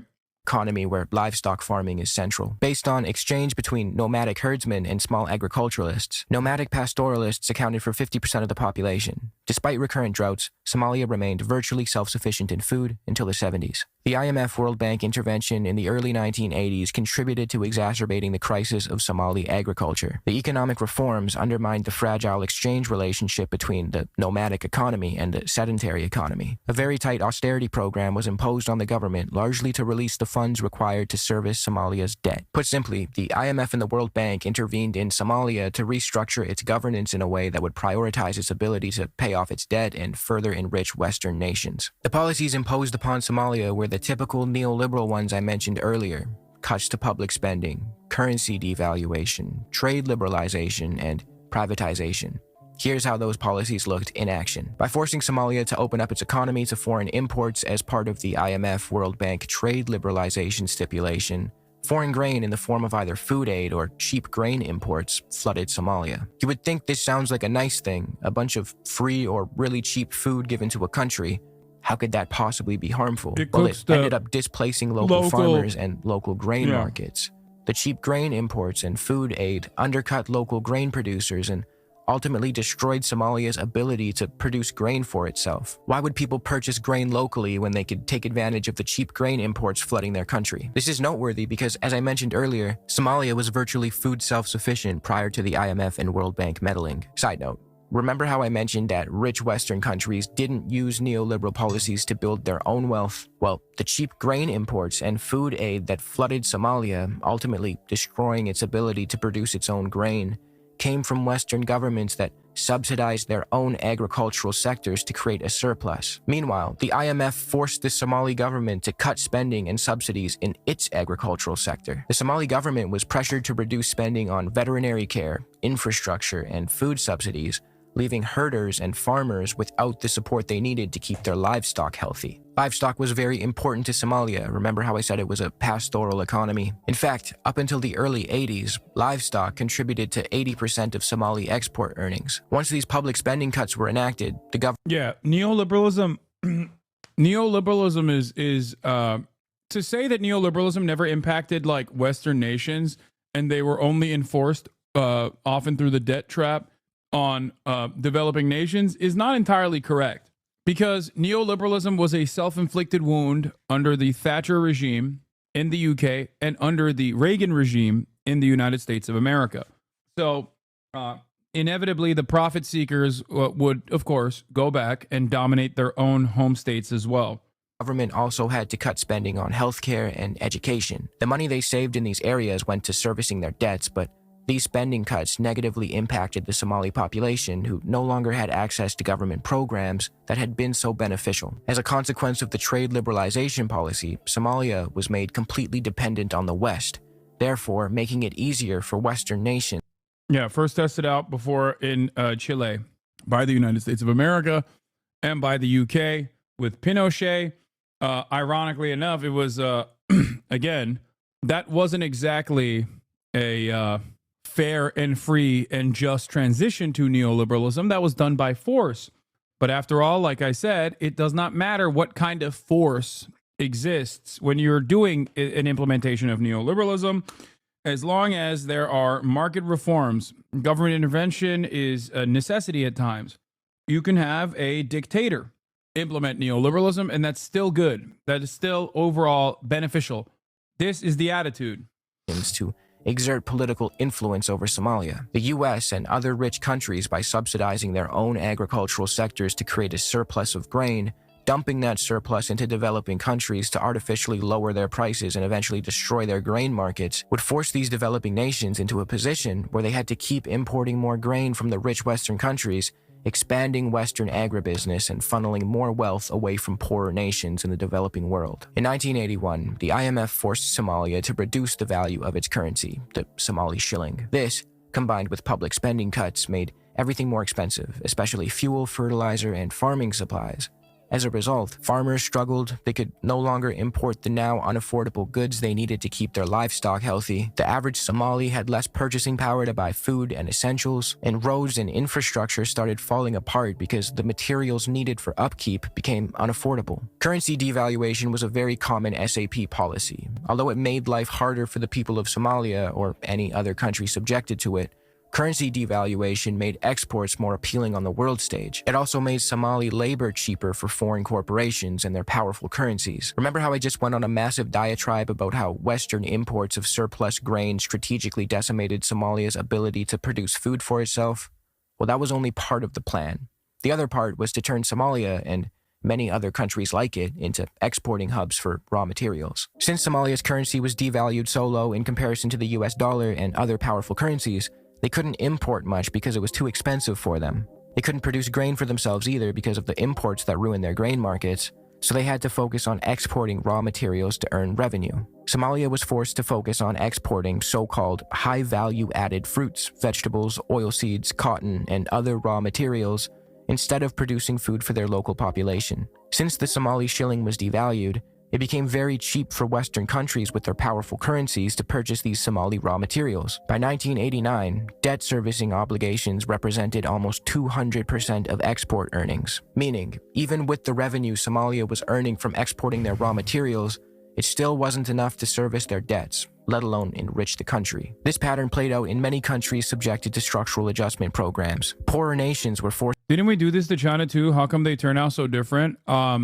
China was in a fortuitous position with the Sino-Soviet split, so America actually had an opportunity to maybe not dominate China in a similar capacity because they were also seemingly playing ball in terms of like becoming a manufacturing hub and a communist revolution. No, it doesn't matter if someone is no, that actually helped them rebuild and utilize the foreign capital in a way that actually benefited the broad subsects of society.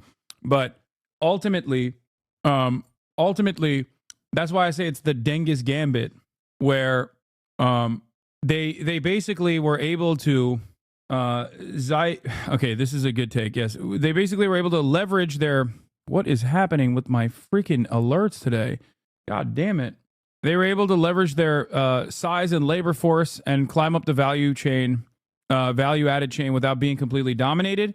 The other aspect of it, or the political aspect of it, also was due to the Sino-Soviet split.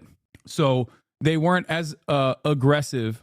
They were not as aggressive with China, where they were like, this is a manufacturing hub. They're playing ball. It's fine. It's actually very beneficial for our capitalist corporations to manufacture over there, and they're not seemingly they will never develop and be able to become a market competitor, a nation that is competitive to the United States of America, and B, that if we maintain a decent relationship with China without like dominating them too hard, perhaps they won't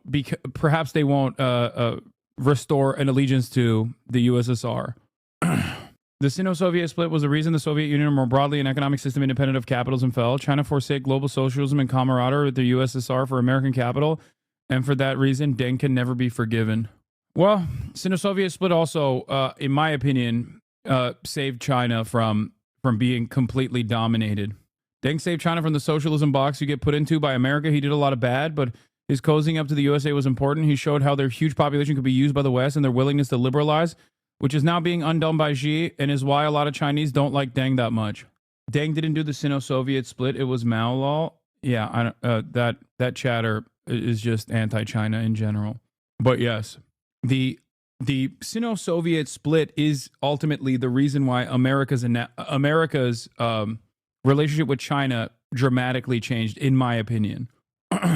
This is a pro-China stream, so chatter can leave. No, you can be, you can have dissenting opinions. It's fine. Forced to export raw materials to wealthier countries, which then used those raw materials for production.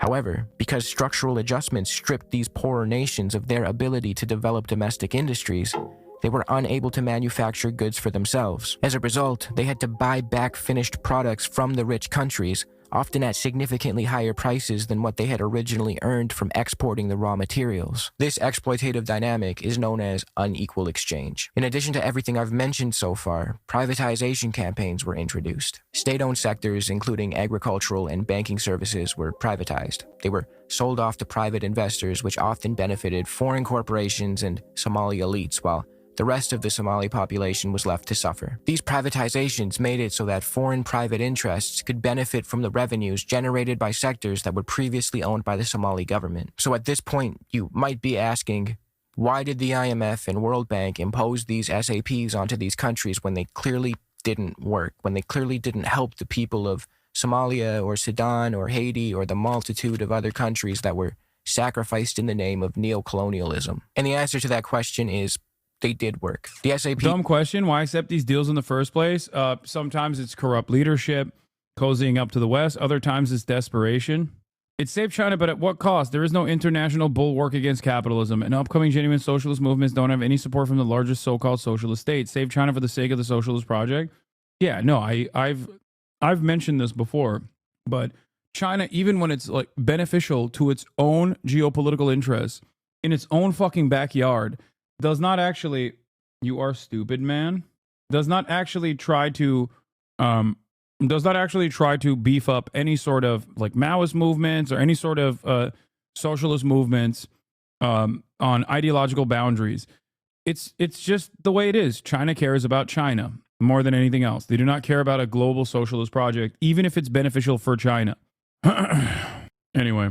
When is it not corruption? Don't they see the results in other countries, or they just need immediate money at the time? Well, if it's corruption, then there is no popular support or anger. There's usually popular anger towards IMF debt, but it doesn't really amount to anything. These benefited exactly who they were intended to benefit, like foreign corporations and investors who gained access to cheap labor and exports due to the privatization campaigns and the opening up of the Somali economy, and Western governments, the IMF and the World Bank, who gained political influence over the country and benefited from loan repayments. Although these SAPs were implemented under the promise of development or whatever the fuck, they came at the expense of the Somali people. Somalia, once food self-sufficient, experienced a devastating famine that killed hundreds of thousands of people. Instead of fostering growth, the debt that was So what exactly are they doing with the Belt and Road Initiative? Why would they forgive loans? What, you think they're doing it for socialism? No, they're doing it to develop a secondary market so that if America decides to go into an all-out trade war, for example, China, one, simultaneously will be able to call in good favors from many of these other nations, and two, will be able, in terms of United Nations, if it still remains, but then also they'll be able to have a second market that they can sell to. They also get ease of access to natural resources. It's literally not dissimilar to the IMF World Bank structure. It's just done in a more ethical manner, because in most circumstances it is mutually beneficial. You get ease of access to natural resources, or almost complete control over natural resources. You end up developing these markets so you can sell to them. That's it. It's kind of weird for leftists from the imperial core who have benefited from the colonial and neo-colonial fruits to now just do nothing and expect their former victim to come save them now for some reason. I mean, it's understandable that leftists in the imperial core would still hope that China would do more to, I don't know, actively target the growing fascist movement around the planet. I've also always maintained the position that without the USSR, the social democratic reforms in Europe would be non-existent. If China is seen as a competitive threat ideologically to capitalism, then just like Democrats and liberals that concede and capitulate to fascism right now in an effort to maintain their governing coalitions, you would see the very same thing happening in a lot of these countries in the opposite direction. Russia is a truly anti-fascist country? Sure. Okay, chatter. Yeah, definitely. They're definitely also very socialist still. Supposed to aid Somalia only further enriched the developed world and the international financial institutions that issued the loans, while Somalia's people suffered. These debts and foreign influence in the country eventually helped lead to a full-on economic collapse in Somalia. I focused on Somalia for this video, but this process was replicated all throughout the developing world. debt. Expecting China to save you was like right when he was expecting Trump to save them. You're a fool if you're waiting for a savior. Oh my God. I'm not. I'm just simply telling you what is going on.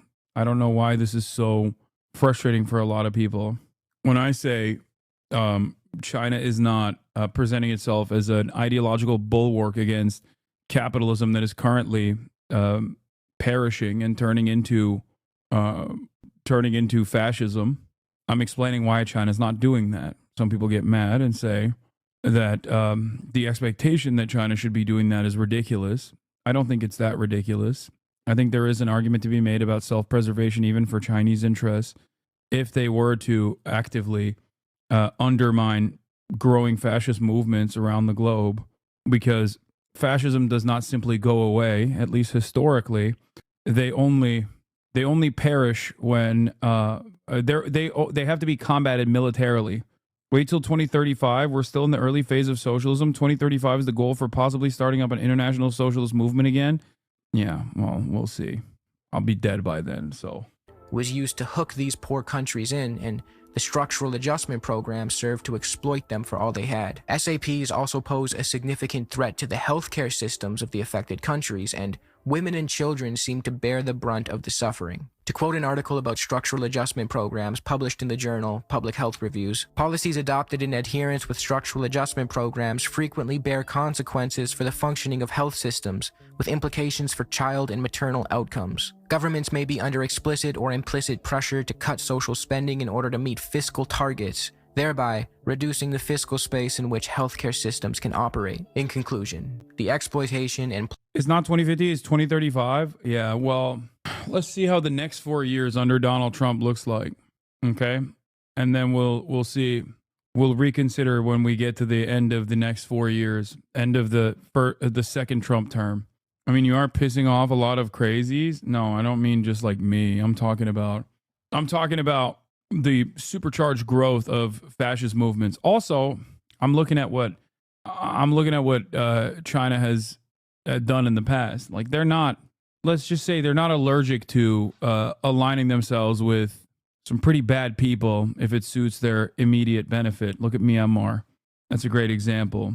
They will both collaborate with the junta and also simultaneously anti-government forces, depending on what suits their purpose. Same goes for, I mean, even with respect to their allegiance with Russia, that's a more understandable one. Russia is a nation state, a powerful one, okay, and an energy provider. But, you know, we'll see. Or their trade relations with Israel, that's another one. Plunder that devastated the developing world during the days of colonialism has not been eradicated. It's just been reorganized. I'll close this video out with an excerpt from one of my favorite authors, the late David Graeber. For almost 2 years, I had lived in the highlands of Madagascar. Shortly before I arrived, there had been an outbreak of malaria. It was a particularly virulent outbreak because malaria... This guy's awesome. He's saying Russia is very much against fascism. Chinese government goes against humanity. We can't have people like Bernie, who are very far socialists, infiltrate one of the big powers, especially people like Fauci, life in prison. Okay, dude. I'm just going to ban you for your own sake. Okay? Poor guy, just losing his mind.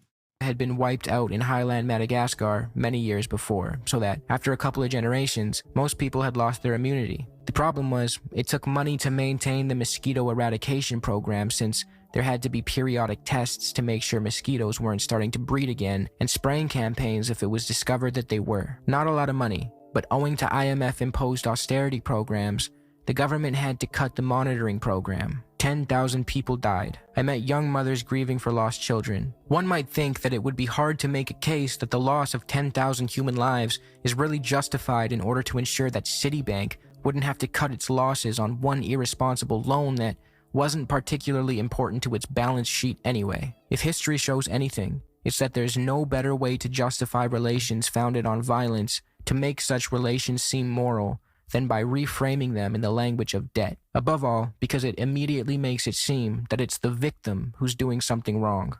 Will there be a Trump three-peat? Who knows? But for the time being, let's get to the fallen state.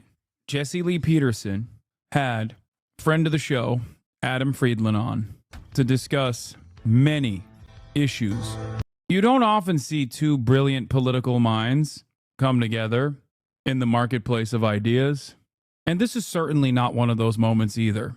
However, I assume that this will be fairly funny. Welcome to the Father State. I am Jesse Lee Peterson. Thank you all so much for being with me. Don't forget to support our work. Continue to support it by going to what's Adam's name? Friedland. Oh, I have with me Adam Friedland. He is a stand-up comedian and the host of the Adam Friedland Show. Friedland show. Yeah. Welcome to the show. You murdered that intro, Jesse. That was a little bit of a power play, right? Adam Friedland. You came in, you were like, I don't even know this guy's name. No, I've done so many shows today. How many shows have you done today? I did 3 hours of radio this morning from 6 to 9. And then you're the third hour of the Father State taping today. Oh my God, you're exhausted. And the fires are happening around the building. The fires burn everything. You're going to podcast through the apocalypse. Yes. Amazing, huh? All right. But I have with me Adam Friedland, stand-up comedian and the host of the Adam Friedland Show. So what? Who set this up? My producer. And what, he thought me? He was like, Jesse's going to love talking to just the most obnoxious guy in history. He's going to love talking to this guy. And I'm already enjoying it. Are you? Yeah. We're having a nice time. We had a nice talk before this started. Absolutely. I was told before you came into the room that I had to sign the consent form because you don't trust me. Right. You know how the Jews are, right? What are you doing, Jews? Whoa. Okay. I was like, I wonder if he'll say something anti-Semitic. And before I could even say it, well, he popped off right there. You're starting with this Jew. That is technically the first question he's directed towards Adam.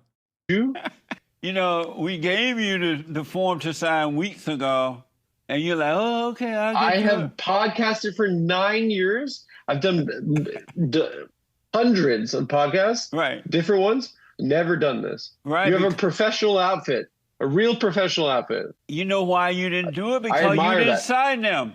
You're saying that a Jew doesn't want to sign a legal. You're the one with a legal form for your podcast. You're Moses over here.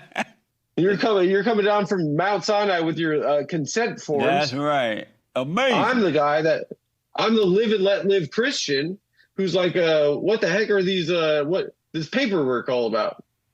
I'm giving you a sermon on the Mount. What a mess. How are you? So let me ask, you were a lawyer before you became a comedian, right? No, I got into law school, yeah. And how come all the Jews are lawyers and doctors? Why don't they be like... What do you mean, all the Jews? Because their parents yelled at them to get good grades. What do you mean? But their parents didn't yell at them, hey, one day you could become a trash picker-upper. Or what parent is telling their kid to be a trash picker-upper? They make good money being a trash picker-upper. Do you think there's a single parent that's like, you should be a garbage guy? Oh yeah. To a child? No, you say you get a good job or something? Yeah. I don't know. Yeah. It's not a crazy thing to be like, you should get a stable work. Well, I don't think it's a Jewish thing either. Oh yeah. I think our parents are just annoying enough to like be like, all right, fine, just stop it, just shut. No, I'm just kidding. All of my Jewish friends are either lawyers, doctors, Dershowitz. They own Dr. the hospitals. They hospital owner. Right. People own a hospital? The Jewish people do, not normal people. So you think that it should be socialized medicine? You're like a Bernie guy. No way. I am not. I think that people. No, Adam. He just doesn't want Jews to own the hospitals. He wants normal people to own the hospitals, as in non-Jews. Anyone should go to the doctor. You think that they should? I think you should go to the doctor. It shouldn't be. Yeah. If you have cancer, you should go to the doctor. Like, you shouldn't lose all your money if you have cancer. Sure. But also, call me a live and let me a live and let live Christian. You're the one that wants all these Jewish hospital owners to stay in business. That's right. So tell me, I didn't know. I was talking to Rabbi Mordecai Peterson. In a functioning society, this man would be in a home taken care of by a nurse and out of polite company. Maybe we should go back to doing lobotomies. No, I think that like this sort of program would absolutely exist in a functioning society as well. Make no mistake, we are not in a functioning society, but a program where, you know, a guy like Jesse Lee Peterson, who is obviously not all there, gets to have, oh, you were talking about Adam. No, he would get to do all this. What? How did you go from being a lawyer to a comedian? You still think he's playing a character? No, he's not. He's not. I've met him. He's not playing a character. He's absolutely being, I wouldn't say like manipulated, I guess. Like he's definitely not capable of making decisions on his own. I've been on a show before. I think that a lot of the things that he speaks about are his genuinely held opinions. And I think that there is a lot of more competent people around him that basically put him into this position. Yeah.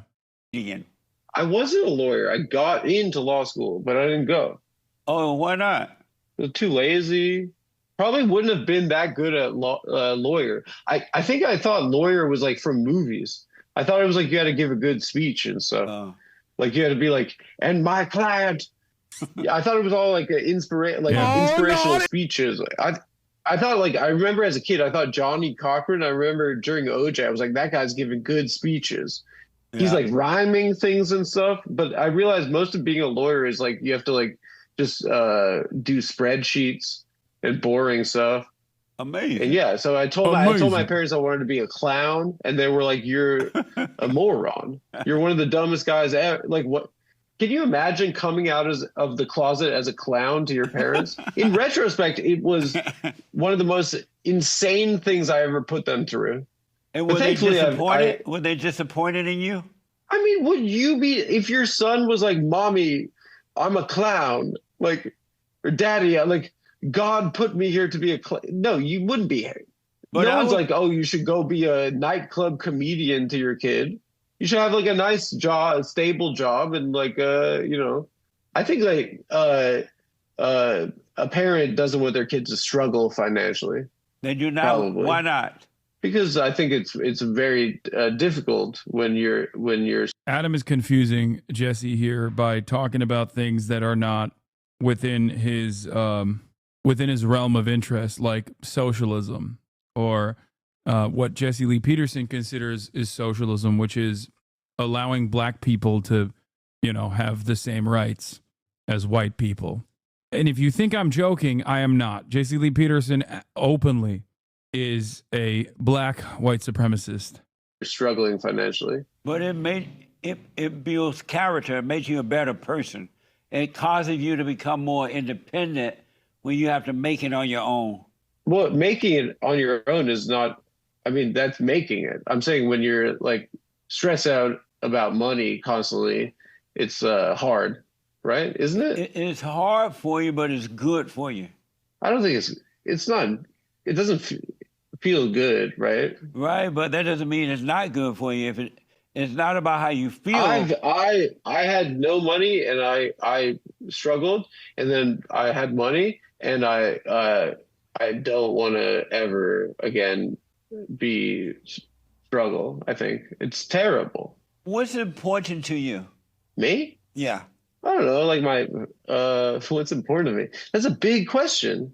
Reverend, I feel like I'm doing confession right now. You can call me Jesse.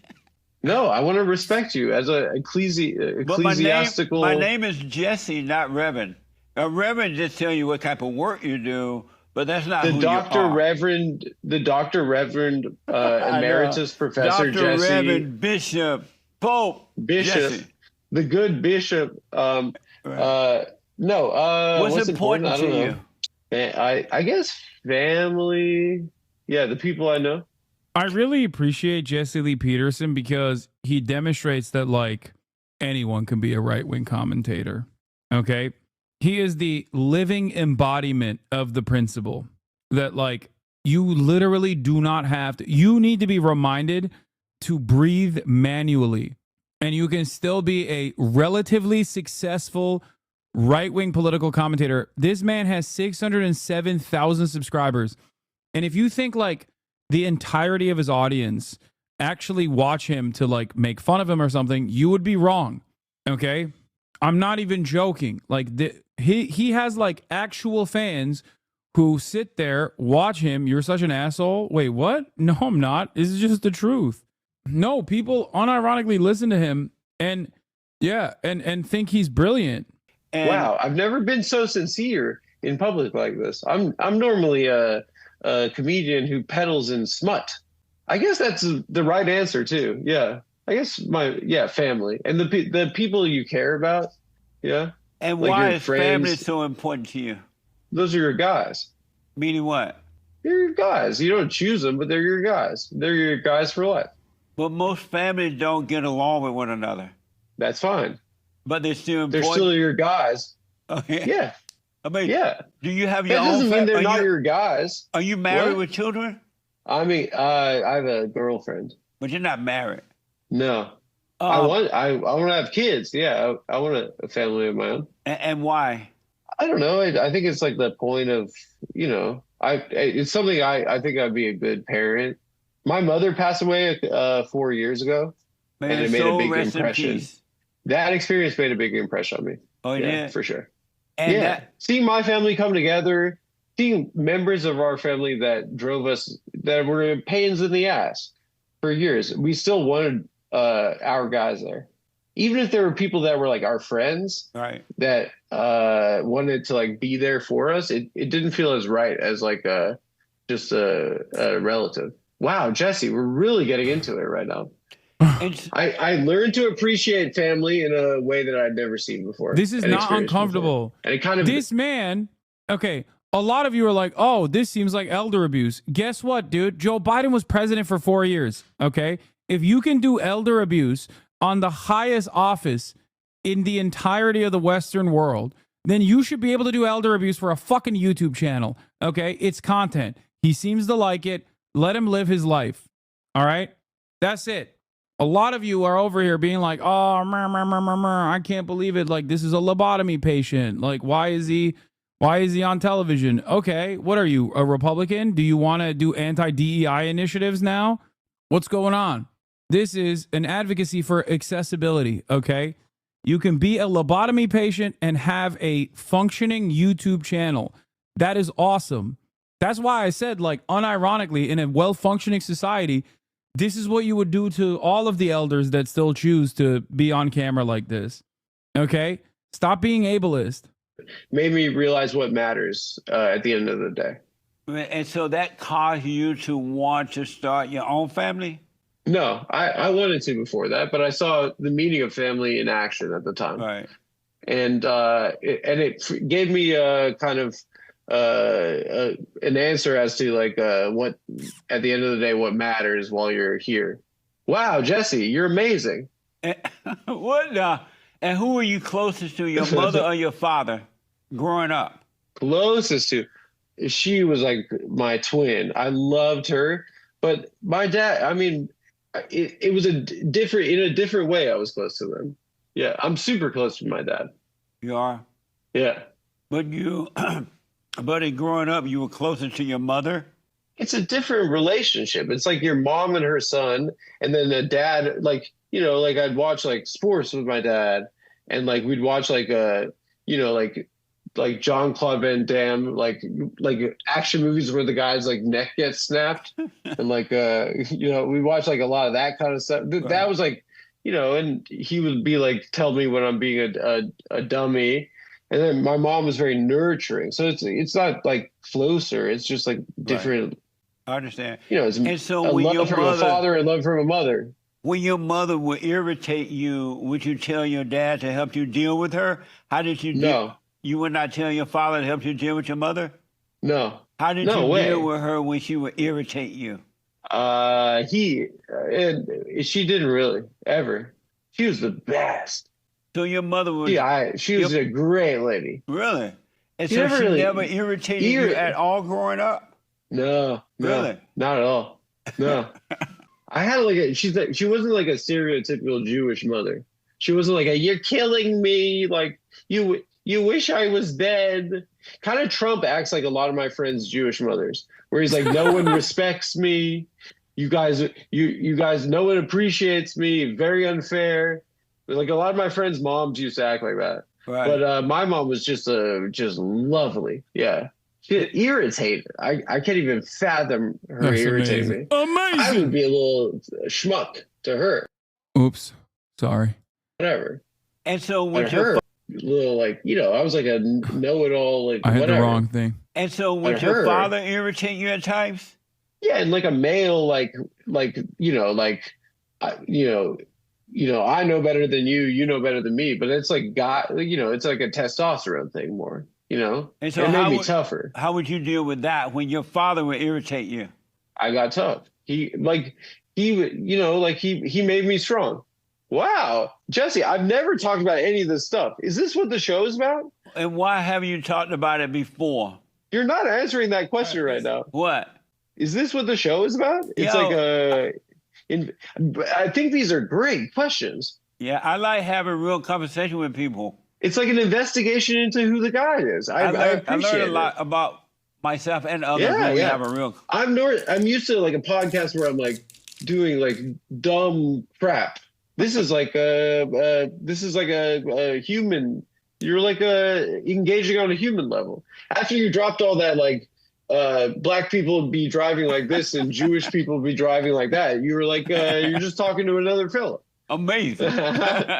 Amazing. Go ahead. Sorry, not to cut you off. No, I'm glad you enjoyed it. I want to ask, so when your father would irritate you, how? I got Quest iced coffee, protein iced coffee, and it's actually a lot better than I thought it would be. It's 90 calories. Not an ad, by the way. 90 calories, 10 grams of protein. Amazing. How would you deal with that? I'd argue back. Good. And so, would you tell your mother to help you deal with your father? No, that's snitching. I'm not going to fuck with their marriage. She should support him.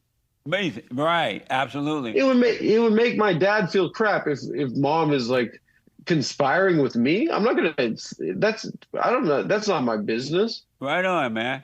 And so, how did you become angry? Honestly, I would navigate things by being funny a lot of the times. Right. Like I make a joke, but that was like to get out. That was a little rascal and try and get out of trouble. Right on. So that's why I got in. That's why I got funny. How did you become angry? Why am I angry? Yeah, that's what I'm trying to find out. How did you become angry?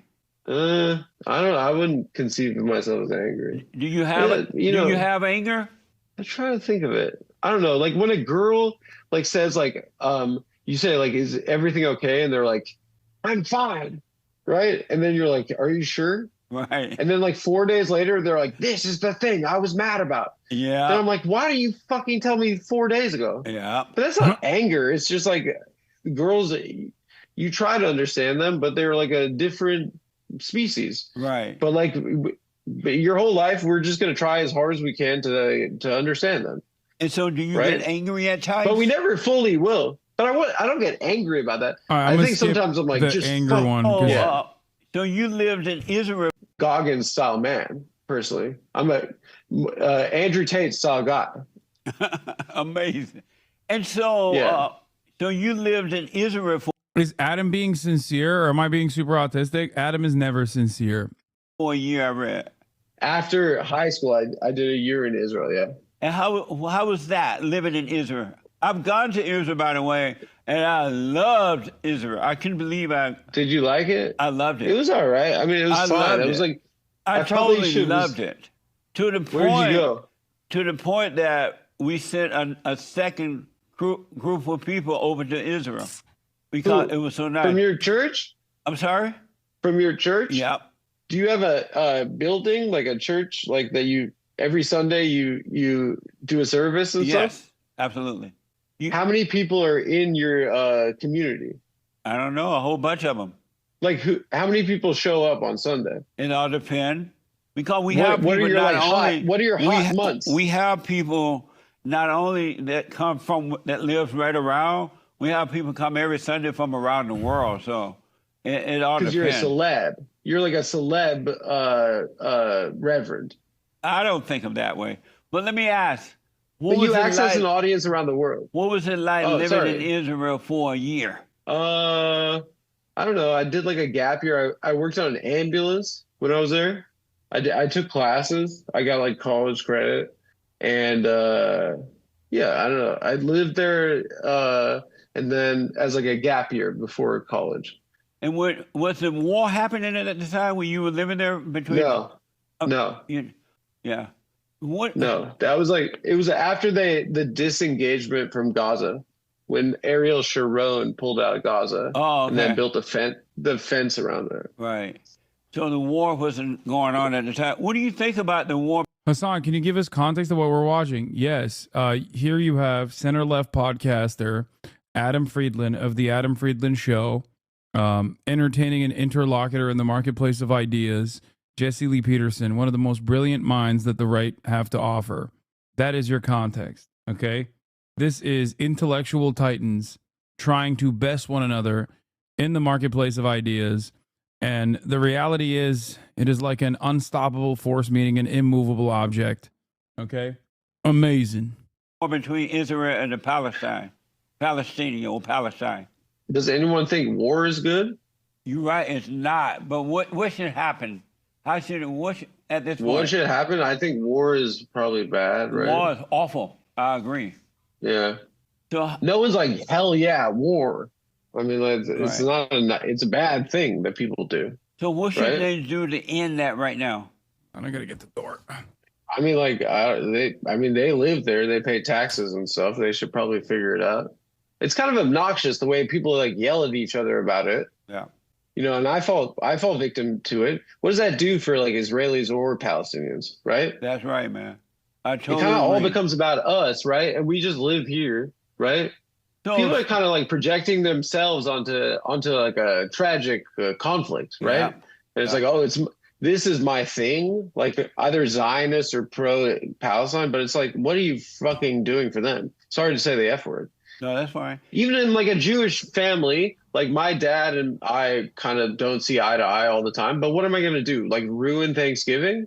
Like we're like, I just want to chill with them. You know, it doesn't, and also it doesn't do anything for them folks over there. Absolutely, you know? man. Yeah. What a mess. Yeah. My thing these days is to know less. So- Right? What a mess. Like, What was it like? You reminded me of something that happened recently in our country. That's the second take he has in the repertoire. He's got amazing. And then if he doesn't want to constantly repeat amazing, he goes, what a mess. It's a new emote that he unlocked. And around there was the Palestinian people going around to the university here in this country, and they were carrying the Palestinian flag, and they were chanting, "Death to Israel, death to America." That I couldn't believe that. You there Why? in New York? You're right in the midst of. What was that I mean, like people for in you? Vietnam. A lot of Democrats need to really reconsider their position if they find themselves in agreement with this man. The fact that there are so many, obviously, like a lot of Republicans agree with him across the board. He's a Republican. But like, if you are a Democrat and in any way, shape, or form, or a liberal in any way, shape, or form, and you find yourself in agreement with the good doctor, the Reverend Jesse Lee Peterson on this issue, you really got to reconsider. We're saying that too about death to America, right? What was it Aren't like? college kids protest typically like wars? But not Isn't on- that's but a they thing that's should be- happened a million times, right? But they shouldn't be on I'm not our saying it's land good or saying- bad, but I'm saying it's not a new thing, right? Right. What was it like hearing them say on our land, they in our country chanting death to America? I mean, I mean, America's the sickest country. I mean, we make like we have like dunking, NBA, hip hop, like we make Goodfellas. We've done some of the best stuff here in America. Right. But who cares? It's just some kid saying some crap. What are you going to be like? Oh, I'm so afraid. It's a kid, some fucking 90-pound kid. That's know, not like but- really an issue. I think it is a little bit. That's a little bit like. America's the best because it invented dunking. So stupid. Cowardly to be like, I'm terrified of like an 18-year-old kid. I mean, like there are other things I have to worry about in life. I'm not saying it's good or bad, but it's just like what? Like a kid at college is going to protest a war. It's not a new thing. Right, Jesse? But sometimes you were protesting Nam. But you were lighting that damn flag on fire back in the day. But I'm teasing you. Yeah, I know. But it concerned me because they have so much anger toward America and Israel. What the hell are they gonna do? Like an 18-year-old girl that's studying they/them studies at Columbia. What is she gonna do? But what she might not, she's actually gonna kill America? You think America is going to? She's saying death to America. You think that an 18-year-old girl studying genders or whatever is gonna kill like everyone? You think she can do death to America? No. It's kind of a little bit pussy to be like, I'm afraid of that. Right, but what you might not understand. Don't you think? But listen, saying you're afraid of that is a little bit like hysterical. But what you may not understand is that a lot of people say death to America. Adam, she might not do it, but the people who have convinced her to go out and protest and carry on, they can do it. Because America real enemy gave would be $25 the billion people who have them out there doing the protest. They don't even know why they're out there. But the people who convince them to do it are the ones that I'm concerned about. Who are the people? Soros and stuff? The Allah people. Allah. What is that? I think it's a little bit just like come on, bro. We gave money to the war, so they're protesting it. I mean, like, that's plausible, right? They gave $25 billion, so they're saying they're protesting at their college. We shouldn't give $25 billion, I guess. I don't mind. What is a kid yapping at a school? Like, what is it? Come on. It wasn't that. You got to be Christian about this, brother. Listen, like, it's just a kid. It's a kid. Adam, it wasn't the kids that I was concerned about. It was the people who are brainwashed and paying the kids to go out there and do it. Those are the ones I'm concerned about. How is it? You think Alu Akbar sent a 90-pound girl to Columbia to do a protest? His representative did. This is literally what arguing with fascist coworkers feels like. I mean, yeah, Jesse Lee Peterson embodies coworker politics to a T, straight up. Like he perfectly represents coworker politics. Yeah, he is the coworker and boss. Who's Alu Akbar? What are you talking about? It's a kid at a college. You know how when they put on the belt with the bombs on them? And just before a suicide bomber, and just before they get ready to go off, they say Allah Abba. So you think this kid at school got a call from Alu? It sucks that Jesse Lee Peterson is so stupid that he can't be racist appropriately. Like his intellectual capacity is getting in the way of him being adequately racist. You know what I mean? Like. He can't even say like, no, these like Muslims, the Allah Baba people. Akbar? No, but the people who put her out there. Jesse, you're not even thinking. You're laughing right now. Listen, you're not even thinking, bro. Do you hear me? I'm telling you, it wasn't the kids because they didn't even know why they were out there. There's enough problems in the world for us to be like, oh. Can I tell you this? To be Jewish in America for 37 years, I'm 37, it's the best it's ever been in 1,600 years. And why do you say that? Because I'm not getting like fucking, like Jewish people have been killed and stuff like throughout history. Right. In America, it's been sick. I get to be a white guy. Do you know how sick it is to be a white guy? Yeah, it's awesome. It's hard on white people that they're blamed for everything and they're not responsible for anything. Oh, it's been awesome being a white guy, bro. It's been phenomenal. I don't want to lose it. So listen, because maybe these 18-year-old girls are going to take white away from me. Then we got a problem. Amazing.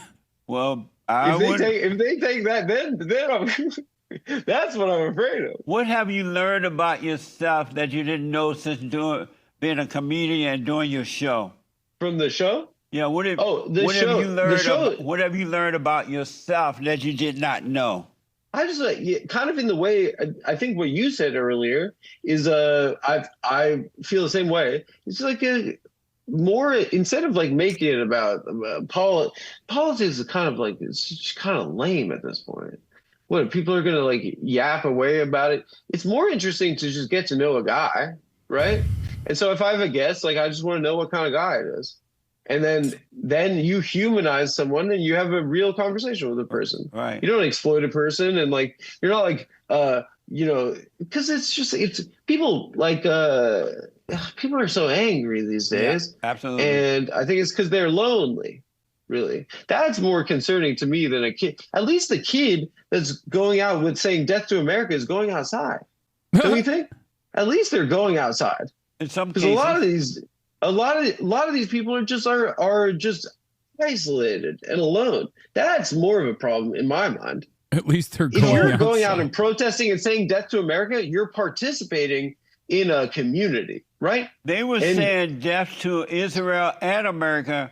And my concern is that we allow First Amendment, baby. allow these people First to come Amendment, in. baby. Free speech, baby. Not for these people.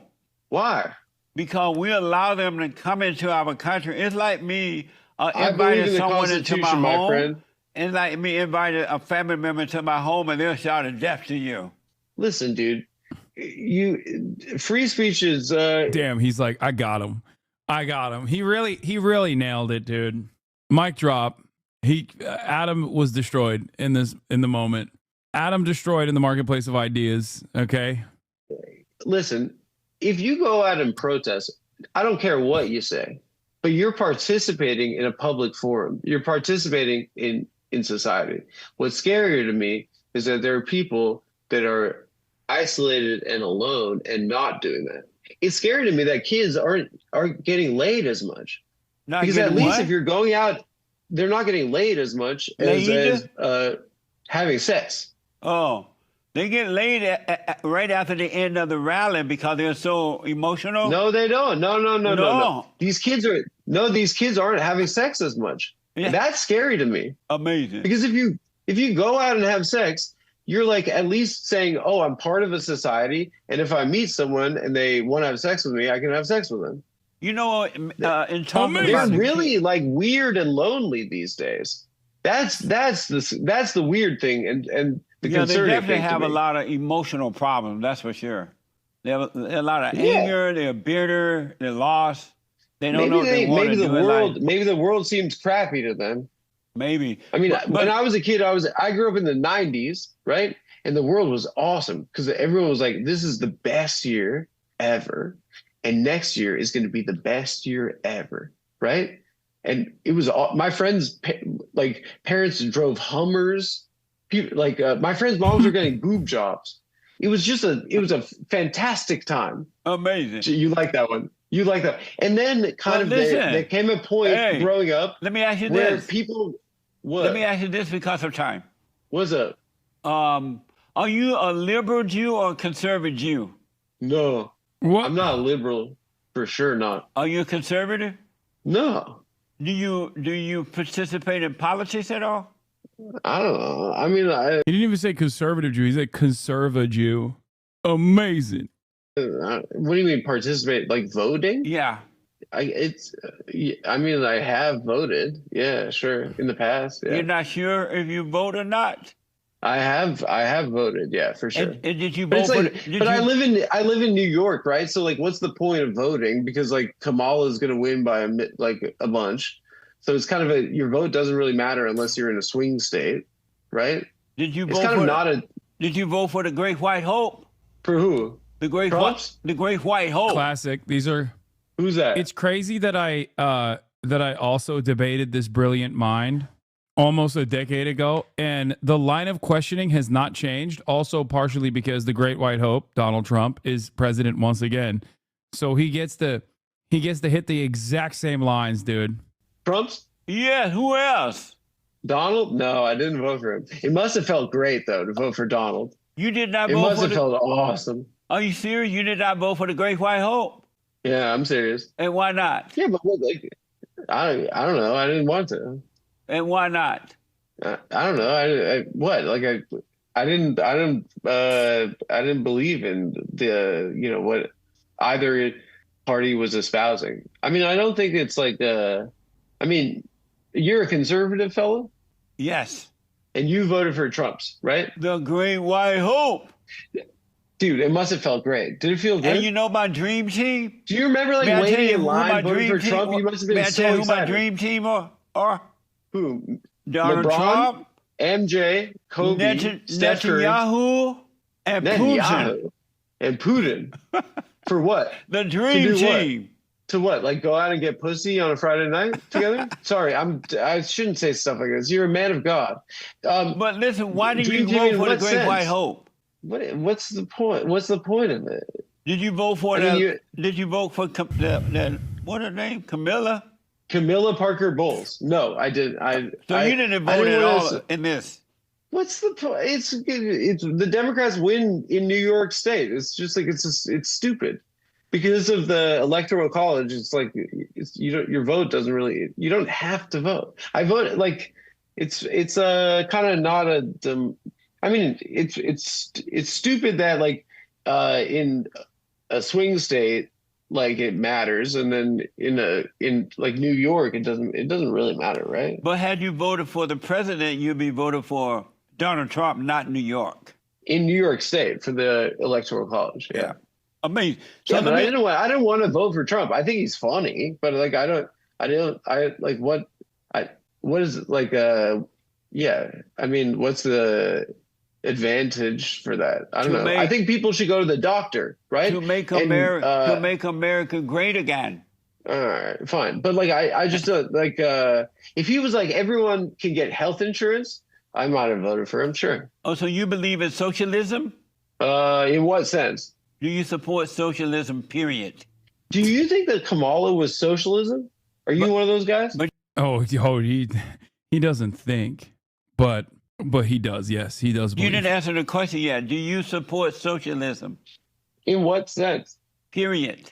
I think so. Yeah, I think that you should view history in terms of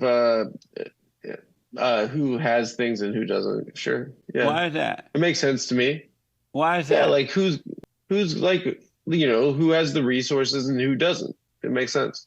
But most people that don't have it, they don't have it because they don't want it, because they know that there are people out there like you that support socialism and that you're going to give it to them. Who supports socialism? No one actually does. Yeah. There's no political party that actually does. There are people who rely on people to give them stuff, and they support socialism.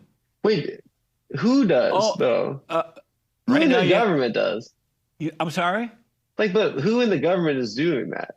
The Rhino Republicans, the Democrats. They're doing socialism? They're supporting it. Yeah, like Mitt Romney, an active advocate of socialism. Who amongst us can forget? Who can forget Mitt Romney and Liz Cheney actively trying to create the dictatorship of the proletariat? Which ones? You know which one. Which one? Seriously, I don't know. There are socialists. Once again, I am wishing for a future where the Democratic Party was exactly the way that Republicans presented them as. It would be so amazing if American politics actually reflected, if American politics was even marginally as close to the way that like Republicans represent the Democratic Party in American politics as, it would be so sick. Republicans? Yeah, the rhinos are. But let me let me ask you this. I'm not trolling you. Who are these guys though? I'll tell you later. Let me ask you this. You're all wait. You can't come on. Let me ask you this question. You don't actually think anyone is a socialist in the government. Who is it though? The rhinos. You're awesome. You're like, my friend's dad is exactly like you. And he's the best, dude. He's got a boat. He says things like my boat, my rules. He says stuff like that. He's the best guy. Right on. But I have no idea what he's talking about. That they're stuff like this. There are socialists in the Republican Party. So let me ask you this: what's wrong with the blacks? Oh, what do you mean? What's wrong with black? Another one of Jesse's hits. Okay, this is yet for those of you who have not encountered this man before. I'm letting you know you're about to hear some of the most unhinged, unfiltered, unrestricted white supremacist thought. What's wrong Trigger with the warning. Well, I don't know. What are you talking about? Well, I don't know. They've given us incredible culture. Like what? America.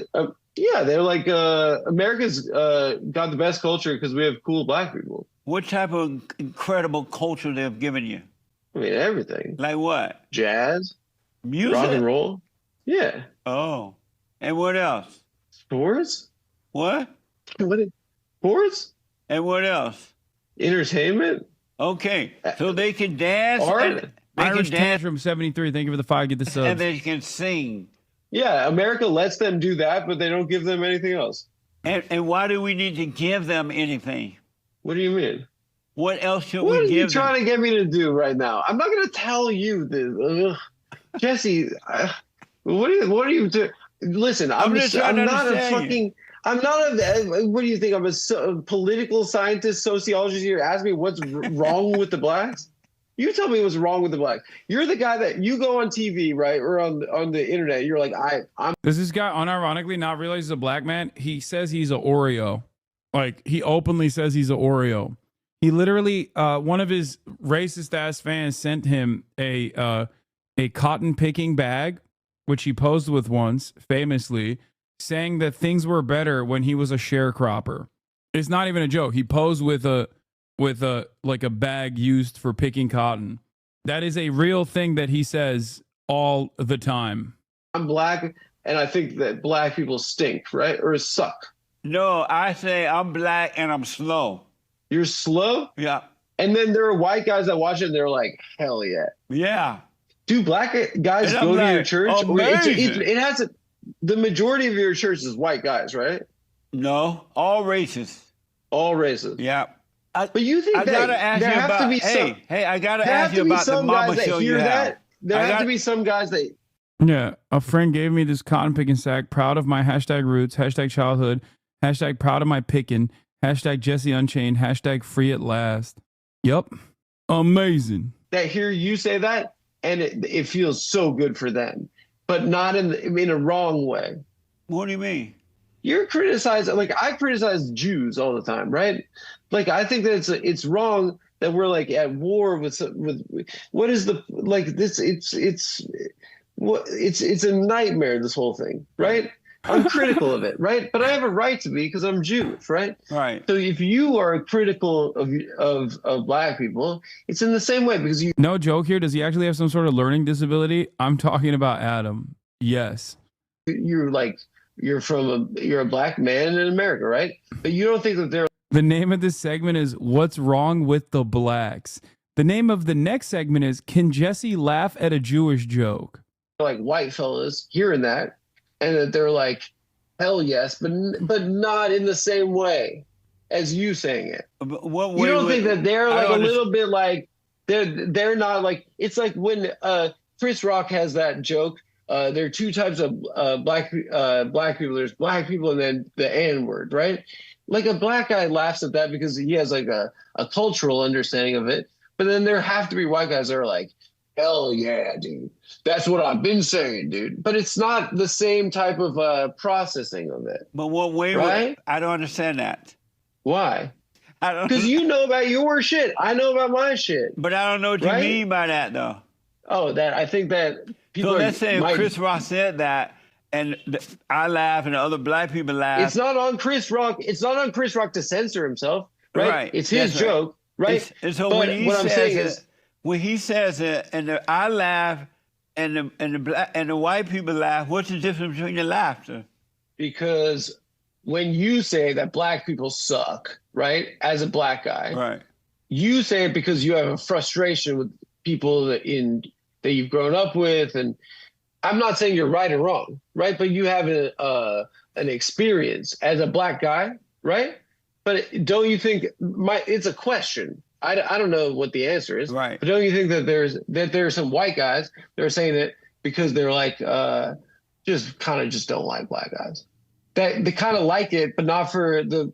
You're saying it because you have an experience, and they're saying it because they have that appeals to them because they have a prejudice, probably, right? Because it's why fun. am I talking about this on the internet? Jesse, why are you making me? I have to plug my computer in. What are you doing? My computer's not plugged in. Oh. It's a funny. So if it's funny, why are you asking me some freaking? Didn't Taylor Swift's ex get canceled for going on this show? No, not on Jesse Lee Peterson's show, Chatter. On Adam's show, the one on the right. This isn't his show. That's amazing. Oh, Jesus Christ. Low IQ comedian in New York City. What's wrong with the blacks? This is your thing. This is what you've gained a claim for this. But listen, if Chris Rock, you listen, Jesse. I'm keeping you honest right now because I think you're a good guy. If Chris Rock made a joke like that, and I'm sitting there, it's funny, and there are white people in the same audience, and they laugh about it too. Why are the laughers different? They're laughing at a joke. I'm saying if you're saying that black people are no good, right? You're saying it in a different way, and someone that thinks that without the same understanding as you, right? I'm not even saying you're right. You shouldn't snitch too. You're a snitch. You shouldn't do it, dude. What do you mean? Because Adam has lost, to be honest. Yes, dude. No one can stand. No one will ever remain the same after being bested by an intellectual giant like Jesse Lee Peterson. Okay? It's just like not in front of them. In front of who? Not in front of them. Who? You know. No, I don't. Like sometimes for the in front Jews of who? Too. Sometimes like it's a little bit like, don't be so. I've also been bested by this man. Embarrassing in front of the Gentiles, right? Right. That's like a notion we have in our minds, where it's like we're all so embarrassing. We're like obnoxious. We talk too much. We're obsessed with ourselves. But when you say not in front of them, sometimes it's just like let's not in front of them. Let's tone it down. When you say not in front of them, who are we're you referring embarrassing to? Ourselves. So, but you're doing it in front of them. In front of who? I think you're a good guy, Jesse. Adam, in front of who? Guys that don't like black people. But there are a whole lot of black people that don't like black people. How would I know? I'm not saying that. How would I know? What I'm saying is does it feel like do you feel like that there have to be some guys that don't get what you're saying, but get off on what you're saying? I never think about that. If you say that. I never think about that. Why not? Why should I? That's a moral thing. Why should I? Because you're a man of God. Because you're a man of God. What? It's a moral quandary, right? It's a moral quandary. So Chris Rock has that moral quandary. He says, he doesn't know what quandary means. Okay. That's crazy. Tell this joke, maybe people will laugh at it in a different way, right? But that's a moral quandary. So, but what I'm asking you is if you've processed that in a moral, like in that same sense. I'm not saying it's I believe in the First Amendment. Say whatever you want to say. Oh, let me ask you this. Because of time. Yeah. So if I went to one of your shows. This is so embarrassing. This whole thing has been embarrassing, but I feel like I really like you as a guy. Let me ask. Yeah. Ask. Go ahead. If I'm at your show and you're making jokes about the Jews, right? And myself, kind of. Yeah. Right. And you're making jokes about the Jews and I'm cracking up. Should I be laughing or not? It's interesting. I've had that question. It's like, did people in the Midwest watch Woody Allen movies? Because those movies got like wide distribution, right? But it's like, who the hell wants to see that crap? I get it. I'm like, that stuff makes so much sense to me. But it's like, it's so like, I can't imagine that it would appeal to other people. Should I be laughing if you're making Jewish jokes? Jewish, like what sense? Like Jewish people at or one what? of your shows, and you're up making jokes, and they're really funny. I'm mainly making fun of myself. Let's say that all the Jews are laughing, they're cracking up, and I'm sitting there and I'm wondering, should I laugh or not? It's a similar So should I laugh? Right? Should I laugh? But I guess I don't do Jewish jokes. I thought you said you did. I do Jewish, like self-deprecation, right? So making fun of yourself is like a self-deprecation. It's like it's an aspect of comedy that, like, yeah, a lot of Jewish guys. But let me ask, because of time, I got to keep moving here. If you move along, making Jewish jokes in an audience full of Jews, what kind of Jewish joke? But I'm not. That's not what I said. I make fun of myself. Oh, right? Okay. Which is a Jewy thing to do. So if you make a Jewy joke, I'm not like. If you made a Jewish joke, should I laugh in a Jewish audience? Yeah. Okay, so let me ask you this: You have a show called. You host a show. Did I answer your question? Or you're moving on. Oh, go ahead. You could have, Jesse. You could have pressed me on that. I was vulnerable. You had me on the ropes right there, and you moved on. But I'm not trying to have you on a rope. You know what you did? You turned the other cheek, much like this guy from Nazareth. So let me ask. Should I, yes. if I'm in the audience and you're making a bunch of Jewish jokes, What? You keep saying Jewish. I mean, the main Jewish joke is my face that people have to look at. And should I laugh? I mean, if you think that my nose is how revolting I look is funny, absolutely laugh at me. Well, how about if you say, I have a What Jewish... do you mean? What is a Jewish joke? Can you explain what that is? I don't know. You're the comedian. You keep saying Jewish jokes. I just don't understand what you mean. But I thought you said that you made Jewish jokes. I said that I do self-deprecation. Okay, I got you now. I'll have you now. Okay, let me I'll give you an example. example. And give me a quick answer because of time. If no, I don't want to stop talking to you. We got another hour, baby. So let me ask, if you should... Chatters are upset, or some chatters are upset about what's happening to their brains as they're watching this, not realizing that this is one of the only formats where you can get CTE from a visual medium like this. And I'm actually helping you understand and transition into the future Trump leadership by delivering to you CTE directly from this visual medium. Okay? Digital CTE is real. And it's good that you're getting it, because now this way you can actually operate within the confines of the Trump administration. Make a Jewish joke, and I'm in the audience with a bunch of Jews. Should I laugh? Okay, help me out for a second. I'm not. Help me out for a second. Could you please tell me? But I thought you said that you made Jewish jokes. I said that I do. The video gave up there. I don't know what happened. Self-deprecation. Okay, I got you now. I'll have you now. Okay, let me ask you an example. And give me a quick answer because of time. If no, I don't want to stop talking to you. We got another hour, baby. So let me ask, if you should make a Jewish joke, and I'm in the audience with a bunch of Jews, should I laugh? Okay, help me out for a second. I'm not. Help me out for a second. Could you please tell me a Jewish joke so I can understand what you mean? Jews love money. Is that a joke? What are you talking about? That's a joke? He loved that one. That was, wow, he really popped off with that one, dude. Should I laugh about that? If you made that joke, and I'm in the audience... Should you laugh about Jews love money? What? Tell me a Jewish joke. Listen, you're Okay, Adam, he just did. He just did. You got bested. He brought out the big guns, okay? That's the best you're going to get. What do you mean? In his mind, that was the joke. he popped off on that one. That's the best it's going to get from Jesse Lee Peterson. Free speech conservative. I'm not sensitive. I'm a comedian. Right. I believe in the First Amendment.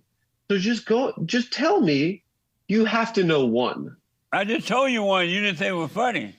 Jews love money it didn't have the structure of a joke. It didn't have a setup. It didn't have a punchline. You need to have a high IQ to get this kind of humor. Okay. That's it. Jews have a big nose. Jesse, you're funny. I believe in you. Okay? Wow. Back-to-back bangers from Jesse. See? Adam's too busy trying to get an own here. Okay?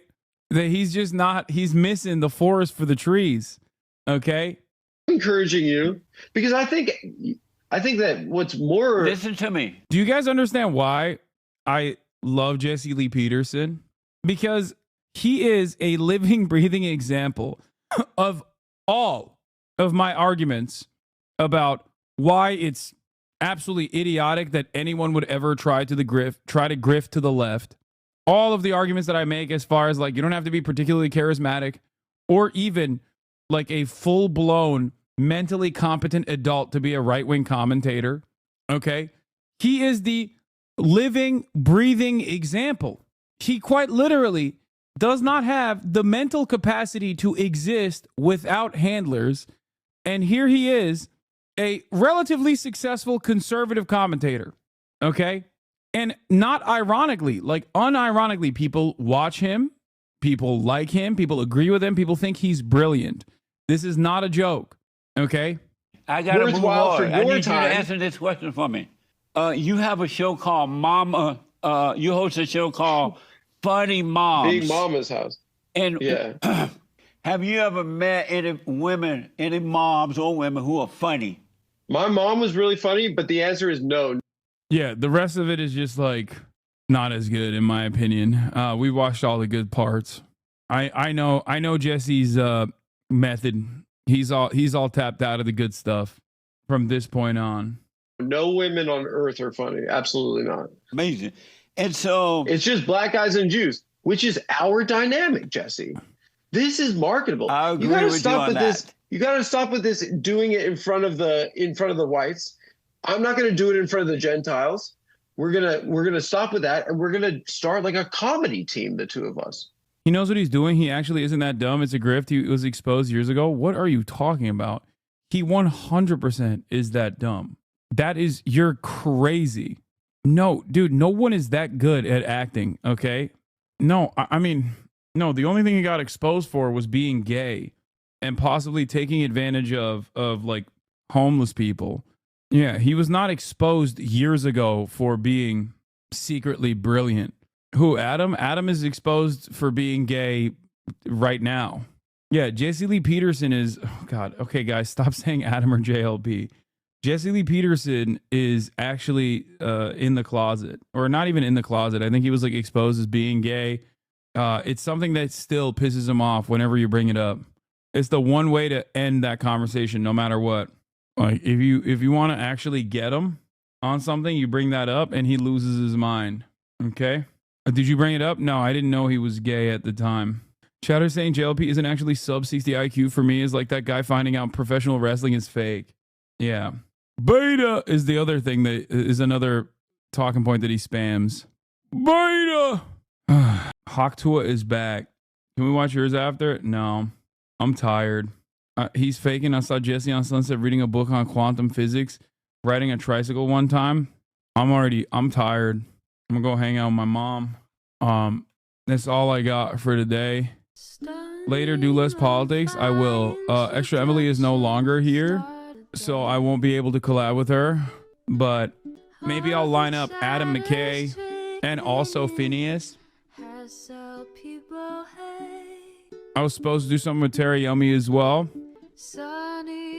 Tomorrow we have State of Play, PlayStation State of Play, which is exciting as well. 6.5 hours slacker. You're right. I am. Anyway, I'll line some of those up so I can do more fun collabs and whatnot. Love you guys. And I'll see you tomorrow. Peace.